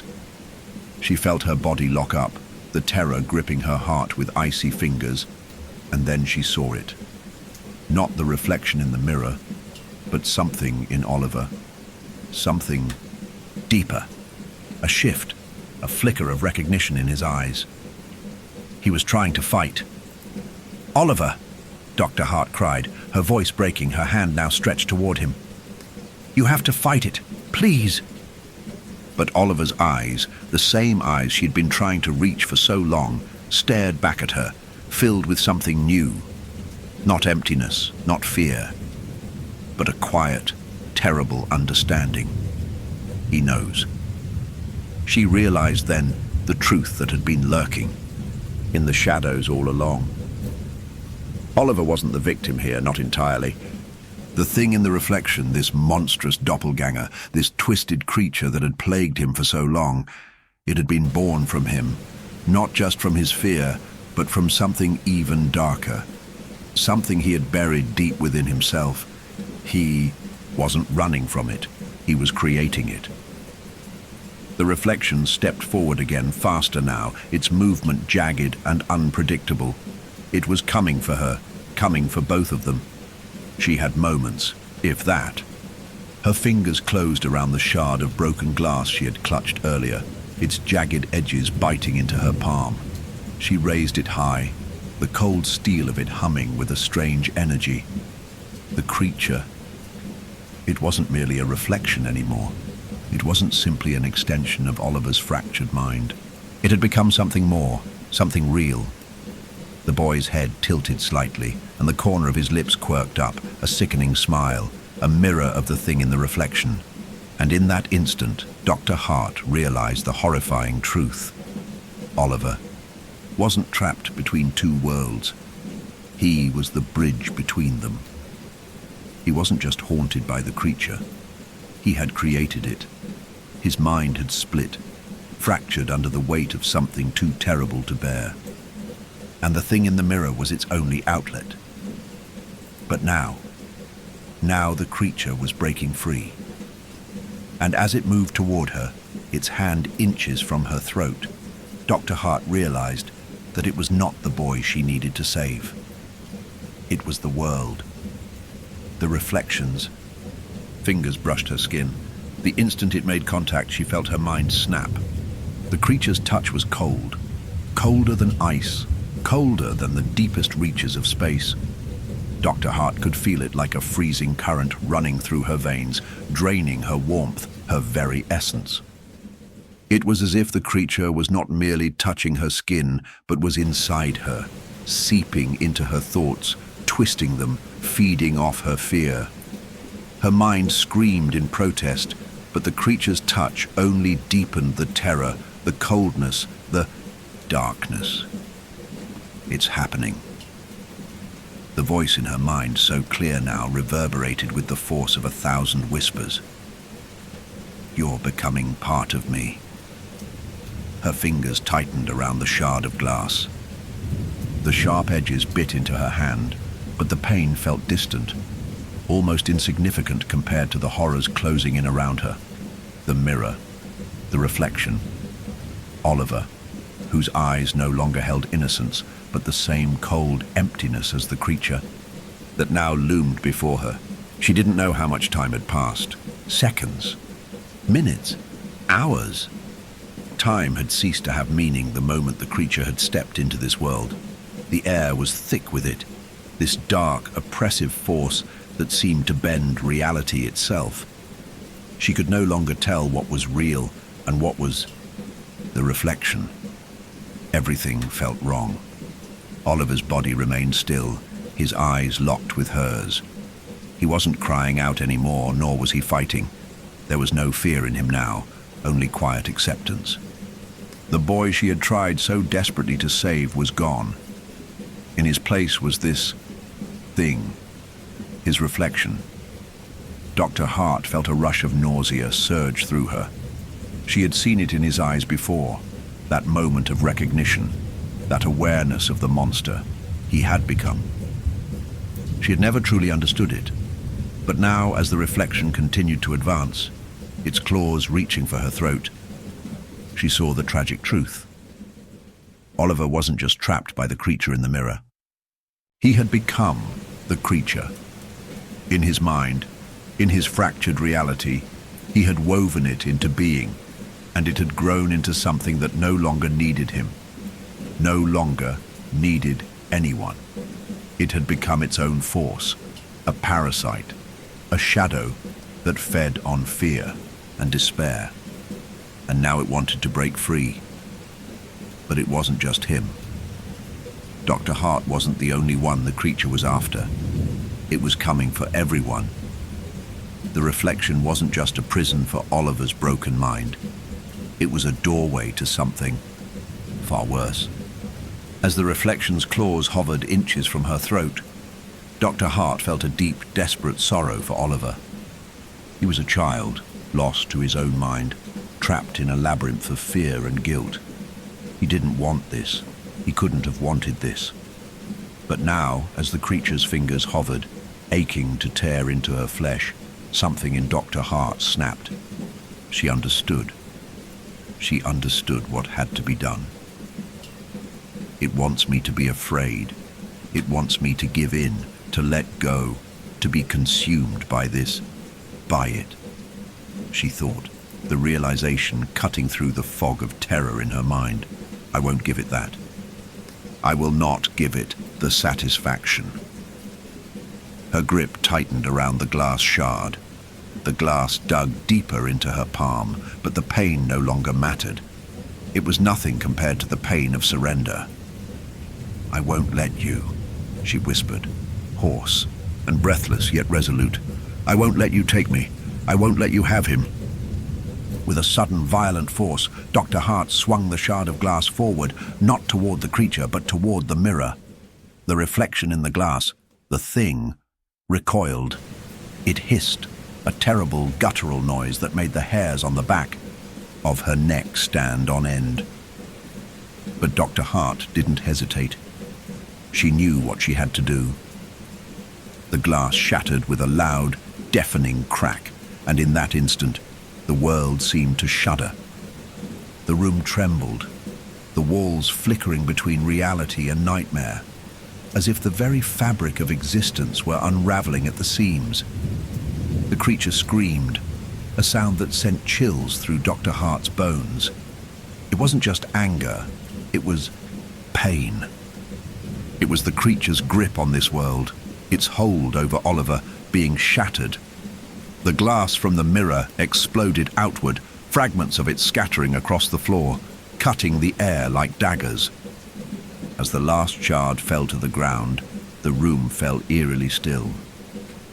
For a brief moment, there was silence. Dr. Hart stood, panting, her heart racing as she stared at the fractured mirror, the pieces of it scattered like broken memories across the outer floor. The creature was gone, at least for now. The reflection in the shattered glass no longer moved. It was only an image, nothing more. And Oliver. He was different. His body, once rigid, now sagged forward, as if the weight of the world had been lifted from him. His eyes, still wide with terror, flickered in and out of focus, but they weren't empty. There was something else there, something human, something alive. But there was something else too, a faint, lingering shadow behind his eyes. It wasn't gone, not entirely. Dr. Hart knelt beside him, her breath catching in her throat as she looked into his face. She could see the weariness in his eyes, the remnants of his battle. The battle between himself and the thing that had once been his reflection. He looked at her, but his gaze was distant, like he was still trapped between worlds. But for the first time, there was a hint of recognition, a faint flicker of the boy he had once been. "Oliver," Dr. Hart whispered softly, placing a trembling hand on his shoulder. "You're safe now." For a moment, she wasn't sure if he had heard her. Then, his lips parted, and he spoke, his voice small, fragile, like the whisper of wind through dead trees. "I'm sorry," he said, his voice cracking. I didn't know what I was doing." Dr. Hart's heart broke at the sound of his words. She could hear the pain in his voice, the guilt, the years of suffering that had turned a child's mind into a battlefield. "It's not your fault," she said gently, her voice soft but firm. "You didn't choose this. You didn't know. But you're not alone. You never were." But as she spoke, a chill crept back into the room, a deep, suffocating cold. The air around them seemed to grow heavier, as though the very space they were standing in was being suffocated by something dark, something still lingering. The reflection was gone, but the thing, the darkness that had been born from Oliver's fear, was not so easily erased. Dr. Hart turned back to the shattered mirror. The reflection was broken, but the cracks still pulsed, faintly glowing with an unnatural light. And in the shadows, just beyond the glass, she could swear she saw movement. The creature wasn't gone, not entirely. The war was not over. The room seemed to breathe with an unnatural rhythm, the fractured pieces of the mirror lying scattered on the floor like broken thoughts. Dr. Hart could feel it again, the weight, the pressure, the suffocating cold that clung to the air. It was no longer just fear, no longer just the terror of the creature that had emerged from Oliver's mind. It was something deeper, something more primal. As she looked at Oliver, still kneeling beside him, her heart skipped a beat. His gaze was distant once more, as if the boy she had tried to save was slipping away again.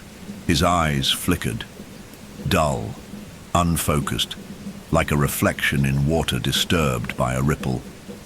The whisper came again, softer this time, like a breath against the back of her neck. "You can't save him. He was never yours to save." The word sent a tremor through Dr. Hart. Her breath caught in her throat and she turned sharply toward the broken mirror. A strange, shifting glow pulsed from the shards. It wasn't the warm light of a room at night. It was cold, hollow. It flickered like the dying embers of a fire. "Oliver," she murmured, her voice trembling. "Look at me. You're still here. You're not gone." He blinked slowly and his head jerked toward her as if he had been snapped out of a trance. For the briefest moment, there was something there, a spark of recognition, a glimmer of the boy she had been trying to reach. But then, just as quickly, the shadow in his eyes darkened again. I don't know who I am anymore," he whispered, his voice thick with emotion, cracking. "I can hear it, Dr. Hart. The voice, it tells me things. It says..." He stopped himself, clenching his fists. "It says I can never escape. It says I was born from it, and I don't want to be it." Dr. Hart felt a surge of pity for him, this child who had been forced into a war within his own mind, a war between his humanity and the thing that wore his face in the reflection. She reached out, trying to take his hand, but he pulled back, his eyes wide and filled with panic. "Don't touch me," he gasped, his voice desperate. "It'll come back if you touch me. It will pull you in too. I won't let it." It wasn't just fear anymore. There was a wildness in his voice, a desperate, frenzied urgency that Dr. Hart could feel sinking into her chest like lead. She recoiled slightly, but her mind raced. The voice, the thing inside him, was talking to him again, pulling him deeper into the darkness. She knew, without a shadow of a doubt, that the reflection hadn't simply been an extension of his mind. It had been a part of him. The creature had been born from the very depths of his psyche, fed by his loneliness, his trauma, his guilt. And now it was trying to pull him back into the abyss. But how? How could she get him out of this? She'd broken the mirror, destroyed the reflection. She had thought that would be the end of it. But the cracks in the glass, the faint glow pulsing from the shards, told her that something far worse was beginning to stir. The temperature in the room dropped again, the air thickening, becoming oppressive.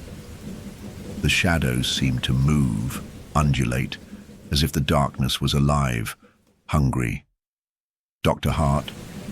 Oliver's voice quivered as his eyes darted back to the shards on the floor. He swallowed hard, his face pale. "It's not just a reflection, it's a gateway, a doorway, and now it's open." The weight of his words hit her like a wave. The mirror had been a doorway, a portal perhaps, that allowed the creature to manifest. And now, even though the glass was shattered, that doorway was still there, lurking in the cracks between reality and nightmare. Before Dr. Hart could say anything, the reflection, no, not the reflection, but the creature, emerged again. Not through the mirror, but from the very shadows themselves. It slithered out like liquid darkness, wrapping around the room, feeding off the fear and confusion in the air. Its shape twisted and writhed, not just a monster, but an embodiment of something ancient, something that had lived far longer than Oliver's suffering. Oliver recoiled, pressing his hands over his eyes. "It sees me. It sees me everywhere. Look." His voice broke as he pulled his knees to his chest, his body trembling violently. Dr. Hart's heart twisted in agony for him. But she knew, deep down, that Oliver wasn't just battling a creature of the mind. He was battling a part of himself, something too deep, too ingrained in him to simply wish away. And the creature, it fed on that struggle. It thrived on his fear, on his guilt, on the terror of not knowing who he was anymore. As the creature's form solidified in the room, its form becoming more defined, more real, Dr. Hart took a step forward, her mind racing with every possible solution. She had one chance to stop this, one chance to sever the connection between Oliver and the thing that had tormented him for so long. But the creature hissed, its voice filling her mind once more, deeper now, more insistent. "It's too late, Dr. Hart. He is mine. He always was." The air around her thickened. The shadows stretched long and twisted, reaching toward her like tendrils of smoke. They wrapped around her legs, pulling at her, sucking her into their suffocating grasp. "You can't save him. You can't save him." The words rang in her head like a hammer striking an anvil. She felt herself being pulled toward the creature, her body fighting against the invisible force that surrounded her. But in the midst of the panic, she did not falter. Her mind was clear now. She knew what she had to do. She turned back to Oliver, her voice urgent but soft, like a tether between them. "Oliver, listen to me. You are not this. You are not the reflection. You are not the creature. You are a child. You have a choice, and I'm here. You are not alone. Fight it." For a heartbeat, nothing happened. Then, just as the shadows began to close in on Dr. Hart, Oliver's eyes shot open. He gasped. The horror that had been clouding his mind, finally giving way to something stronger. Resolve. I can hear it," he whispered, his voice shaking but stronger now. "I can hear its voice, and I think I know where it comes from." Dr. Hart stepped forward, her heart pounding in her chest. "Where, Oliver? Where does it come from?" His gaze locked with hers, and for the first time in what felt like ages, she saw something clear in his eyes, something human, something real. And then softly he whispered, "It comes from me." Oliver's words hung in the air, a confession that chilled Dr. Hart to the bone. "It comes from me." The weight of those words crushed the fragile hope she had clung to. All this time she had thought she was fighting for him, for his salvation. But the truth now clawed its way through her thoughts. He had never truly been a victim. Oliver hadn't just been trapped by the creature in the mirror. He had become it, and the worst part. He had known deep down that he was the cause. The creature, the reflection, had never been a separate entity. It had been an extension of Oliver's own fractured mind, a manifestation of something too dark, too painful for a child to face. It wasn't just his fear, it was his guilt, his anger, his sorrow. All of the things he couldn't process, couldn't bear, had festered and turned into this thing. Dr. Hart felt the room closing in on her. The shadows twisted around her, tightening, as if the very air was trying to suffocate her. The cold deepened, seeping into her bones, paralyzing her. She wanted to run, to escape, but there was nowhere to go.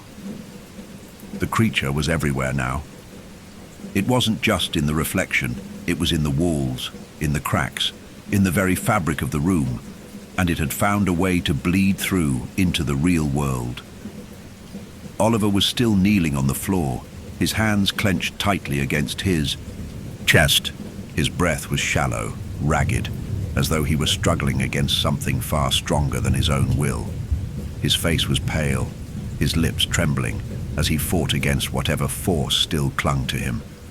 I can't," he whispered hoarsely. "I can't stop it. It's part of me.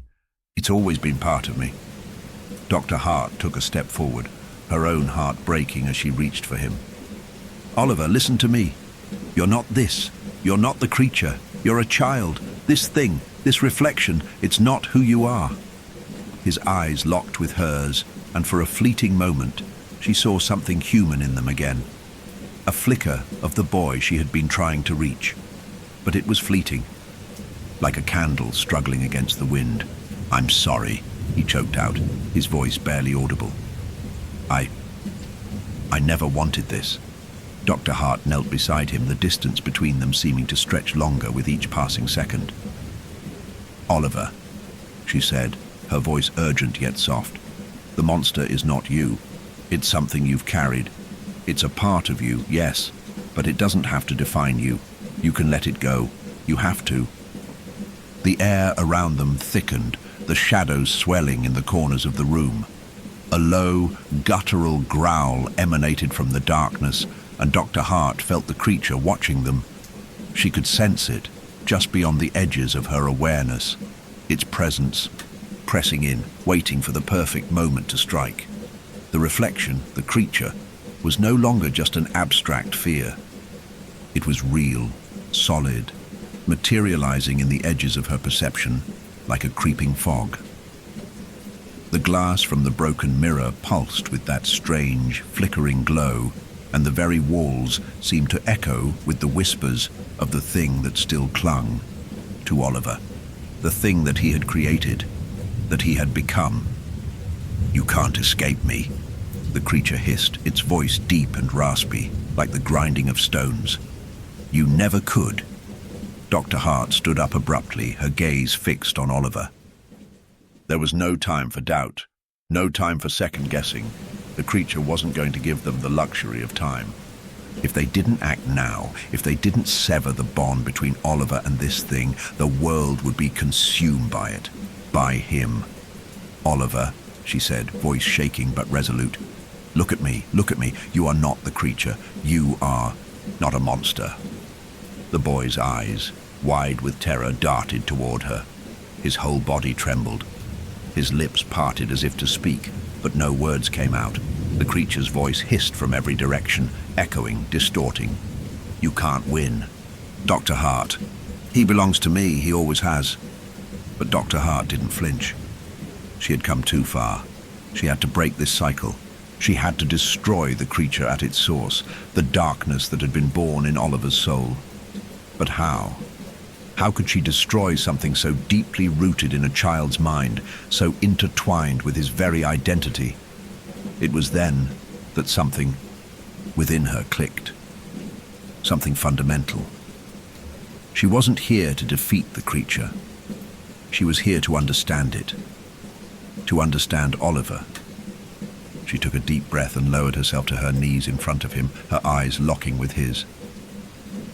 "Oliver," she whispered, gently cupping his trembling face in her hands. "This is your choice. You have to face the thing that you've been running from. You have to look at it not as a monster, but as a part of you. You created it, yes, but that doesn't mean it controls you. It doesn't mean you can't let go." For a long moment, Oliver didn't respond. His eyes were distant, lost, but Dr. Hart held his gaze, refusing to let him look away. The creature hissed again, its voice rising in fury, but Oliver didn't flinch. His chest heaved with the weight of his inner turmoil, but he didn't pull away. He was listening.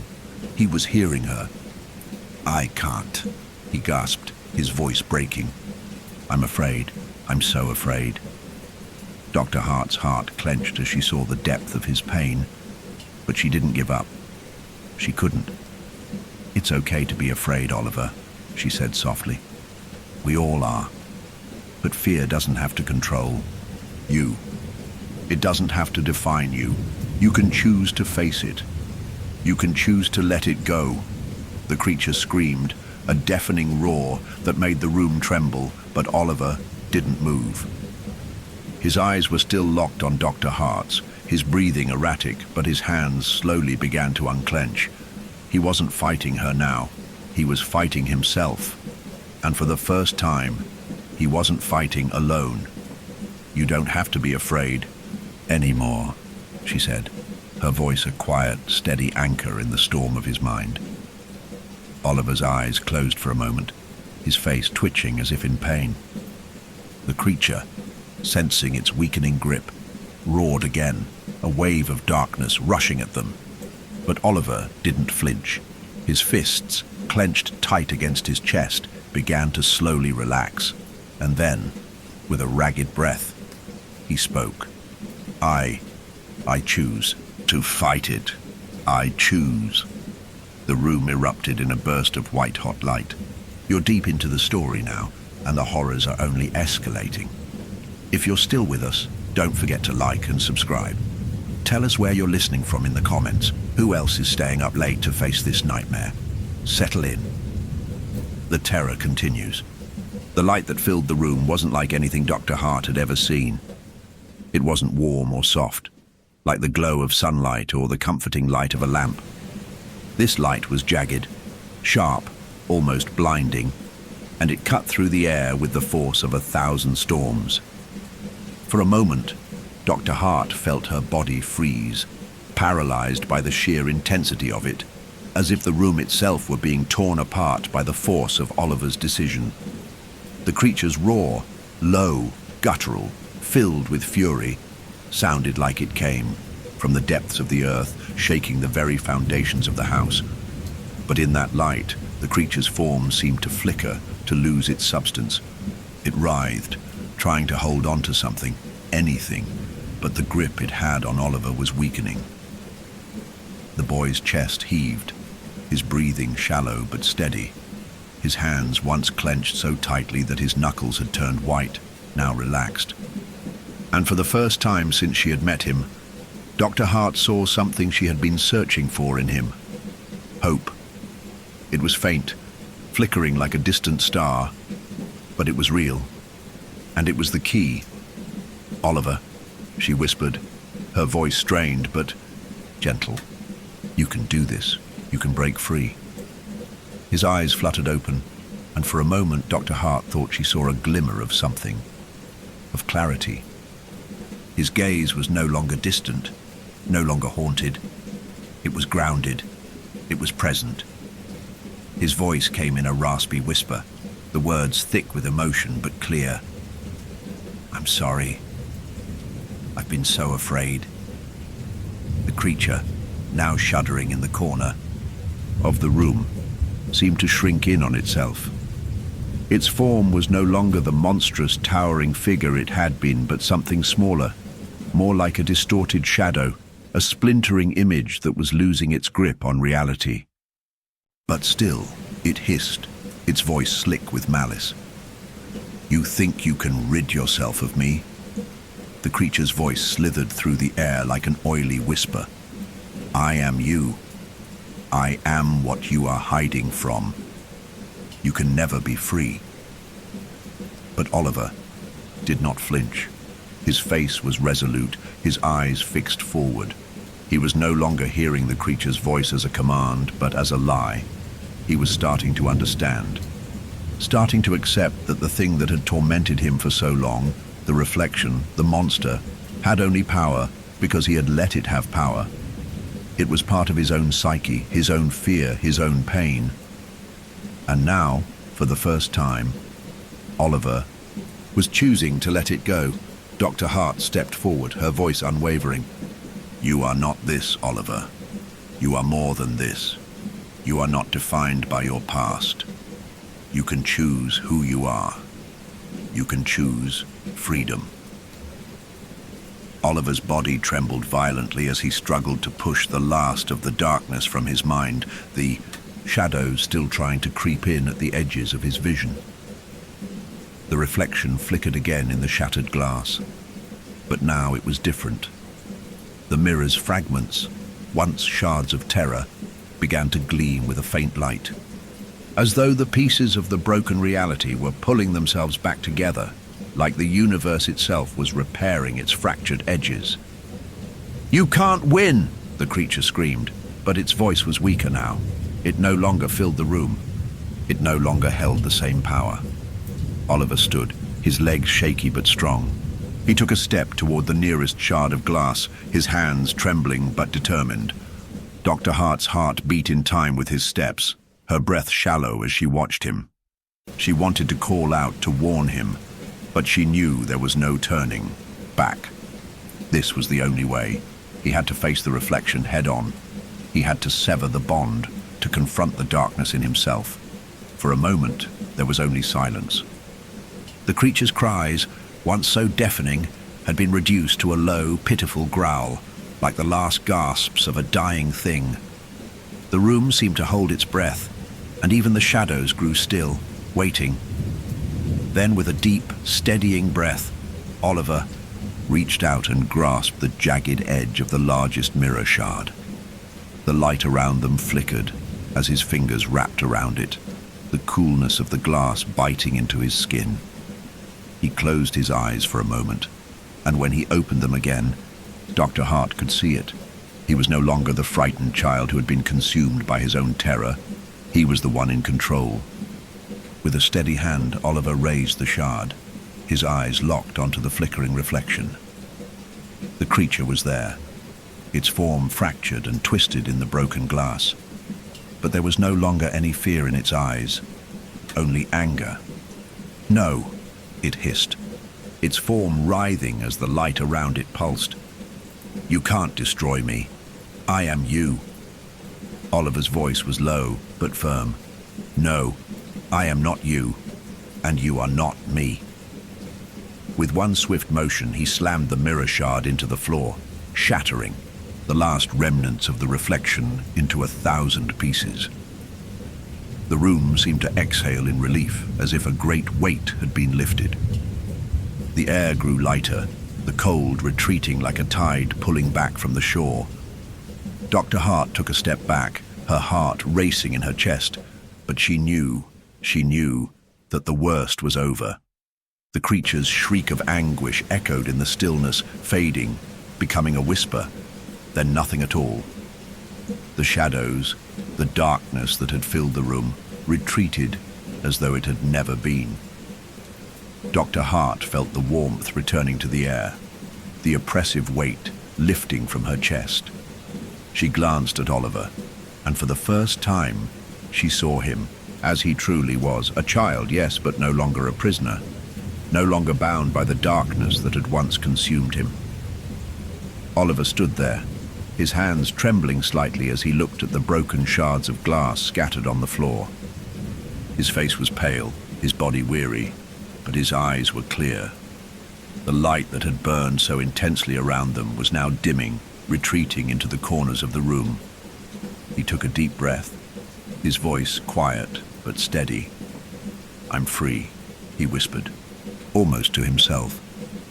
Dr. Hart's heart swelled with pride, relief, and something more, something deep, something profound. She stepped forward, placing a hand gently on his shoulder. "Yes," she said softly, "you are." For the first time, in what felt like forever, Oliver smiled, a real smile, one that reached his eyes. And as they stood there together in the quiet aftermath, Dr. Hart knew that whatever came next, whatever challenges or demons Oliver would have to face, they would face them together. He wasn't alone anymore, and neither was she. The room had returned to a fragile silence, like the calm after a storm that had shaken the very fabric of reality. The glass shards lay scattered around them, glinting faintly in the dim light that now bathed the room. The oppressive darkness that had filled the space only moments before had receded, leaving behind a stillness that seemed almost sacred. Dr. Hart took a deep breath, inhaling the cool air that now felt like a welcome balm after the suffocating heat of the creature's presence. The tension in her shoulders, tension she hadn't even realized she was carrying, began to release, the weight of her concern for Oliver slowly lifting. Her eyes found him again, standing near the shattered remnants of the mirror, his gaze fixed on the ground. But there was no longer any sign of the wild terror that had once consumed him. No more shadows clinging to his form.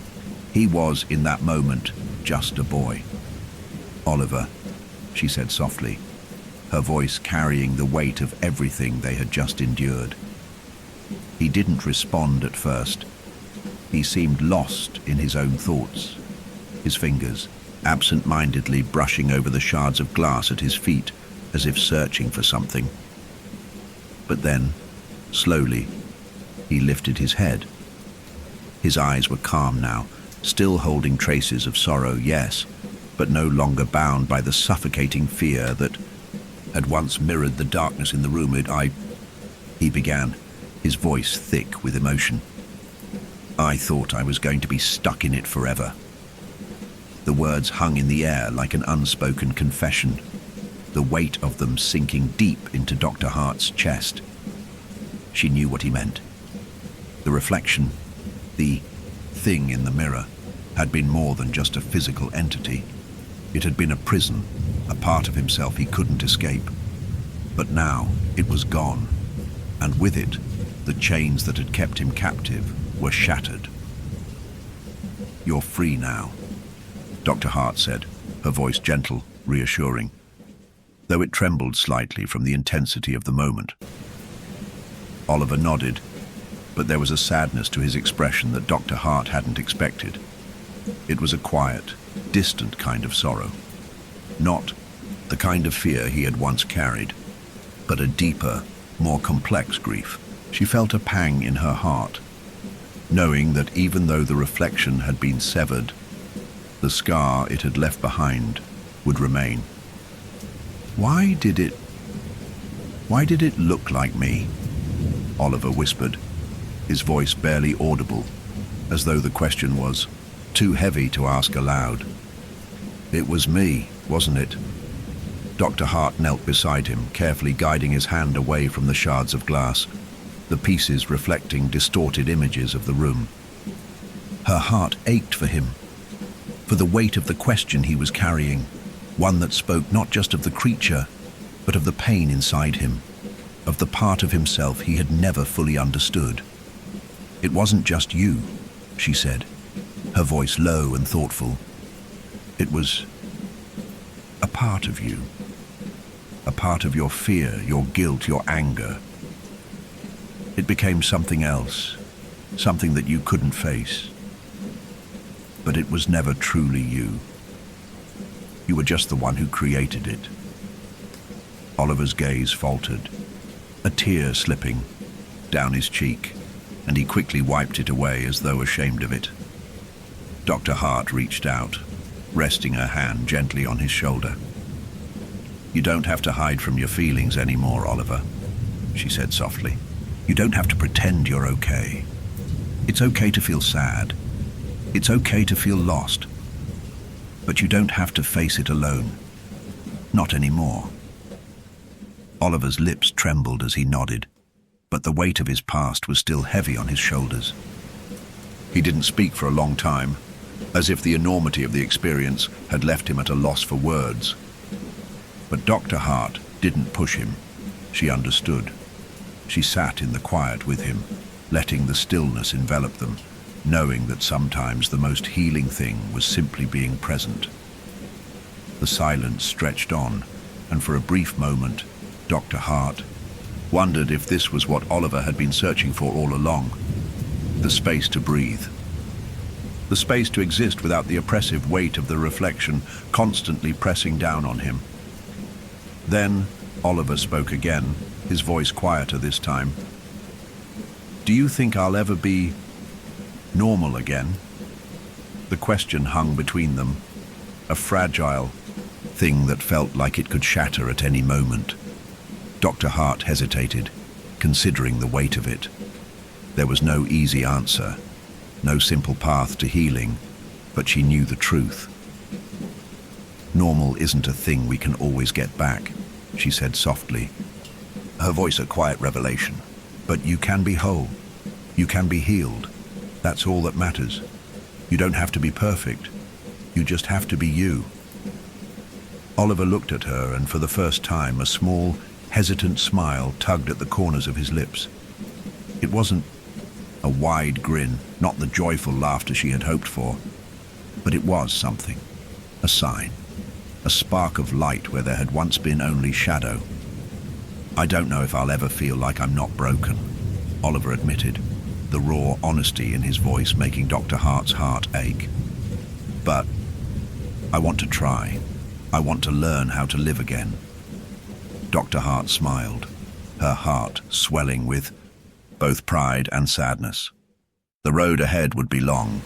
It would be filled with days of doubt and struggle. But it was a road they would walk together. She had helped Oliver break free from the reflection. Now they would work to rebuild the pieces that had been shattered, and maybe, just maybe, the cracks would make him stronger. The room around them was still, the remnants of the broken mirror scattered like fragile memories. But Dr. Hart could feel the weight lifting. The shadows were gone. The creature was gone. And though the future was uncertain, it was filled with possibility. "Good," she said, her voice firm and warm. "That's all I ask. We can start. Right here, right now." Oliver nodded, his expression softer than before, the tension in his shoulders easing. They sat there in the quiet aftermath, two people bound not by fear or darkness, but by something new, something fragile but real. A bond forged through the trials they had both endured. The light in the room seemed to shift, softening as though the very air was starting to heal. And in that moment, Dr. Hart knew that despite everything they had faced, the hardest part was over. Oliver had broken free from the reflection, and now they could begin to heal. The days following the destruction of the mirror were slow but steady. Oliver's progress was not immediate, and Dr. Hart had come to understand that healing wasn't something that happened all at once. It was like a stream cutting through stone, carving its path over time, silent, patient, but persistent. There were still moments when Oliver's eyes would cloud over, when the weight of his past would press upon him like an unseen hand. But more and more, she saw him regaining himself. The child who had once sat in her office, broken and afraid, was no longer the same. He was stronger now, though still fragile, still piecing himself together. Each day, he was learning how to navigate the world without the shadow of the creature lurking just behind him. But even in those moments of growth, Dr. Hart knew the trauma was not something that could simply be wiped away. The scars remained, invisible yet deep. One afternoon, she found herself sitting at her desk, organizing her notes. It had become a ritual of sorts, a way for her to center herself after long sessions with Oliver. She'd taken to leaving the door open in her office, allowing the cool breeze from the outside to drift in, rustling the papers on her desk like soft whispers. The house was quiet today, but the silence wasn't oppressive anymore. It felt natural, peaceful. Her phone buzzed on the desk, the sudden vibration pulling her from her thoughts. She picked it up to see a message from her colleague, Dr. Warren, one of the few people who had kept tabs on Oliver's case in the past. "Dr. Hart, I think you should know. There's been a development." A chill ran through Dr. Hart's spine. She hadn't heard from Dr. Warren in weeks. She quickly typed back, her fingers trembling slightly as she did. What kind of development? A few moments later, the response came. "It's about Oliver. I think you should prepare yourself." Dr. Hart stared at the message for a long time, her thoughts spinning. Prepare herself? What could this mean? After everything they'd been through, was there still more to face? Her mind raced as she stood up from her desk, walking to the window and staring out at the overcast sky. The clouds were thick, a blanket of grey that seemed to be holding the world in a vice. She could feel the heaviness in the air, as though something was waiting, watching. The same unsettling feeling she had experienced when she first met Oliver. The sensation that something was out of place, lurking in the shadows. A knock on the door interrupted her thoughts. "Dr. Hart?" Oliver's voice, small and tentative, came through. She turned to face him, her heart tightening. He was standing in the doorway, his posture hesitant, his eyes searching hers as though trying to read her emotions. "Come in, Oliver," she said softly, trying to mask the unease she felt inside. She gave him a reassuring smile, though it didn't reach her eyes. Oliver stepped inside, his hands shoved deep into the pockets of his hoodie, his gaze shifting uneasily between her and the floor. There was a weariness to him that hadn't been there before. It was as if the weight of something unspoken was pressing down on him, pulling at his energy, at his resolve. "What's wrong?" Dr. Hart asked gently, her voice filled with concern. Oliver didn't answer right away. Instead, he closed the door behind him with a soft click, then walked over to the chair by her desk and sank into it. He looked like he hadn't slept in days, his face pale, the shadows beneath his eyes deeper than usual. I had a dream," he said, his voice barely above a whisper. Dr. Hart sat down across from him, her heart tightening. She had learned long ago that Oliver's dreams were never just dreams. They were windows into his subconscious, a reflection of the things he had buried too deep to face. But even as she tried to brace herself for whatever he was about to say, she couldn't shake the nagging sense of dread that had begun to creep up on her. "What was the dream about, Oliver?" she asked, her tone steady. Oliver shifted in his seat, his fingers fidgeting with the hem of his sleeve. He seemed hesitant, almost afraid to speak the words aloud. I saw it again. The reflection. It was standing in the mirror just like before. But this time it was different. Dr. Hart's breath hitched in her chest. She could feel the walls closing in as her mind raced. The creature, after everything? She had thought that part of Oliver's life had been locked away, gone, severed with the destruction of the mirror. But now it seemed like the past was clawing its way back to the surface. "What do you mean, different?" she asked, though she feared the answer. Oliver swallowed hard, his throat constricting with the memory. It wasn't like before, when it was angry and terrifying. It was calm, but cold, empty. He shuddered, his gaze growing distant, as though he was seeing the reflection all over again. And it was watching me like it knew everything I was thinking. Dr. Hart leaned forward, her voice gentle but insistent. "Did the reflection speak to you?" Oliver shook his head slowly. "No, it didn't have to. It was like it was just there, waiting, watching." Dr. Hart was silent for a moment, digesting his words. A chill crawled down her spine, and she felt an unsettling twist in her gut. Was the creature coming back? Had Oliver's mind somehow reopened the door he had closed so carefully? Or was this something else entirely, something darker, something new? "Oliver," she began softly, choosing her words carefully. "The reflection, it may not have been truly gone. You know what we said. It wasn't just a creature. It was a part of you. Your fears, your unresolved pain. It's possible that even though we destroyed the mirror, some of those feelings are still inside you, trying to find a way to be heard." Oliver didn't meet her gaze. "But it feels real. I don't know if I'm dreaming or if it's happening again. It's always there, in the corner of my mind, like it's just waiting for the right moment." Dr. Hart's heart clenched.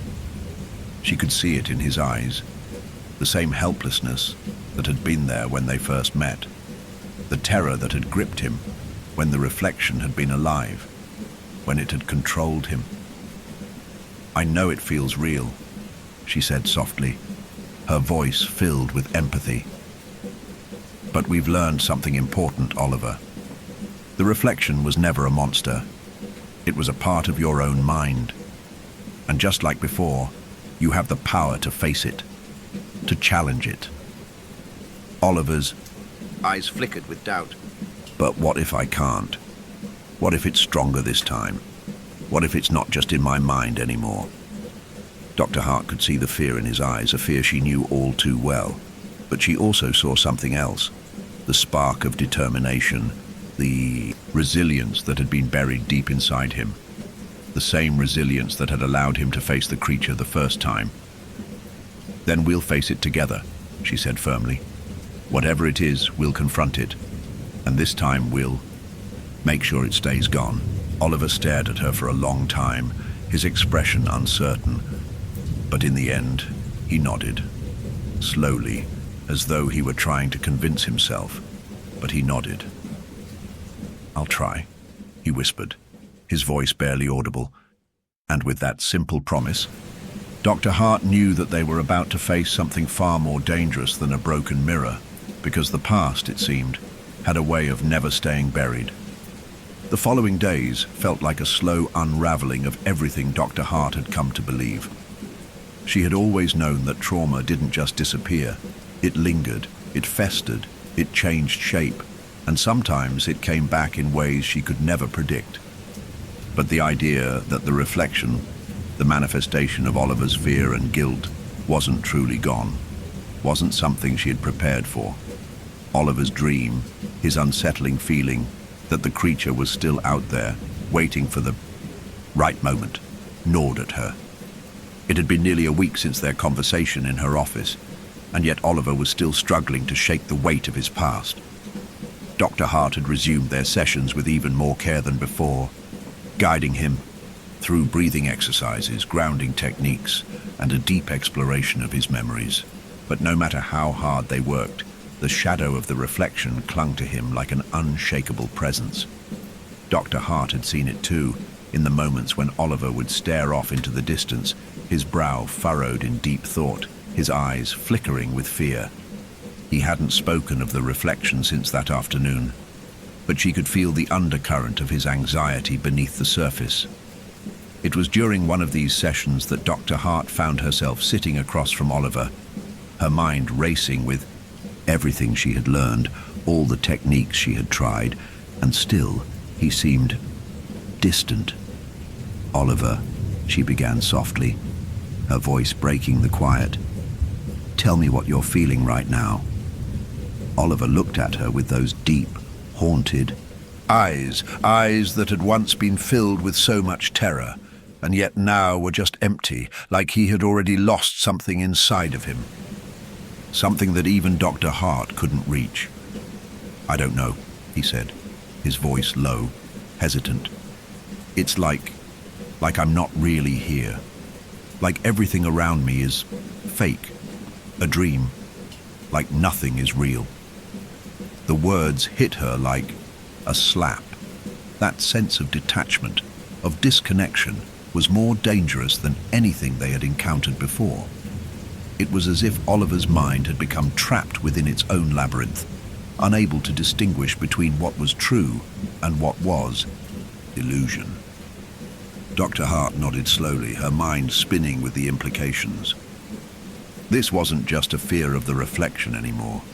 This was something deeper, a fracture in his very perception of reality. "Do you remember what we talked about?" she asked gently. "That the reflection, it wasn't a creature. It was a part of you, a way for you to deal with feelings you couldn't face. That part is gone, Oliver. It can't hurt you anymore."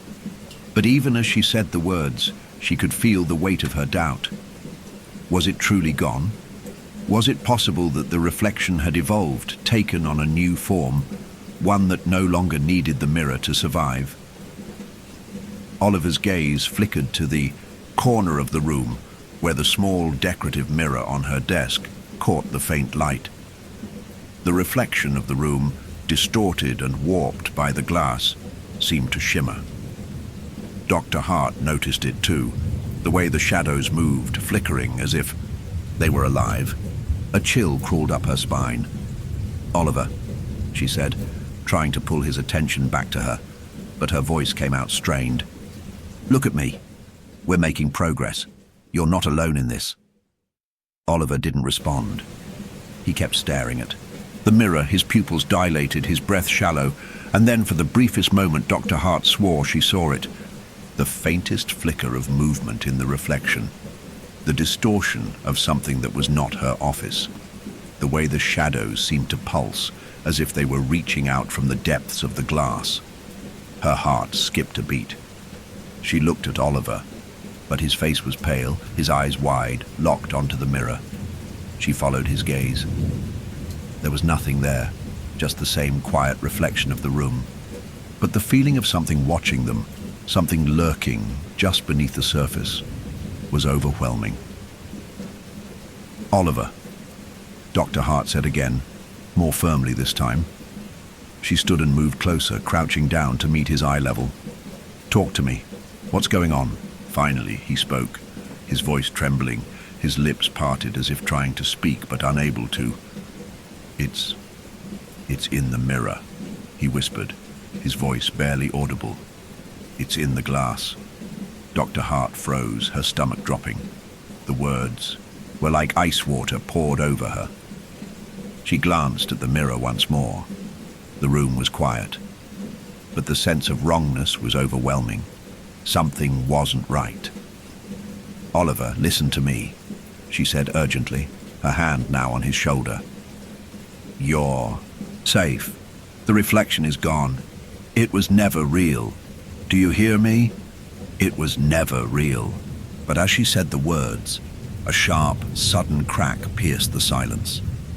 The mirror, a small, harmless thing that had been resting on her desk for years, split. It was the faintest sound, but it was enough to send a shiver down Dr. Hart's spine. The glass cracked, spider webbing across the surface in delicate lines, splintering as though something was pushing against it from the other side.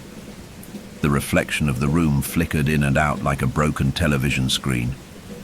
Oliver jumped, his face draining of color as he recoiled, his breath coming in short, panicked bursts.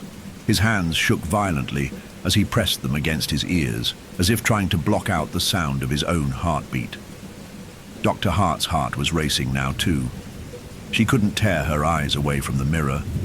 The cracks in the glass seemed to grow before her eyes, expanding rapidly, distorting the reflection until it was completely warped, nothing but a chaotic mess of shadow and light. Then, something moved within the glass. Something that was not the reflection of the room. The image in the glass flickered, and for a moment Dr. Hart thought she saw the reflection of a person. Or at least, something close to a person. A distorted figure standing still, staring back at her through the fractured surface of the mirror. But it wasn't Oliver. It was something else. Something cold, with hollow eyes and a gaping mouth, as if it had been twisted out of shape by the very essence of fear, and it was staring at her.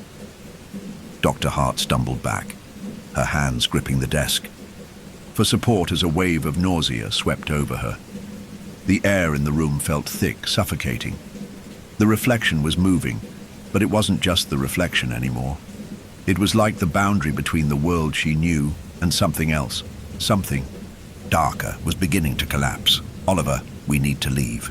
Right now," she said, her voice strained, but steady with urgency. Oliver was shaking, his eyes wide, his lips trembling with fear. "It's here, Dr. Hart. It's real. It's coming for me." Dr. Hart felt the weight of his words settle over her like a heavy stone. She had to act fast. The reflection, whatever it had become, was no longer a figment of his imagination. It was more than that. It had found a way to cross over, and they were both about to find out just how real it was. The room had gone eerily silent. Every corner of the office felt heavy with the weight of an unseen presence. Dr. Hart's heart pounded in her chest, her mind racing with possibilities, none of them good. She stood frozen for a moment, her eyes locked onto the shattered mirror, which now seemed to pulse with an unnatural rhythm, like a heartbeat just beneath the surface of the glass. The cracks stretched across its surface like jagged veins, and within them, the distorted figure remained, still watching. It didn't move in the way a reflection would, shifting with the angles of the room. No, it was something else entirely, something alive, and it was waiting. Oliver's breath was shallow, coming in quick, panicked gasps. He looked as though he might collapse right there, his hands pressed tight over his ears as if trying to block out the sound that only he could hear. But Dr. Hart knew what was happening. She could feel it too, an oppressive weight in the air, a pulse of malevolence that made the walls feel like they were closing in. She tried to reach out to him, but her voice faltered, swallowed by the sense of dread that had gripped her. She moved toward Oliver, her steps shaky but determined. "Oliver, we need to leave now. Get up." But he didn't move. His gaze was locked onto the mirror, his eyes wide with terror, as if he could see something that she couldn't. Something he couldn't bear to acknowledge. His lips trembled as he whispered, "It's here. It's really here this time." Dr. Hart's heart dropped.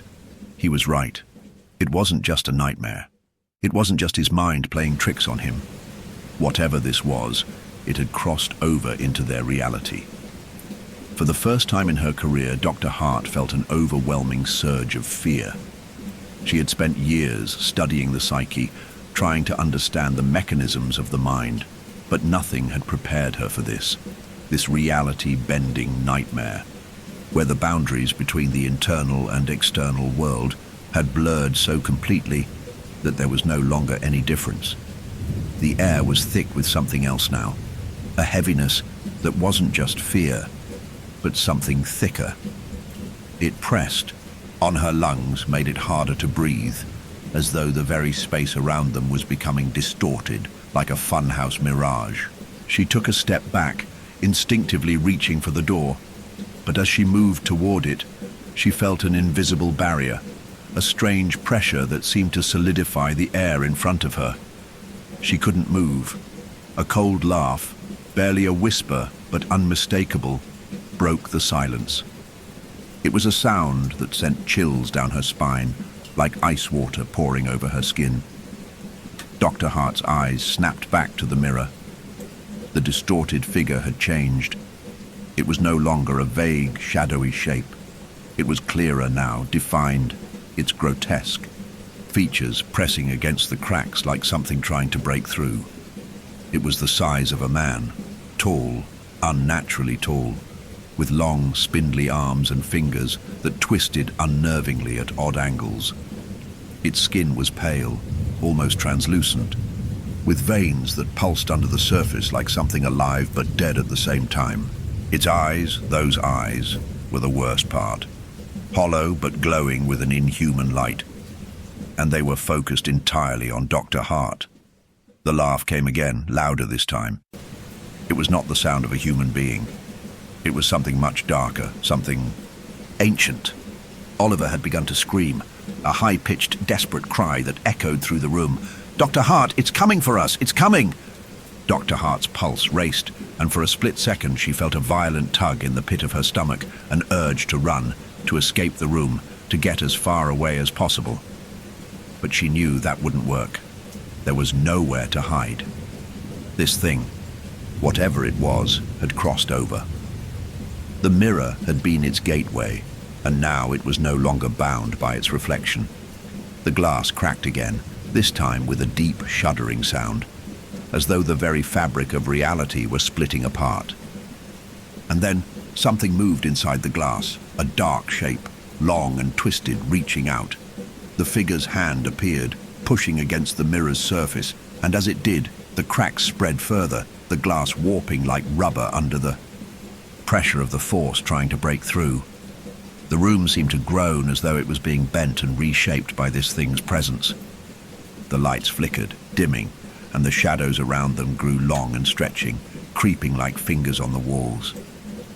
Dr. Hart could feel the air growing colder, and she could see her breath, faint puffs of fog in the space between her and Oliver. Then, with a sickening screech, the mirror shattered completely. Shards of glass rained down, falling like fragments of shattered reality, their sharp edges glinting in the dim light. But the figure, the thing, didn't wait. No, it didn't need the mirror anymore. It had already crossed through, emerging. From the very cracks in space itself, the glass shattering like a door thrown wide open. Dr. Hart could hear the crunch of its movement as it stepped through, its limbs impossibly long, its skin crawling with unnatural movement, like something decayed but still alive. Its eyes, glowing in the darkness, turned to Oliver, locking onto him with a hunger that made Dr. Hart's blood freeze. "Oliver," Dr. Hart whispered. her voice hoarse as she reached for him, grabbing his arm and pulling him back. Oliver's eyes were wide, his entire body trembling, his face a mask of pure terror. It's real. It's here to take me. Before Dr. Hart could respond, the thing's long arm shot out like a whip, faster than she could react, grabbing Oliver's wrist with a sickening crack. His body jerked forward, pulled by the unnatural strength of the creature that seemed to thrive on fear. "No!" Dr. Hart cried out, rushing toward Oliver, but it was too late. The thing's grip tightened, pulling him closer to its grotesque, twisting form. It opened its mouth, wide, impossibly wide, revealing rows of jagged yellow teeth that gleamed like broken glass. A dark, tar-like substance dripped from its lips, staining the floor beneath it. Dr. Hart felt a surge of panic flood through her chest. This wasn't just an echo of Oliver's trauma, it was something real. Something that had taken shape and was now hungry for its next victim. With a sudden burst of strength, Dr. Hart grabbed a shard of the broken mirror, her fingers wrapping around the jagged edge. It was the only weapon she had left. "Oliver!" she screamed again, her voice cracking. "Hold on to me! Fight! Fight!" But the thing was pulling Oliver closer, its mouth stretching wide, and Dr. Hart knew that if she didn't act fast, it would be too late. With a desperate cry, she lunged forward, swinging the shard of glass at the creature. It collided with the thing's arm, causing it to recoil with a hiss, an unnatural, bone-chilling sound. But it wasn't enough. The creature's grip tightened again on Oliver, pulling him toward the darkness that seemed to grow and expand before her eyes. "Oliver!" Dr. Hart cried out in desperation, her mind racing for anything that could save him. The room was beginning to collapse around them, the air thickening with a pressure that threatened to suffocate them. And in that moment, Dr. Hart realized the truth. This wasn't just Oliver's reflection. This thing was a manifestation, a force of darkness that had taken root in his mind, growing and festering until it could no longer be contained. And now, it was hungry. The glass shard felt like an extension of Dr. Hart's body as she swung it again, desperation fueling her actions. But even as the shard connected with the creature's twisted arm, it barely seemed to faze it. The thing, this nightmare, was impossibly strong. Its arm recoiled slightly, but its eyes, those hollow, glowing eyes, never left Oliver. It was as if nothing in the world could distract it from its prey. Dr. Hart's mind raced. She needed to do something, anything. The mirror, the shattered glass, the creature, none of it made sense, and yet all of it felt painfully real. She could feel the air growing colder, the weight of something suffocating pressing down on her chest. It wasn't just fear that was choking her, it was pressure. An overwhelming pressure that seemed to be building from every corner of the room, as if the very fabric of the world was being torn at the edges. Oliver was shaking, his eyes wide with terror, his mouth opening, in silent screams as the creature dragged him closer to its mouth. The thing's breath was thick and foul, like decay. Its body twitched unnaturally as it pulled Oliver towards the gaping darkness between its jagged teeth. "Let him go!" Dr. Hart screamed, her voice raw with panic. She was close now, too close, and yet it felt like she was powerless to stop. The creature's fingers dug into Oliver's wrist like claws, its grip unyielding, as if it had all the time in the world. She was frozen for a moment, caught in the intensity of the moment. And then, in a flash, it hit her, the reflection. That was it. The creature was tied to the mirrors, the glass, the distortion between the real world and the imagined one. She couldn't just fight it. She had to break the bond. She had to sever the link that kept this thing bound to their world. And it wasn't just about physical violence. It was about unmaking the thing. She couldn't fight it head on. But maybe, just maybe, she could turn the tide by undoing it.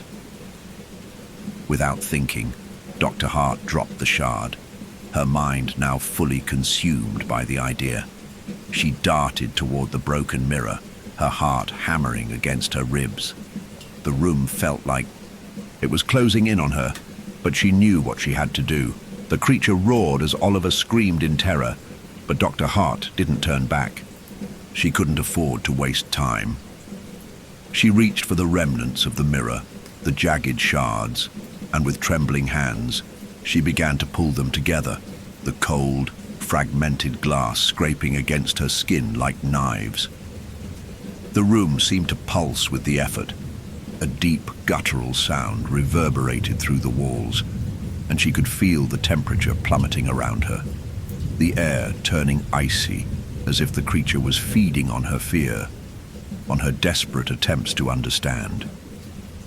"You're not real," she whispered to herself, more than to the creature. "You're just a reflection, a twist in the mind. You don't belong here." The air grew heavier. A thick fog seemed to seep from the cracks in the walls, filling the room with a suffocating stench.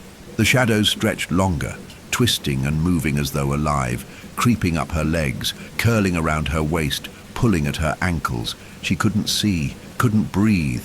She was suffocating, and yet her hand kept working, pulling together the broken pieces of the mirror. Oliver's voice cut through her haze of fear, screaming, pleading. His voice was a thin thread, barely audible through the rising chaos. "Dr. Hart, please, don't leave me." Dr. Hart's fingers shook as she placed the final shard into place.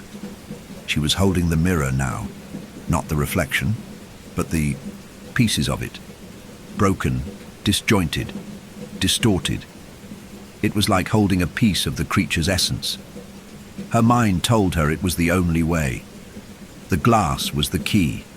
If she could hold it together, hold it, it might break the link between the creature and Oliver.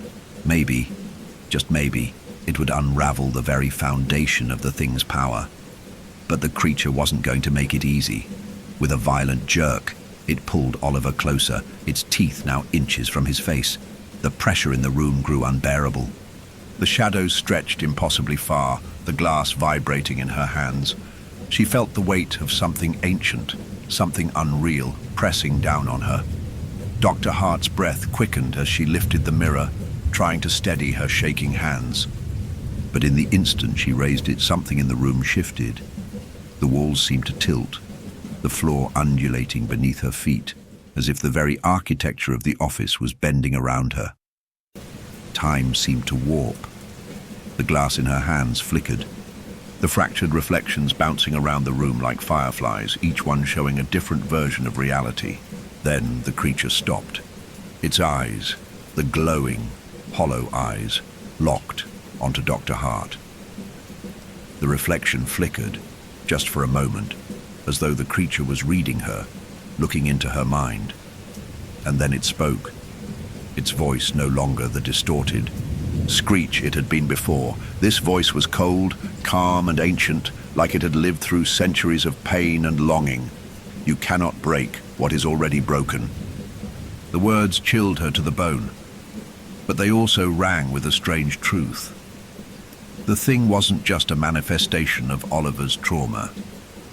It was a part of something older, something that had existed far beyond the confines of the mirror. It wasn't just a creature. It was the reflection of something darker. A part of Oliver's mind, yes, but also a part of something much older. A part of something real. Dr. Hart's heart skipped a beat. She hadn't fully understood what had happened. She hadn't realized just how deep the wound went. The reflection, the creature, had never been just a symptom of Oliver's fear. It was a twisted memory of something that had been broken long before Oliver's birth. A reflection of a darkness that ran through generations. Something that had always been waiting for the right moment to rise. The creature's eyes bore into her. "We are not just a reflection. We are the thing that was." And with that, it lunged. It was like a blur, a storm of motion. Long arms, writhing shadows, And then the sharpest, coldest sensation as its fingers wrapped around Dr. Hart's wrist.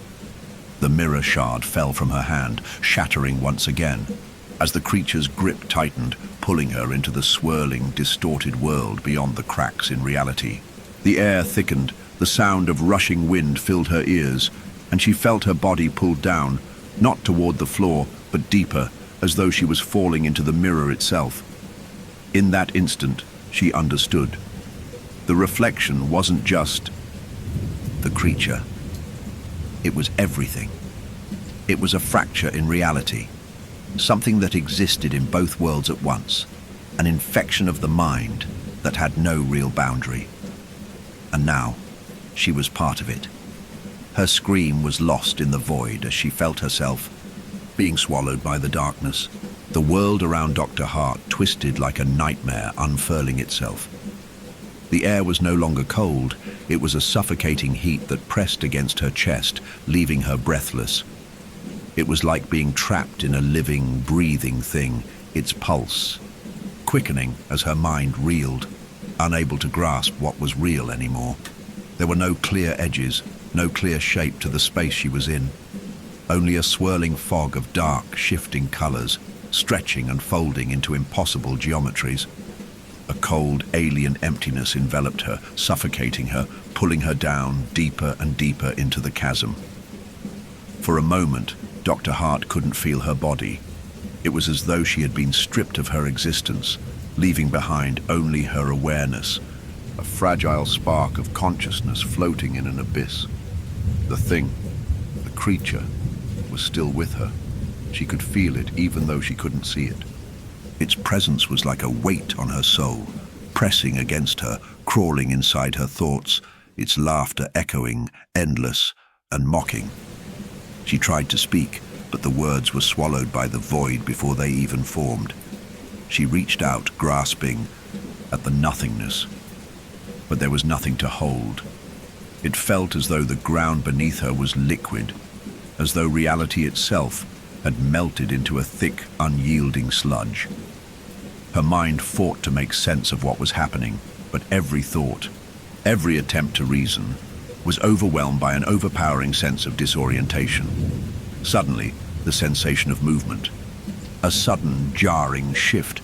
She felt herself falling through the fog, falling into something that felt like a vast, endless blackness.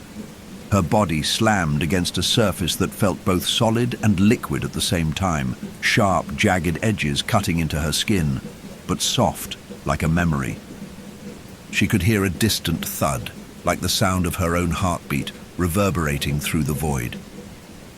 She opened her eyes, or tried to, but the darkness didn't lift. The more she strained her vision, the more it pulled her in. It was as though the darkness had teeth, and the harder she fought to escape, the deeper it sunk its claws into her. And then, a voice. At first it was only a whisper, so faint that she thought she might have imagined it. But then it grew clearer, louder, until it was unmistakable. "Dr. Hart!" It was Oliver's voice. She jolted upright, her heart leaping in her chest. But her surroundings hadn't changed. She was still trapped in the swirling, unidentifiable mass of shadows, her body still floating in the void. "Oliver?" she whispered into the suffocating darkness. Her voice sounded distant, fragmented, like an echo that didn't belong to her. The whisper came again, but this time it wasn't just Oliver's voice. It was another voice, low, distorted, and dripping with malice, a voice that spoke without words, a voice that slid into her mind like cold fingers curling around her thoughts. "Dr. Hart, come closer." The whisper slithered, insistent, compelling her. It wasn't just a voice. It was a presence. She could feel it, pulling at her, drawing her forward towards something she couldn't see, something that was hidden just beyond her reach. And in that moment, she realized something terrifying. The voice wasn't just Oliver. It was the creature, the reflection. It had found her. Her heart pounded in her chest and her pulse quickened. The air around her thickened again, the pressure mounting. But she couldn't move. She was pinned, suspended in the blackness, helpless. The weight of the creature's presence filled her mind, darkening her thoughts. Every whisper, every tug on her consciousness was like a thread pulling her deeper into the abyss. The temperature dropped. Her breath came out in sharp, visible gasps. And then, the eyes. She could feel them. Two glowing orbs pierced through the darkness like lanterns. In a pitch-black cave watching her from the distance, they were the eyes of the creature, the eyes of the reflection. But they weren't just watching. They were staring at her with intent, studying her. The eyes knew her. They were an extension of her mind, of her trauma. They were a reflection of her own deepest fears, the darkest parts of her consciousness that she had buried beneath layers of logic and rational thought. The creature was her, and in this twisted place, in this suffocating void, she had no escape. Dr. Hart's hands clenched into fists, but they felt numb. She tried to scream, to call out to Oliver, to warn him, but her throat was tight, choked with the pressure of the creature's presence. The air was thick with the tension of something, waiting to consume her. And then, slowly, the creature's voice rose again, louder this time, the words clear and sharp. "Do you see?" The words pierced her mind like a blade. And for a moment, Dr. Hart felt a surge of understanding flood over her. It was as if the veil between her thoughts and the creature's was lifting, revealing something she hadn't seen before. Something so terrible, so unnatural, that she couldn't grasp it, yet it felt like she had known it all along. The creature had been with her, inside her, the entire time. It had always been there, embedded in the deepest recesses of her mind, feeding off her fears and doubts. And now, as the boundaries between the real world and this place dissolved, it had come to claim her fully. She heard the sound of something cracking, a dull, deep sound like bones breaking. The shadows began to shift again, swirling faster around her, and then she felt a hand on her shoulder, not a human hand, but a cold, gnarled thing that scraped against her skin like talons. The touch was wrong. It wasn't just cold. It was unnatural, like the hand of something that had never known warmth. Before she could react, the thing's fingers dug into her skin, pulling her forward. The world around her spun violently, and she felt herself being dragged down, deeper into the darkness. Her vision blurred, the shadows warping into strange shapes, flashing images of Oliver's terrified face, his eyes wide with silent pleas for help. "Oliver," she whispered, but her voice was swallowed by the crushing blackness. Her body was yanked forward, her mind reeling with the disorienting sensation of falling. But she didn't fall. She was pulled deeper into the place beyond the mirror, into the reflection's heart, where reality shattered into fragments of nightmare. And in that moment, she understood that there was no escape. She was inside the creature now, inside the reflection. She had crossed the threshold, and there was no way back. Everything around her twisted, fractured, and reassembled, becoming something entirely different. She wasn't just in the mirror's world. She was becoming the reflection. She was losing herself. And as the creature's laughter echoed, cruel and triumphant, Dr. Hart finally understood the true horror of what had been unleashed. The creature wasn't just part of Oliver. It was a part of everyone who ever gazed into the glass. A part of the world's own fractured soul, waiting to be freed. And now it was free. It had crossed over. And it was hungry. The feeling of vertigo was unbearable. Dr. Hart's body was spinning. No, she wasn't spinning at all. The world around her was twisting, folding in on itself, warping into impossible shapes as though reality had become as malleable as wax in a fire. Her breath was ragged, and the weight of the darkness pressing against her chest made it feel like she was suffocating, even though the air itself was thick and oppressive with cold. The creature was still there, looming in the edges of her vision, its hollow eyes never leaving her. It was like a presence rather than a form, a thing that had no clear shape, no real outline, just a force of nature, a twisted piece of the world itself, lurking just out of sight, always watching, always waiting. But Dr. Hart couldn't look away. Her eyes were fixed on it, drawn by something deeper than fear. It wasn't just that she feared it. It was that she needed to understand it. She needed to know what it was and how to escape it. The more she tried to focus, the more she felt herself being pulled apart. Her mind, her consciousness, everything was coming undone, unraveling like a loose thread on a forgotten tapestry. Every thought seemed to slip through her fingers, every attempt to grasp reality a futile struggle against the overwhelming tide of confusion. And then, in the distance, a flicker of movement caught her attention. At first, it was almost imperceptible, a shifting shadow that didn't belong. Then it grew more distinct, more defined. It was Oliver, or at least it looked like him. His small, fragile form appeared in the void, stumbling, his eyes wide and terrified, searching for something, someone. The distorted reflection of his face flickered with the same fear she had seen in his eyes when he first came into her office. The same look of helplessness. But this Oliver was not the same. His movements were jerky, unnatural, like a marionette caught in a strange, otherworldly dance. "Oliver?"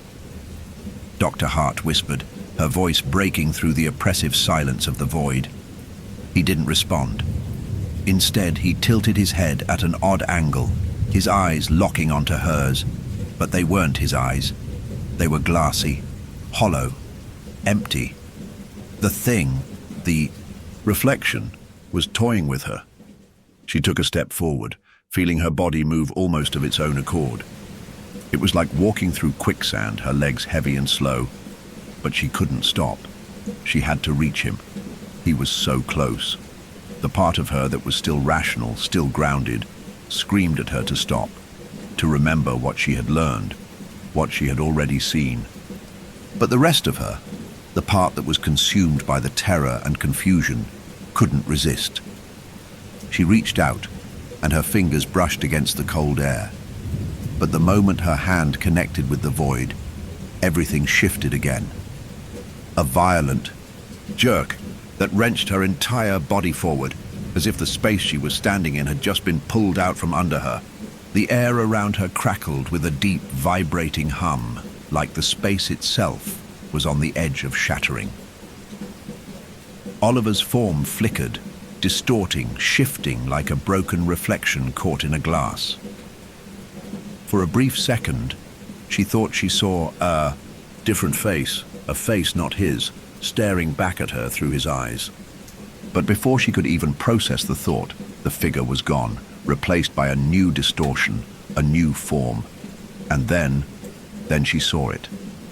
The creature, fully manifest now, was standing before her. Its shape was grotesque, a fusion of shadows and jagged, broken glass, its limbs twisting unnaturally at impossible angles. Its body seemed to pulse and shift like smoke in the wind, constantly in flux, never remaining in one shape for long. But the eyes, those hollow, luminous eyes, they remained constant.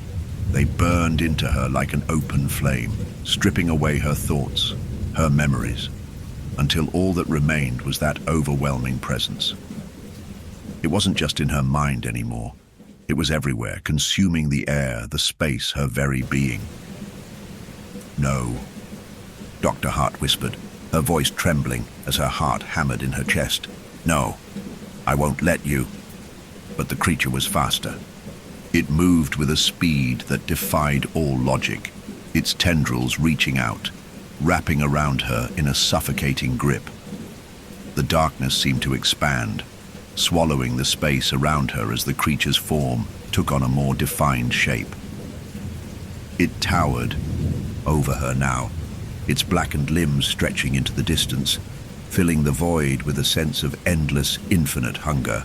And then, in a voice that wasn't a voice at all, but a hollow echo that vibrated through the very core of her being, the creature spoke.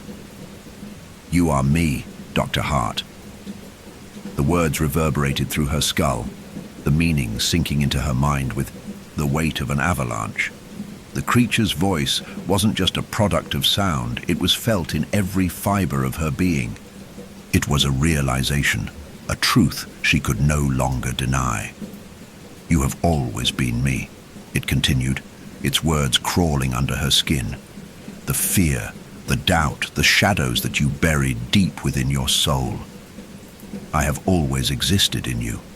The reflection was only ever a mirror, nothing more. We are the same."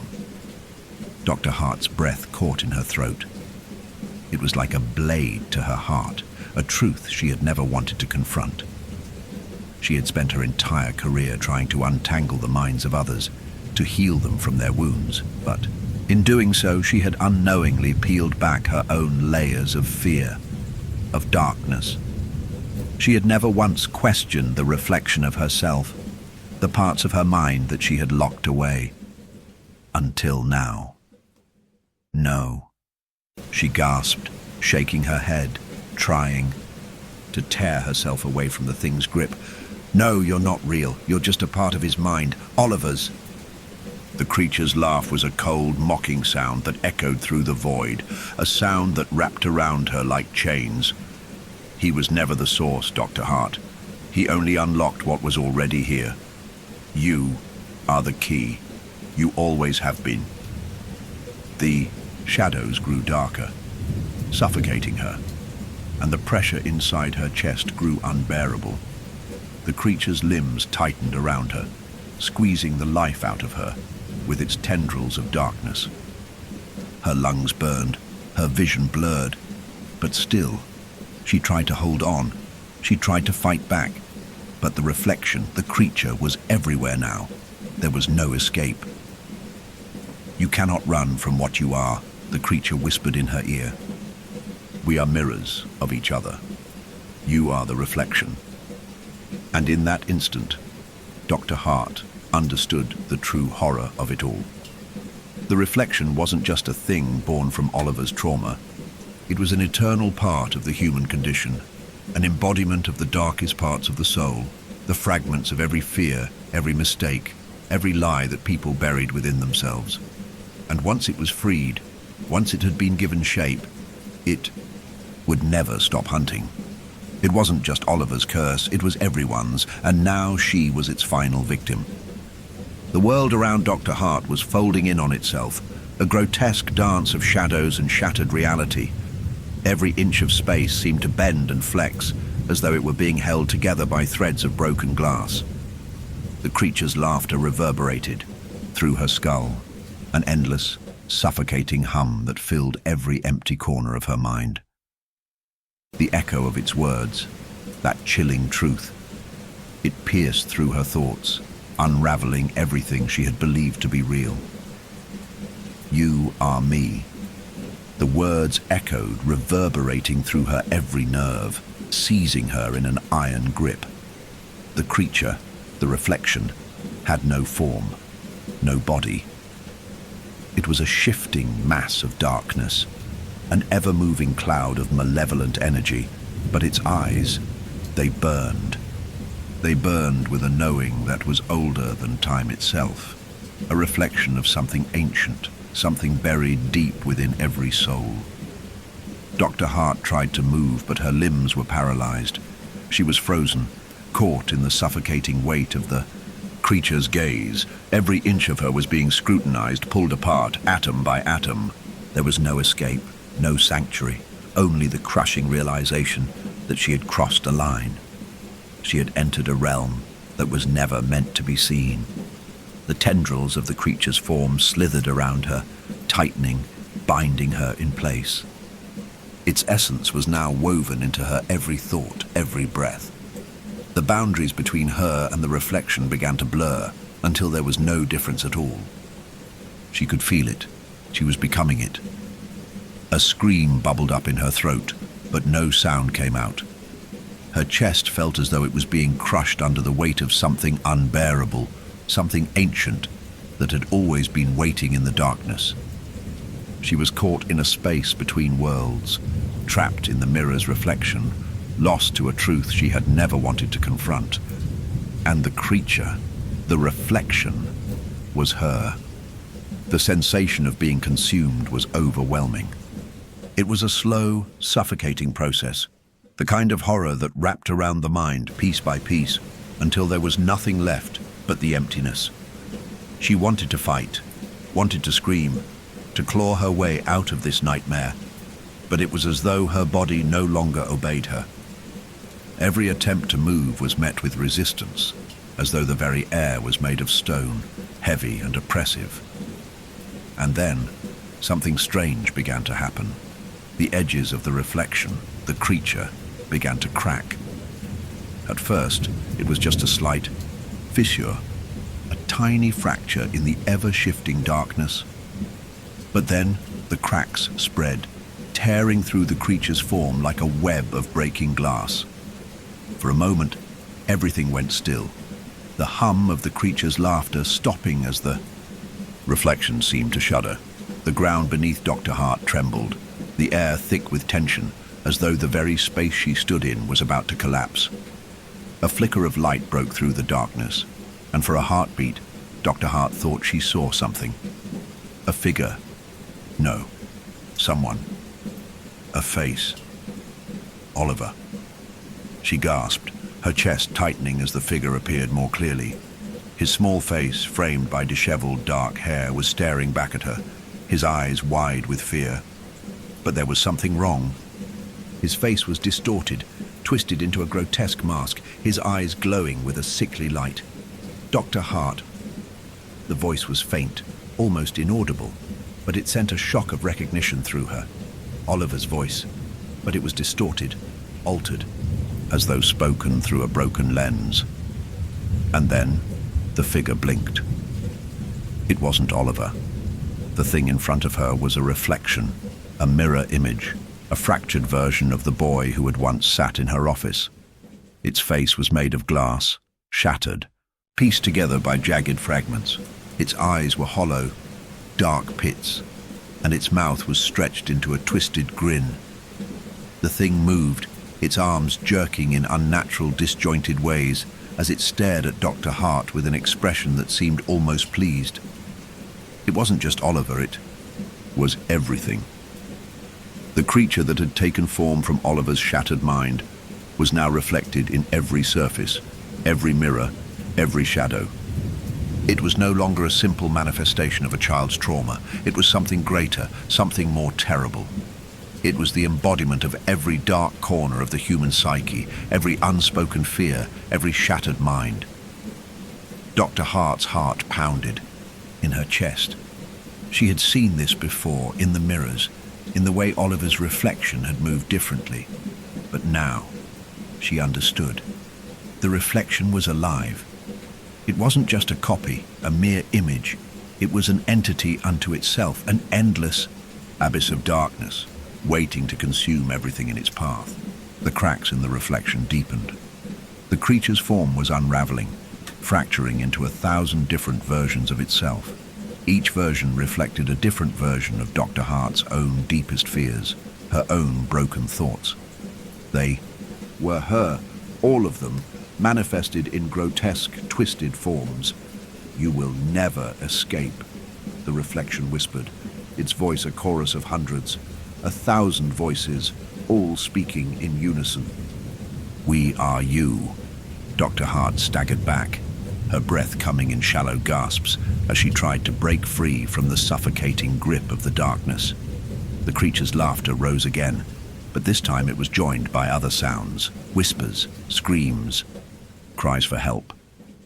They were all around her, filling her ears, overwhelming her senses, but amidst the chaos, a thought struck her. She wasn't alone. She never had been. Oliver's reflection, the fractured boy, was standing at the edge of the shattered mirror, staring back at her. His eyes, though hollow and dark, still held a glimmer of something human. In that moment, Dr. Hart understood. Oliver hadn't created the reflection. He had simply unlocked it.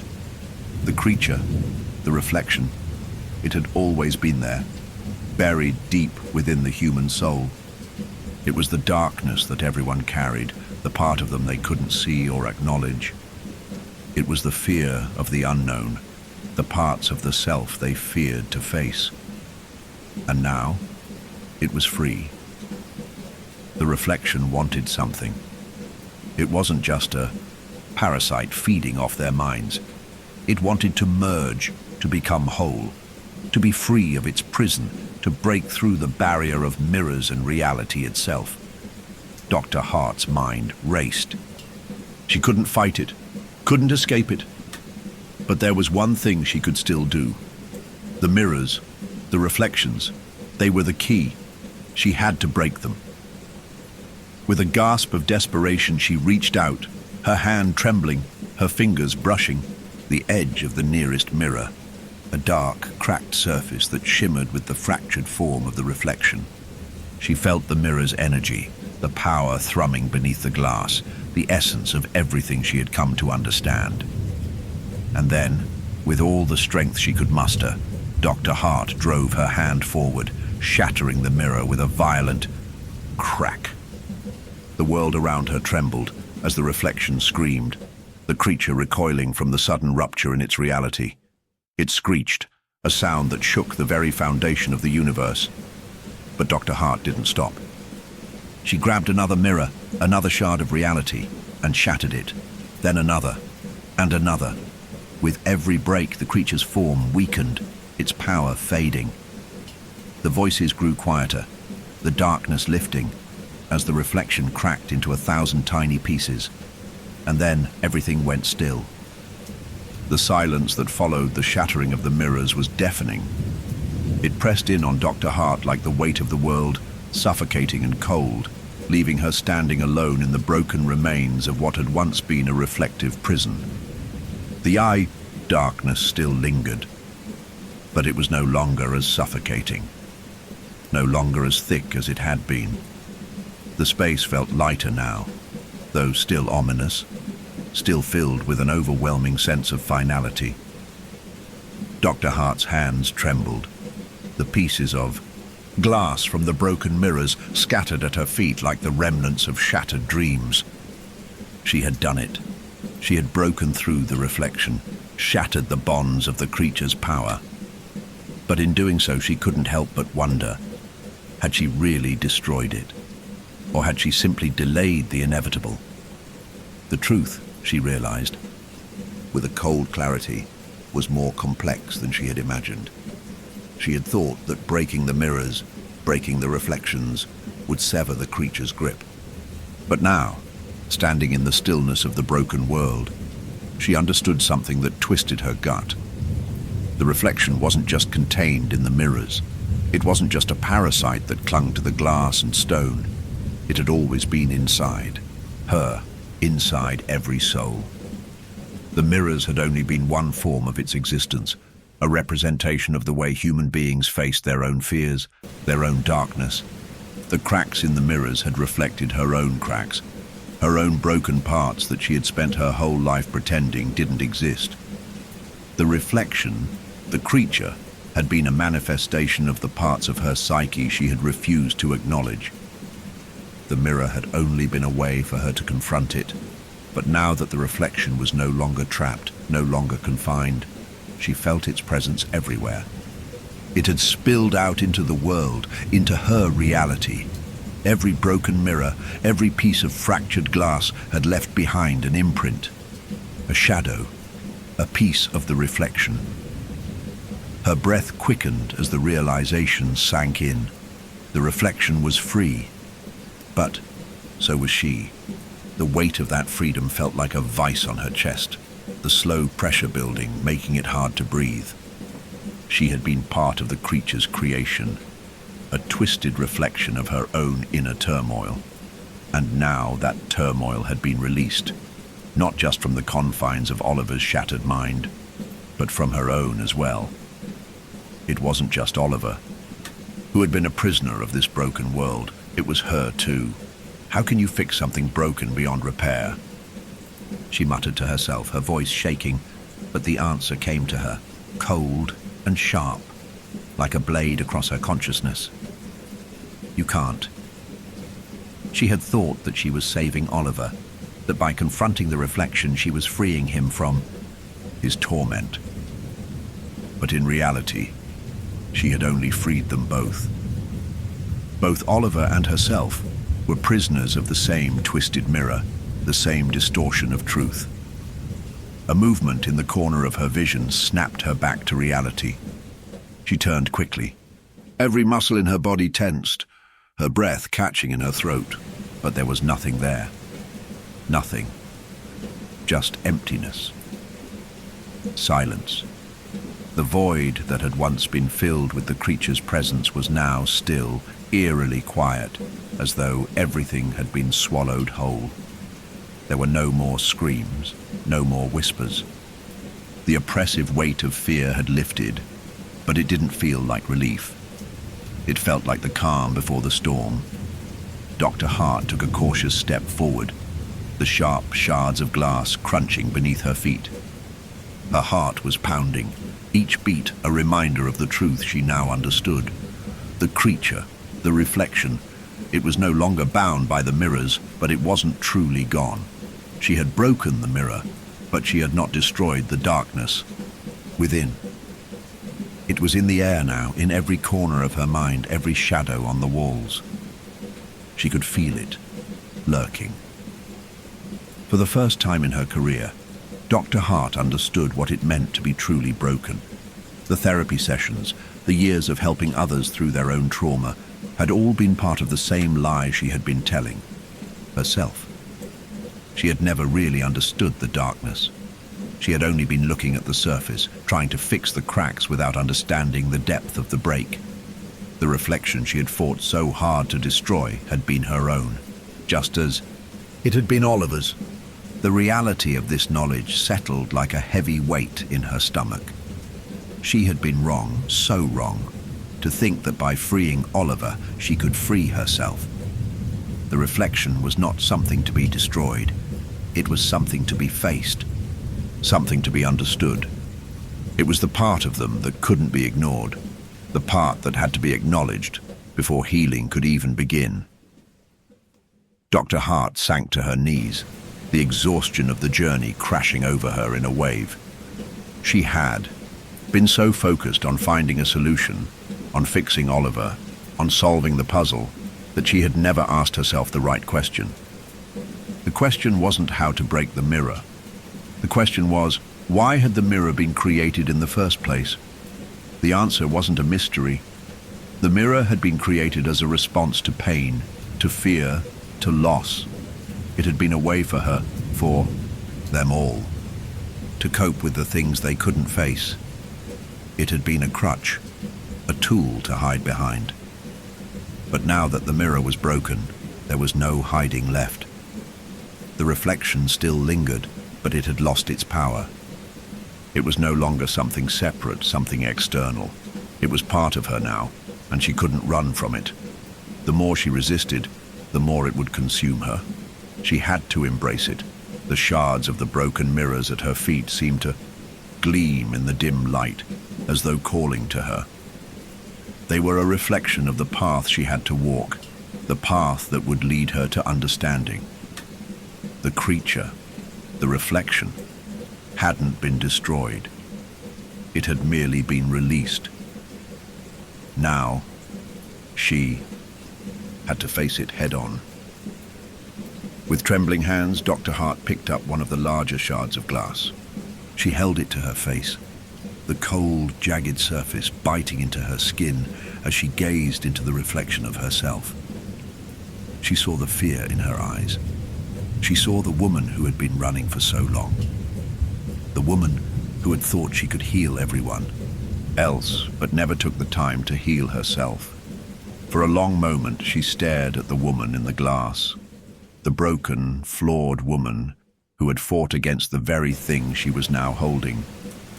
She saw the reflection for what it was, not a monster, not a creature to be vanquished, but a part of her that needed to be accepted. And in that acceptance, she found the first hint of peace. But it wasn't a cure. Not yet. Healing would take time. But for the first time, she felt a small, fragile thread of hope. A belief that even something broken could be made whole again. The reflection had been set free. And in time, she would be too. You're deep into the story now, and the horrors are only escalating. If you're still with us, don't forget to like and subscribe. Tell us where you're listening from in the comments. Who else is staying up late to face this nightmare? Settle in. The terror continues. Dr. Hart awoke to the sound of soft whispers, the kind that seemed to come from nowhere and everywhere all at once. She blinked, her eyes heavy with the weight of exhaustion. The night had passed, though she couldn't say exactly when or how. The air was still thick with a tension that made it hard to breathe, but it wasn't the same kind of suffocating darkness that had once engulfed her. No, this was something else. This was quiet. This was a silence that teetered on the edge of madness. She sat up, the chill of the room sinking into her skin. The soft hum of the night, distant, almost imperceptible, seemed to echo the murmurs she had heard in the darkness. Her hands, stiff and sore, moved to her temples, massaging the dull ache that pulsed in time with her heartbeat. The reflection wasn't gone. It never could be. There was no longer any denying it.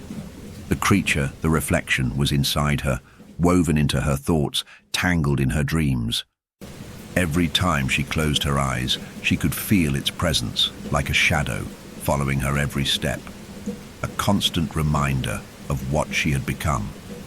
A reminder of what she had released. She stood, her legs unsteady, the floor beneath her seeming to shift with each movement. The room felt different now, as though the very foundation of her world had cracked and shifted. The walls, once familiar and comforting, seemed to close in around her, bending at strange angles. She glanced around, searching for something to anchor her, but all she saw was the distortion of reality. Was it the reflection warping her perception, or was it her own mind cracking under the weight of its own revelations? A faint glow caught her eye. Across the room, the shattered fragments of glass, remnants of the broken mirrors, were catching the faint light from the window. They gleamed, sharp and menacing, like 1,000 tiny eyes staring back at her. She took a cautious step forward, drawn to the shards, unable to look away. Each fragment reflected her face, her own image distorted by the jagged edges. But it wasn't just her face she saw. She saw him. Oliver's image too. His face fractured, disjointed, staring back at her from every corner of the room. The boy she had tried so hard to save. The boy who had been trapped in his own reflection. Doctor, Hart's heart clenched. Was it possible? Could the creature, the reflection, have taken on Oliver's face in her mind? Or was this something deeper, something more unsettling, something that no longer even needed a form? The whispers grew louder. You can't escape me. The voice, though faint, carried with it the weight of centuries. It was a voice she knew, a voice that sounded like her own, yet twisted, warped by the broken fragments of her soul. Dr. Hart staggered backward, her chest tightening, her breath quickening. It was happening again. The creature was feeding on her fear, using her mind as a vessel to grow stronger, to become more than it had ever been. She had unleashed it, and now there was no turning back. Her thoughts began to spiral. She had been so consumed by Oliver's torment, by her need to fix him, that she had never considered the full scope of what she was dealing with. She had never questioned how deep the reflection's power truly ran, or how deeply embedded it was in every facet of her own psyche. The cracks she had thought she had closed had only opened wider, stretching farther, filling her mind with memories she had long buried. She saw flashes of her past, her early career, her first encounters with patients like Oliver, each one leaving their mark on her in subtle yet insidious ways. Each one a crack in her foundation. Each one a reflection of her own unhealed wounds. The fragments on the floor seemed to pulse with a life of their own. They were more than just glass. They were pieces of something larger, something alive, and Dr. Hart was at its center.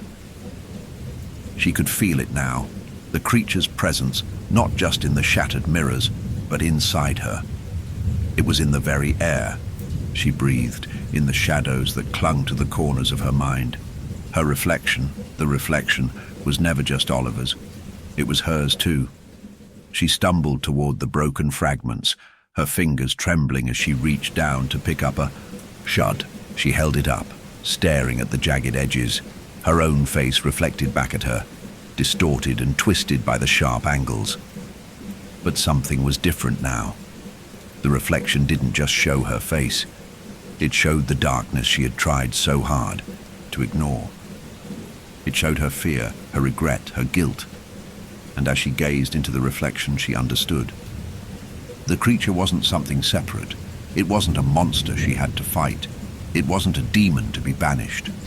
The reflection had always been part of her. It had been formed by her own fractured mind, her own unresolved pain. It had fed on the cracks she had tried so hard to hide. And now, it was stronger than ever, because it had been given life. She wasn't the one in control. For so long, she had thought she could save Oliver, that by healing him, she would heal herself. But she had been wrong. The creature had never been about Oliver. It had been about her all along, and now, with Oliver's torment still alive in her mind, there was no way to escape it.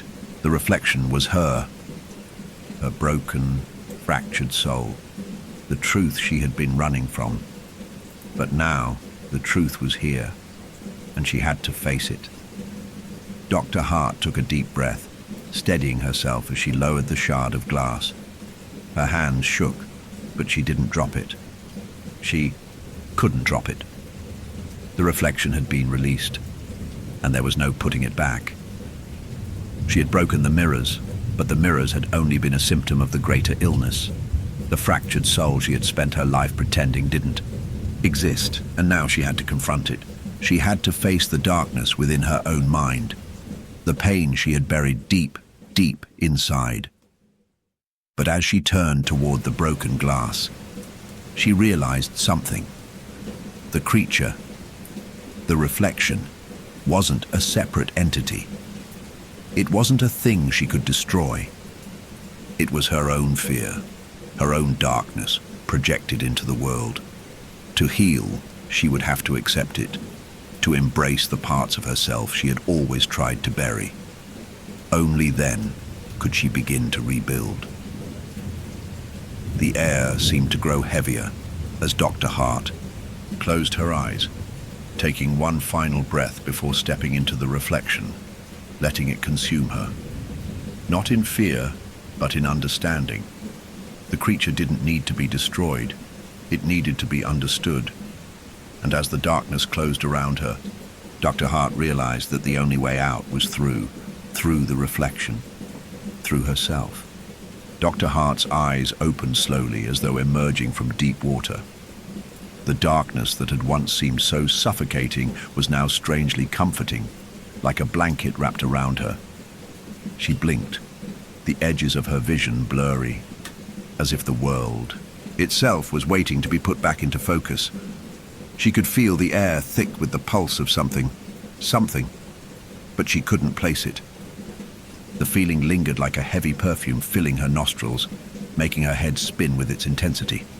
She reached out, her hand moving through the dark, trembling, feeling for something, anything, to grasp. The world around her seemed to shift, bend as though it was made of liquid glass, rippling under her touch. And then her fingers brushed something cold, something hard. A mirror. It was unexpected, yet somehow inevitable. She had known that the reflection had been inside her all along, but to find herself standing before it, again, was something entirely different. The glass was smooth and unbroken, its surface untouched by the shards that had once littered the floor. It gleamed in the low light, perfectly intact, as if it had never been shattered. And then she saw it. Her own face stared back at her, but it wasn't quite right. There was something off about the image, something that gnawed at the edge of her consciousness. Her reflection was not just an image, it felt like something else, something alive. She stepped closer, drawn to it, unable to tear her gaze away. The mirror, once a prison, now seemed to beckon her, inviting her to step into its depths. As she moved, the reflection did not follow her movements. It watched her, its eyes never leaving her own, its gaze sharp and knowing. For a moment, Doctor. Hart hesitated, her fingers trembling as they hovered just above the surface of the glass. It felt like the mirror was alive, watching her, waiting for her to make a choice. And then, the reflection, her reflection, smiled. The smile was subtle at first, but unmistakable. A slow, cruel curve of the lips, like a secret being whispered between them. It was a smile that made Dr. Hart's skin crawl. The reflection had changed. It wasn't her anymore. It was the other. The thing that had been inside her all along. The thing she had been running from. A cold shiver ran down Dr. Hart's spine as she recoiled, stepping back, her heart pounding in her chest. The reflection smile didn't fade. It grew, widening, stretching into something far darker than she had ever seen. Her own eyes became hollow, empty, like twin black holes pulling everything into them. "Do you see now?" The reflection whispered, its voice a low, mocking tone. It was her voice, but twisted, warped beyond recognition. "Do you see what you've become?" Dr. Hart's breath caught in her throat. She wanted to look away, to run, to escape the suffocating pull of that gaze. But her body refused to obey. She was paralyzed, caught in the reflection's hold, unable to move or speak. "You can't run from me," the reflection continued, its voice now a symphony of whispers, of hundreds of different voices layered upon one another, all speaking at once. "I am you. I have always been you." The words echoed in her mind, reverberating like a drumbeat, filling her skull with a pounding rhythm. Dr. Hart felt as though her thoughts were slipping away from her, replaced by the reflection's dark presence. She could hear its laughter, low and sinister, winding its way around her like a noose. "I am you." The words were inescapable. The reflection had always been part of her, woven into the fabric of her mind. It was not an external entity, not a parasite. It was her own fear, her own darkness projected outward for her to confront. But now, standing before it, she realized the truth. It was not something she could defeat. It was something she had to embrace. Her mind began to unravel as the reflections. Laughter continued to echo, louder, more manic, as though it was feeding off her terror, feeding off her confusion. "Why do you resist?" it purred. "Why do you fight me? You can never escape. You are me. You always have been." A wave of nausea washed over Dr. Hart as the reflection's gaze deepened.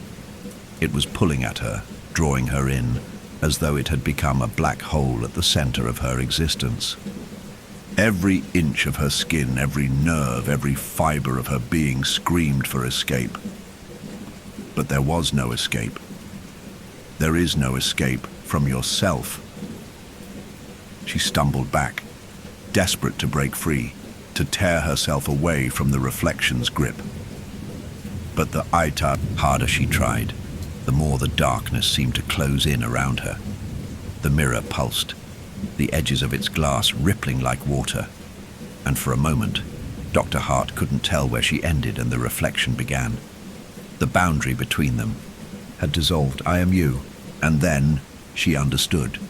The reflection was not a monster. It was not a creature to be defeated. It was the part of herself she had buried, the part she had spent her life denying. The anger, the fear, the guilt, all of it had been folded into the reflection, and now it had come to claim her. She was not separate from the reflection. She was the reflection. Dr. Hart collapsed to her knees, her body shaking, her breath coming in ragged gasps. The weight of the truth was too much. It crushed her, squeezing the air from her lungs, leaving her gasping for something, anything to hold on to. She closed her eyes, trying to block out the laughter, trying to block out the whispers that filled her mind. But the truth was there, undeniable, seeping into every part of her being. There was no escape. The reflection was her, the fractured, broken parts of herself that she had never fully acknowledged. The parts of her that had never been healed. The parts that had festered and grown, turning into something monstrous, something alive. The mirror had never been a prison. It had always been a mirror to her soul. And now, the reflection had broken, free. She opened her eyes again, and for the first time she saw herself clearly, not as the therapist, not as the healer, but as the broken woman she had always been. Her reflection, smiling at her with cruel amusement, was no longer just a reflection. It was her. She was the reflection, and she had nowhere left to run. Dr. Hart could feel the weight of her own gaze pressing down on her. Her hands, trembling, reached out, instinctively grasping the cold surface of the mirror, as though hoping it would offer her some kind of salvation. But the reflection was no longer a mere image. It was alive, its fingers stretching toward her, its gaze a tidal wave of everything she had tried to hide from herself. It was her reflection, but it had become something more, something else, something that wasn't just in the glass. It was inside her now. It had always been inside her. The laughter swelled again, a low rumbling sound that filled the room like a thunderstorm, deep and hollow. The air crackled with tension, as if the very fabric of reality itself was beginning to tear, to warp around the overwhelming presence that was now both in front of her and within her. Dr. Hart's heart thudded in her chest. Her thoughts were fragmented, scattered like pieces of a shattered puzzle that she could no longer put together. She couldn't breathe, couldn't think, couldn't move, couldn't escape. Every instinct in her body screamed to flee, to run from the nightmare that was unfolding before her, but her body was no longer her own. She couldn't tear herself away from the mirror. The reflection had anchored her. It was in her. And then, in the depths of the reflection's twisted grin, a thought, a realization, sliced through the chaos in her mind like a shard of glass. She was not trapped. The reflection, the thing she had thought of as her enemy, as the dark force she had tried to conquer, was not a thing to be fought.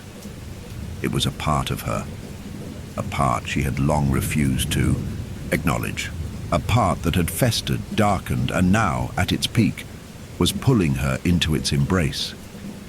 She had been running from herself, hiding from the truth, pushing away the pain that had always been there, buried deep in the crevices of her soul. She had tried to save Oliver, to heal him, but in doing so, she had neglected her own wounds.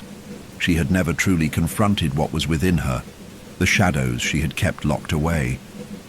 Now, those shadows had come alive, and they were her. The reflection's smile widened, pulling her in, its eyes empty voids that stared straight through her. It was waiting for her to surrender, to stop fighting, to stop pretending that she could fix everything. She had spent so long trying to heal the broken, trying to put the pieces of others back together, but she had never taken the time to fix herself. The reflection's voice was soft now, a murmur that slid beneath her skin like oil. "You cannot save anyone, Sarah," it whispered, using her first name, something no one had called her in years. "Not until you face what lies within you." The words struck her like a blow to the chest, knocking the breath out of her lungs. The truth hit her harder than anything had in years. She had never healed herself. She had never truly confronted the parts of her that had been shattered long before Oliver had come into her life. She had buried her trauma, her regrets, her grief all deep within her, and it had festered, turning into the creature that now stood before her, mocking her, torturing her. But as the reflection's cruel voice continued, something inside her, something buried deep, began to stir. The more she heard the whispers, the more they resonated within her, like a chord struck deep within her chest. It wasn't anger, it wasn't resentment, it was understanding. She knew what she had to do. The reflection's eyes darkened, and it stepped closer. "You'll never leave this place," it taunted, a wicked grin pulling at the corners of its mouth. "This is your world now. You belong to me." Dr. Hart inhaled deeply, her mind racing. It was true. There was no leaving. There was no escape from this place, this mirror world, this fractured reality. But she no longer needed to escape. She didn't need to run. She had run for years. It had brought her to this moment, to this reflection. It was time to surrender. With one final breath, Dr. Hart stepped forward. Her heart pounded in her chest, the sound filling her ears, drowning out everything else. Her fingers trembled as they grazed the smooth surface of the glass, and for the first time, she did not recoil. She did not pull back. Instead, she pressed harder, pressing her palm flat against the cold mirror. The reflection mirrored her action, but this time, it was not just an image. As her hand met the glass, the reflection's hand seemed to melt into the surface, merging with her own, until it was impossible to tell where one ended and the other began. Dr. Hart closed her eyes, her breath shallow, and allowed herself to fall into the reflection. It was not a violent crash, not a forceful collision. It was a gentle pull, a soft descent into the mirror's depths, as though the reflection itself was guiding her. And as she sank into the dark, there was no fear. There was no panic. There was only quiet. She understood now. The reflection was not a monster. It was a part of her. It had always been. The mirror had not trapped her. It had shown her the truth. She had to face it. She had to face herself. And now, for the first time in her life, she was ready. Dr. Hart's body felt weightless, her feet no longer grounded in the familiar world of reality. She was floating, suspended in an abyss of her own making, where the darkness seemed to stretch endlessly in all directions. There was no up. There was no down. The air, or what could be called air, felt thick and oppressive, almost as though it was made of something dense, like oil or smoke. It clung to her skin, her face, as if trying to suffocate her. Yet she could breathe, though it felt unnatural, like drawing air from a place that didn't belong to the world she knew. Her surroundings were fractured. Pieces of reality shattered around her like broken glass, each fragment floating in space, disconnected from the whole. The pieces flickered, showing glimpses of places, of faces. Some she recognized, some she did not. A street corner in her childhood town. The old house where she had grown up. The one her parents had sold years ago. Oliver, his face locked in that expression of horror that had once haunted her every session. But these images weren't solid. They weren't real. They were fragments, reflections of things that had been, that could have been, or perhaps were simply memories twisted beyond recognition.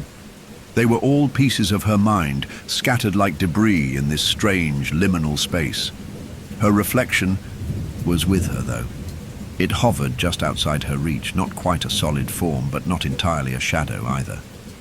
It was her and not her, its features flickering like a flame caught in a gust of wind. One moment its eyes were hers, wide and full of fear. The next they were darker, older, hollow, as if the reflection had absorbed all the pain she had tried to bury. It wasn't a mirror image anymore. It was something else, something more. A twisted version of herself that had been birthed by her own brokenness. "Welcome to the truth," the reflection said, its voice now a smooth, mocking whisper that seemed to echo from everywhere and nowhere at once. Dr. Hart's heart hammered in her chest. She felt a deep, primal fear crawling up her spine. It was not the fear of being trapped here. No, she had already accepted that she was past that point. It was the fear of what she was about to face, what she was about to embrace. "You think you understand me now, don't you?" The reflection's voice twisted, becoming more insistent, almost pleading. "But you don't. You never have." Dr. Hart's mind spun, trying to make sense of the words. The reflection was right in one sense. She had always thought of herself as the healer, the one who helped others confront their trauma.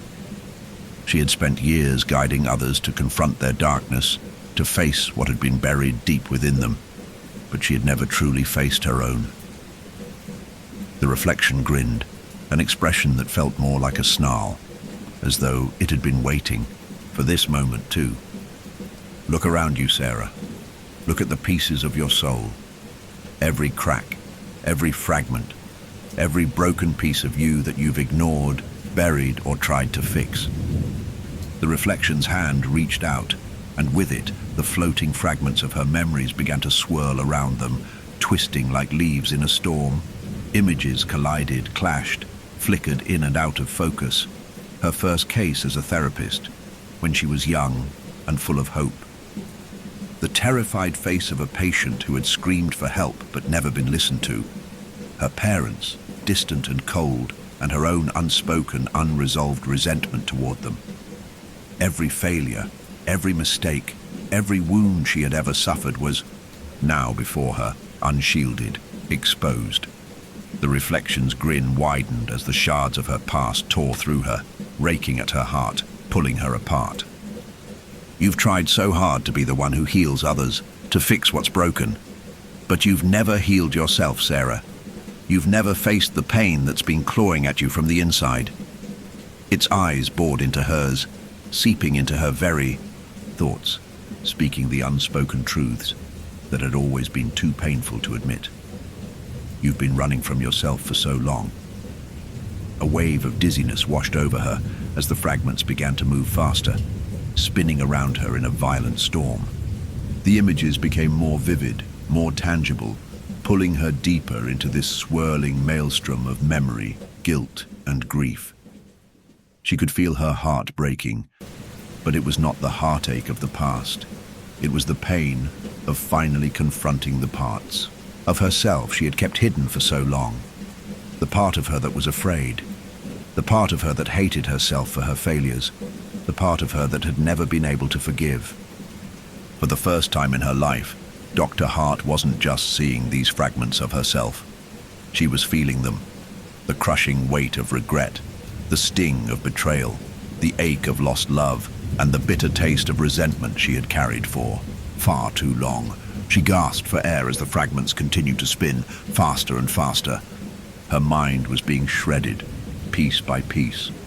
Her past was being dragged into the present, and she could no longer separate where she ended and the reflection began.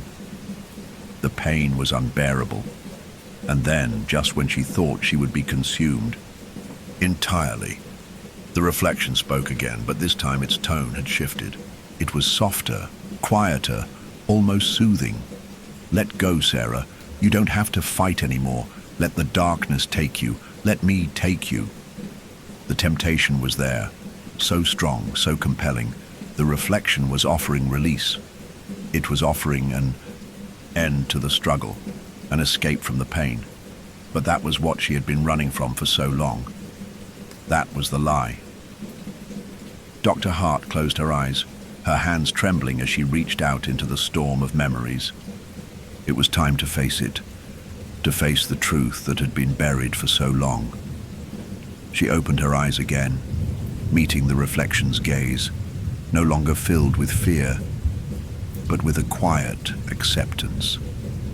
The fragments of her past swirled around her, no longer chaotic but calm, as if they were being drawn back into place slowly, gently.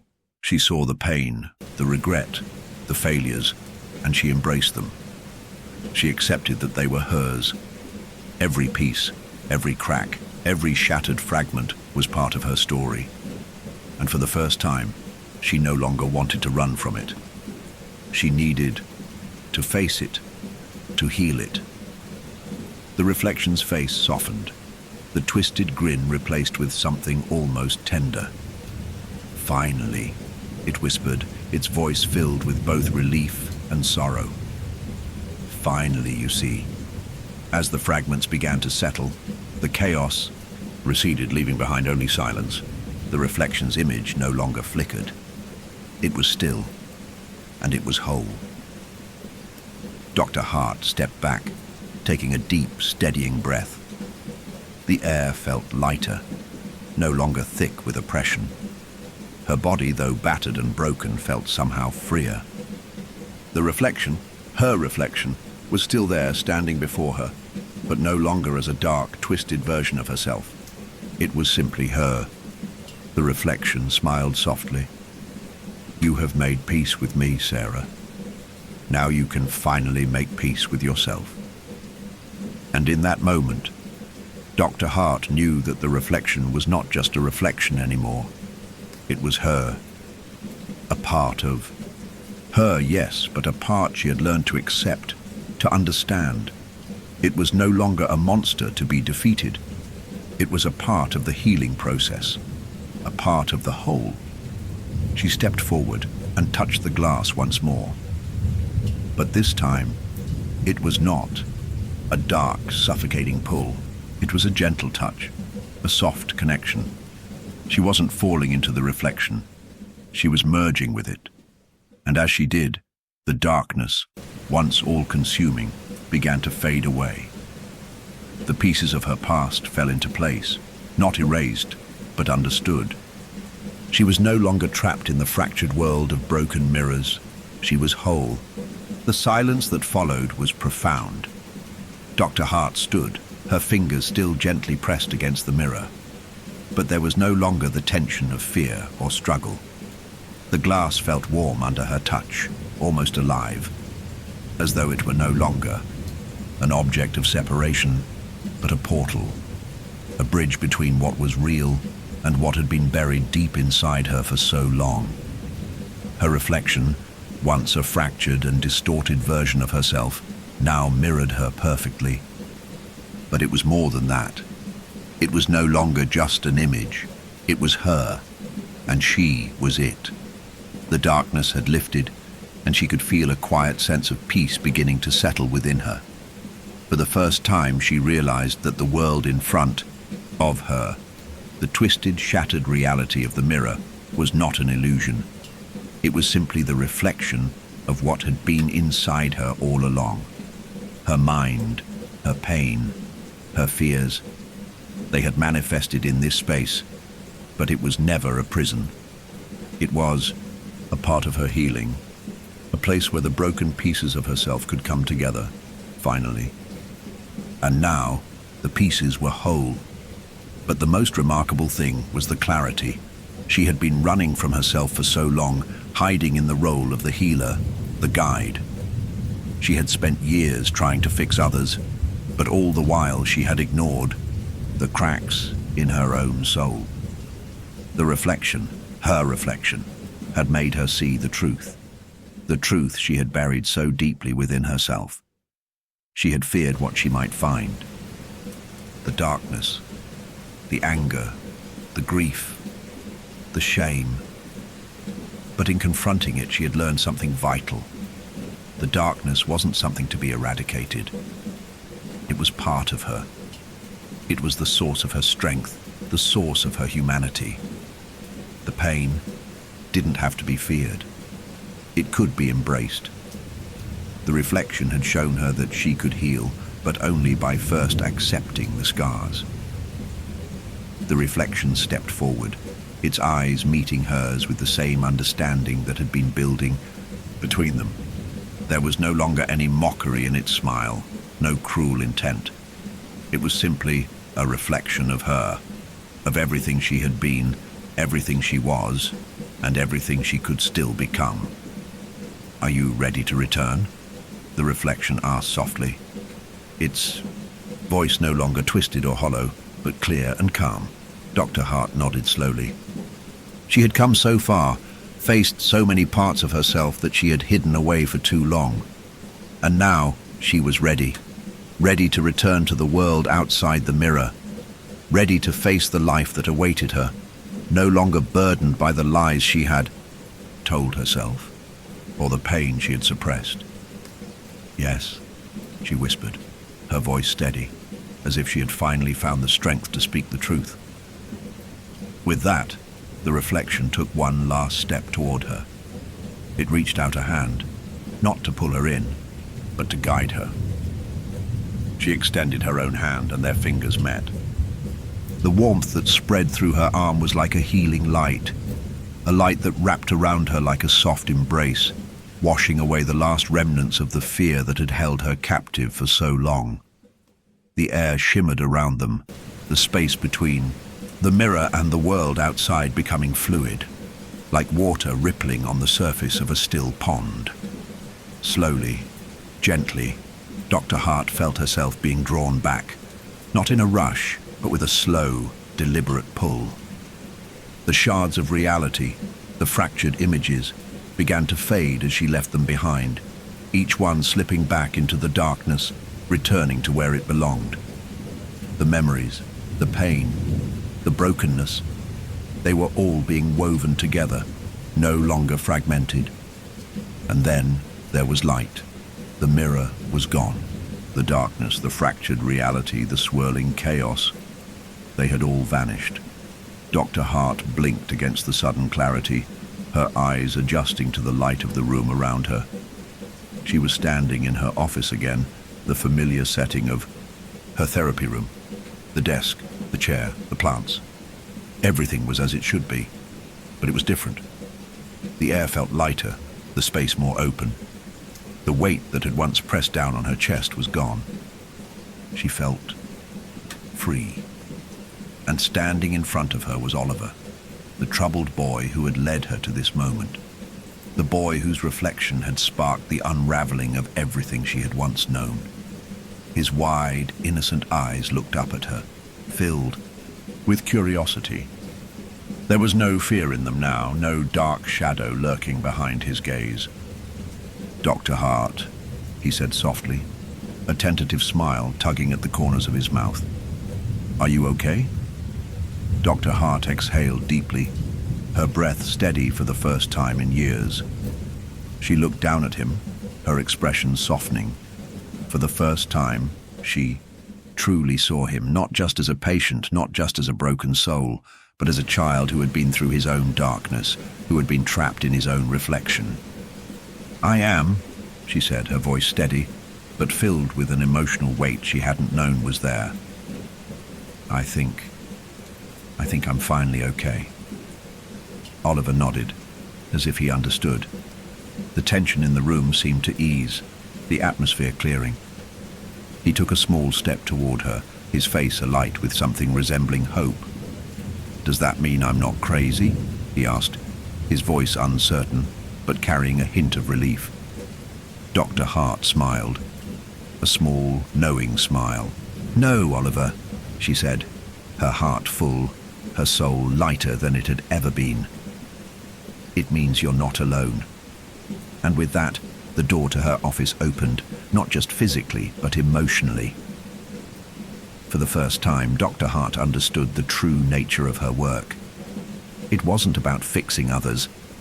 It was about meeting them where they were, embracing the brokenness, the darkness, and the light, and walking with them toward healing. She had found her own path to healing, and now she could help others find theirs. As she sat down across from Oliver, ready to begin another session, she knew that the journey was far from over. But she was no longer afraid. She had faced the mirror, and in doing so, had finally faced herself. The reflection was no longer her enemy. It was a part of her. And for the first time, she